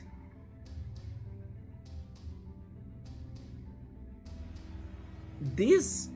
Yeah, right, Yoda? Yeah, this is, like, intensifies, right? I have so many questions after that now. What? You know what this is making me think of, even though I still haven't finished that game? But I kinda have the feeling I know what's going to happen in there. Don't give me spoilers of it still, please, but according to my theories of what will happen on that other game, this is a lot like Final Fantasy X. But wait a minute. Yes, I do have some questions in here. Yeah. Interesting. I will keep on going to see more on this, but I think I got what they meant by that. I do not understand. I think I did, and it's strange. Yeah, here I am. Page 365. A Midsummer Night's Dream. Is this a reference to Midsummer? A Story of Fairies of King Oberon. Oberon is a persona. Queen Titania. Titania is a persona as well. And the trickster Robin Goodfellow. Robin Goodfellow is not a persona, but the trickster is the Joker, right? My dear Viola, you and I, we are merely inventions of a mortal playwright. A Mr. William Shakespeare in particular. So they are fictional? Could it be that everyone in here is fictional? Our stories are not our own. Sebastian is not here. He'll never be here.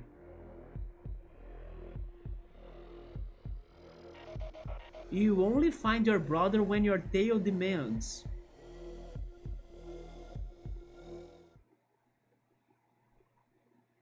What the hell was this plot drop? Does this Robin Goodfellow speak the truth, Fern? You know, I don't know, but he has some good points of what's going on in this place. Are these stories he reads known in your word? I mean, I know William Shakespeare, but I don't know of Viola of something. Of, how is it called? Massaline? But it is true regarding William Shakespeare, yeah. Thank you. Thank you? You know I speak the truth. Let the truth of it wash over you. Let it pull you Let it pull you into its depths until you can no longer gasp for air. I believe. I believe? I believe your truth changes nothing. How could you say that? I think I would be traumatized by knowing or learning about that, right? It may be that in Ern's land, I am but a story. What is it to say Ern is not a tale in mine? This future that has been written for me is but words on paper. I defy them! And I defy them. Damn. Ha ha ha, how unexpected. This play is even greater than I could have hoped. Come, let us see the final act. Well, Robin Goodfellow, Midsummer's Night's Dream. Wait, is Midsummer's Night's Dream a real book though? Is it the one by William Shakespeare? Because it does sound familiar to me, that title, right? Okay. Same strat as before, leeching. Although now I can't poison yet. So go for spit.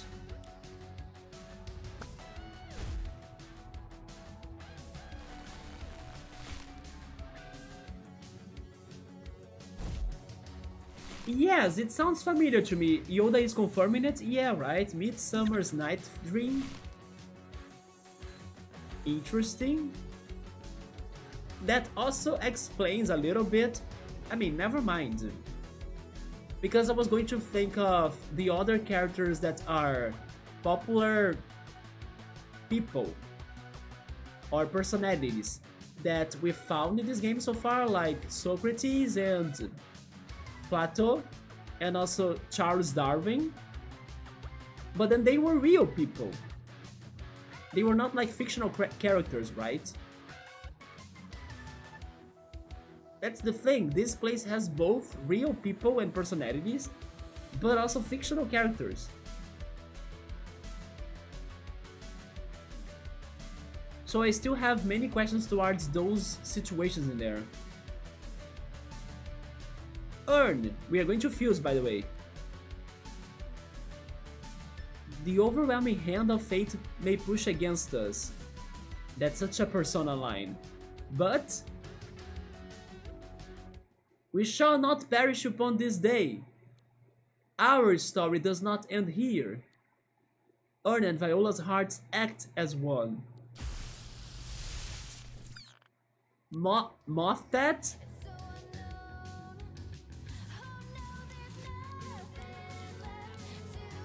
Sure? Okay, let me pay attention to this. He is building up AP, so we gotta be careful. And then we can go Lightning Wall or Water Wall. Oh, the Elemental Wall is both? Electric and Water? How does that work? But let's go for Lightning Bolt. Tick, tick, tick? Bomb? Wait, what just happened to me?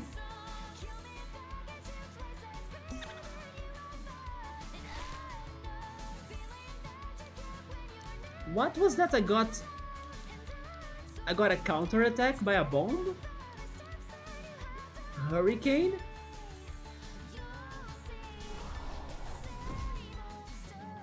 Okay, not this time though. Fairy Dust? Oh, it put me to sleep. Which is bad because now he's going to use his finisher on us.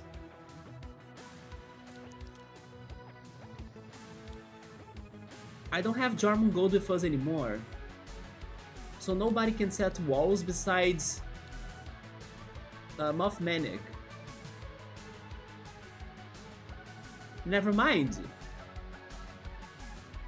Cluckabilly can do it. Let's give it a shot, I guess? Oh, wait. I cannot transform because I need to unfuse first? Never mind then, sure. I guess we are going to take that hit. We need to survive it, right?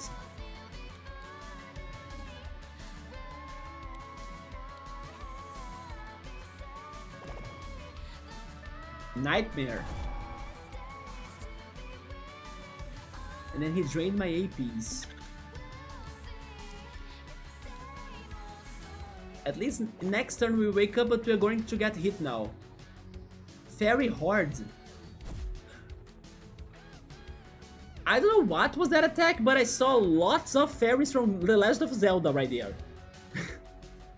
They really copied the fairies from Zelda, right? What did that do though? And he's high leveled as well, like... Shouldn't that be stronger than what it was?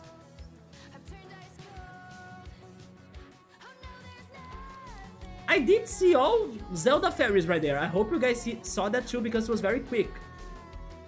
But yeah, I guess Zelda fairies are fine, like they don't hurt us that much. At least we woke up, right? And the poison is going to end too. Let's leech again.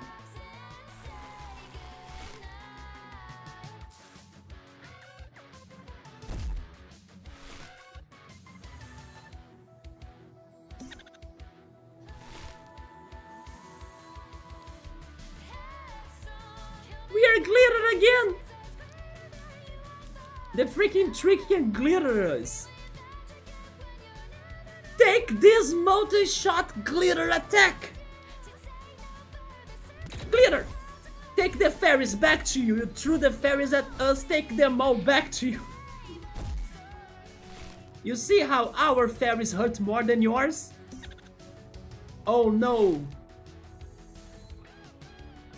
We're stone fairies now? We can only defend or raise shields with the petrify status. Okay, so his deal is all about statuses, right? But sometimes they don't help him out that much.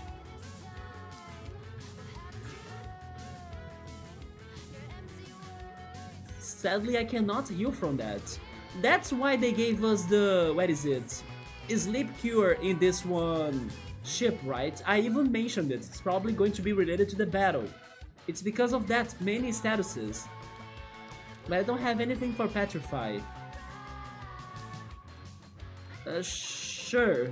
Raise our melee defense. The leech will kill him instead. Resonance. Okay. Resonance is not good. Resonance is dangerous. The fairy are coming again. But it's so weak.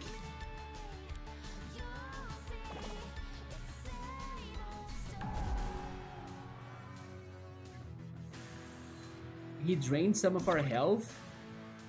Now we are confused. And asleep as well. Man, he was so close to die, but now he got us on so many statuses that we can't do anything.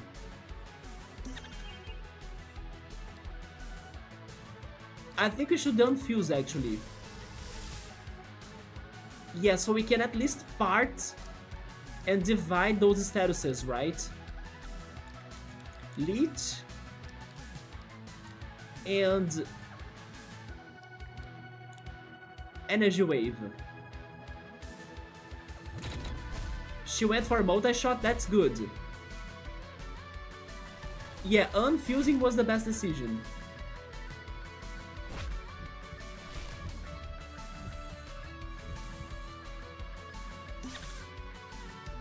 Conductive? But that's too late now, we won. Thanks to the leeching. There we go. Irene's learned Quick Smack. Then we got Delegate for Rantasm.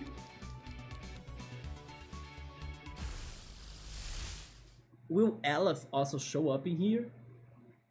We got 8% increase in our stamina. And now we can glide for 7 seconds. Oh yeah, and then another piece of Morgante.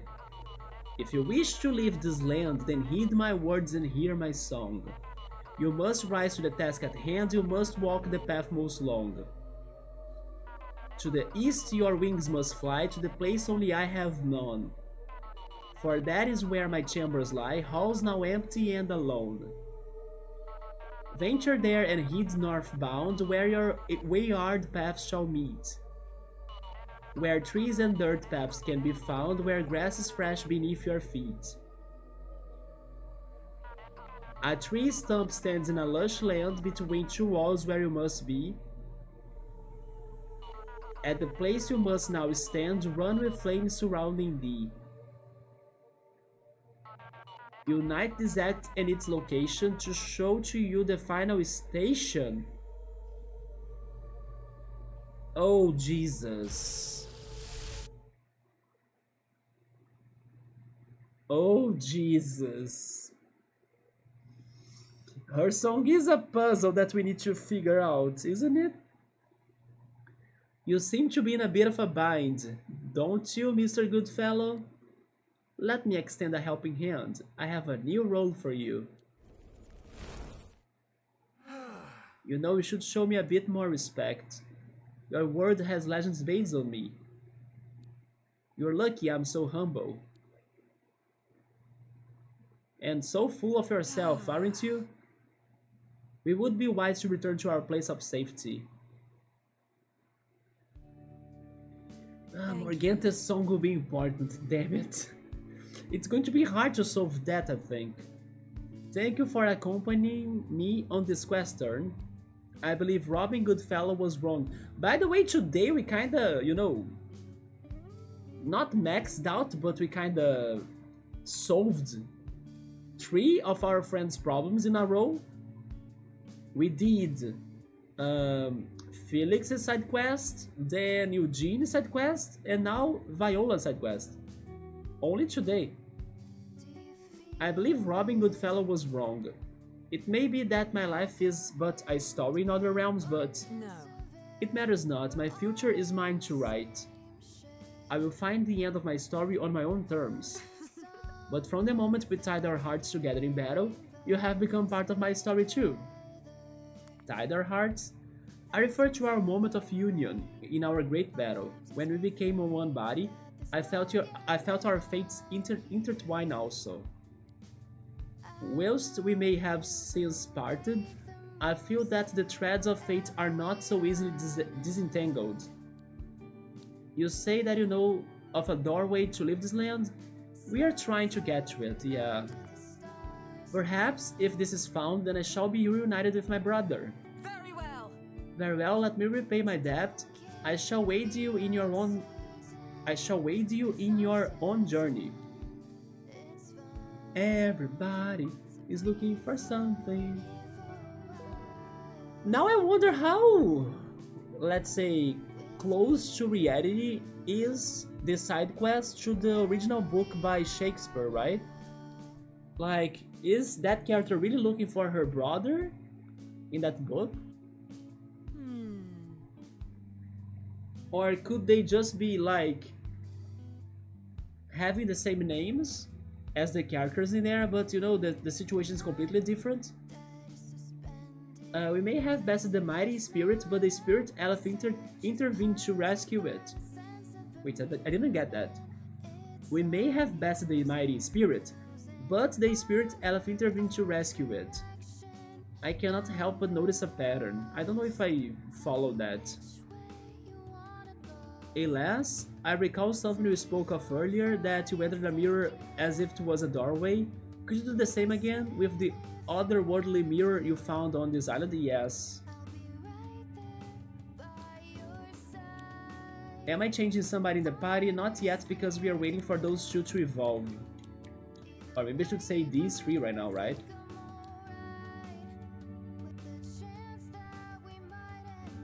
Well, this place is getting crowded. Let me buy some new items. Yeah, give me my rewinds back. Au revoir. And I think it's going to be it for tonight.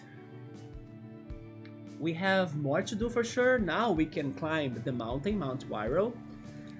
Also, we can try starting to figure out Morganta's song, especially returning to the one part we know of the song, the one tree trunk or tree, how is it called again? I forgot, but that one area in the beginning of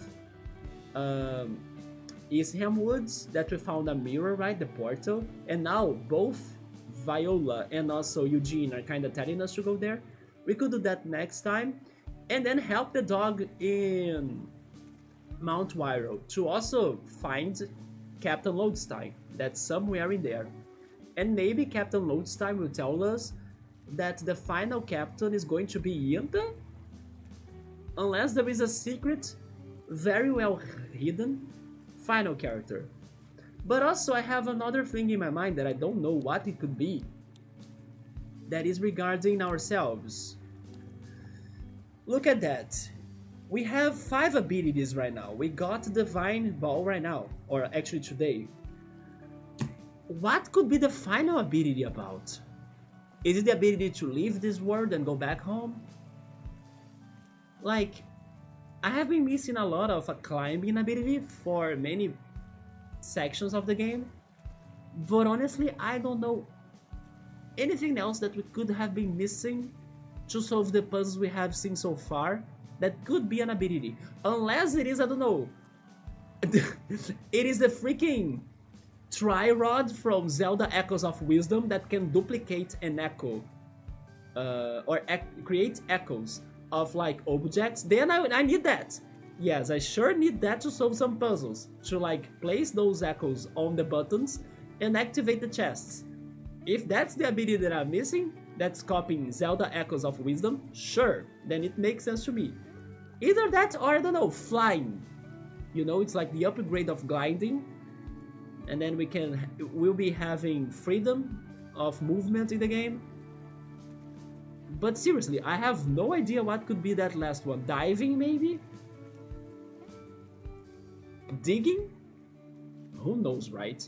But eventually we'll see and find it by capturing more monsters, like the Jump King that gave us the Vine ability. Thank goodness. Thank you, Jump King. I never thought it could be you, but thank goodness I did not ignore the pumpkins.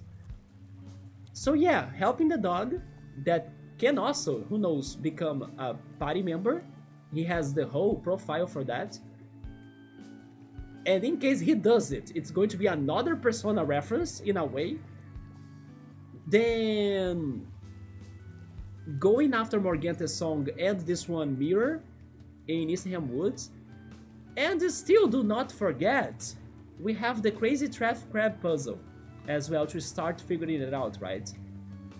And some other areas too. For example, there was this one cave that I could not get to the chest of it because it had a lot of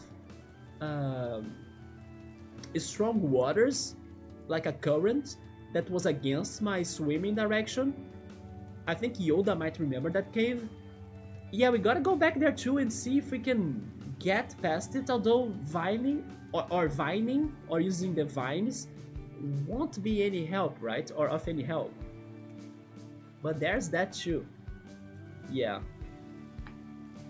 So Google says that Sebastian is actually alive, so that was actually the plot of the book? Yeah, we did a lot of progress today, thank goodness. Yeah, we were able to actually do the 3 things I was looking forward to do tonight. But it's getting late for me right now, so it's my time to go and get something to eat. And check the messages of like the guy from the store, but now I'm thinking like this is going to be so bad. But Bookmark, Yoda, everybody else, thank you so much for stopping by. I'll see if I'm back tomorrow. Hopefully I can stream more. Take care, get some good rest too, and I see you then. Good night.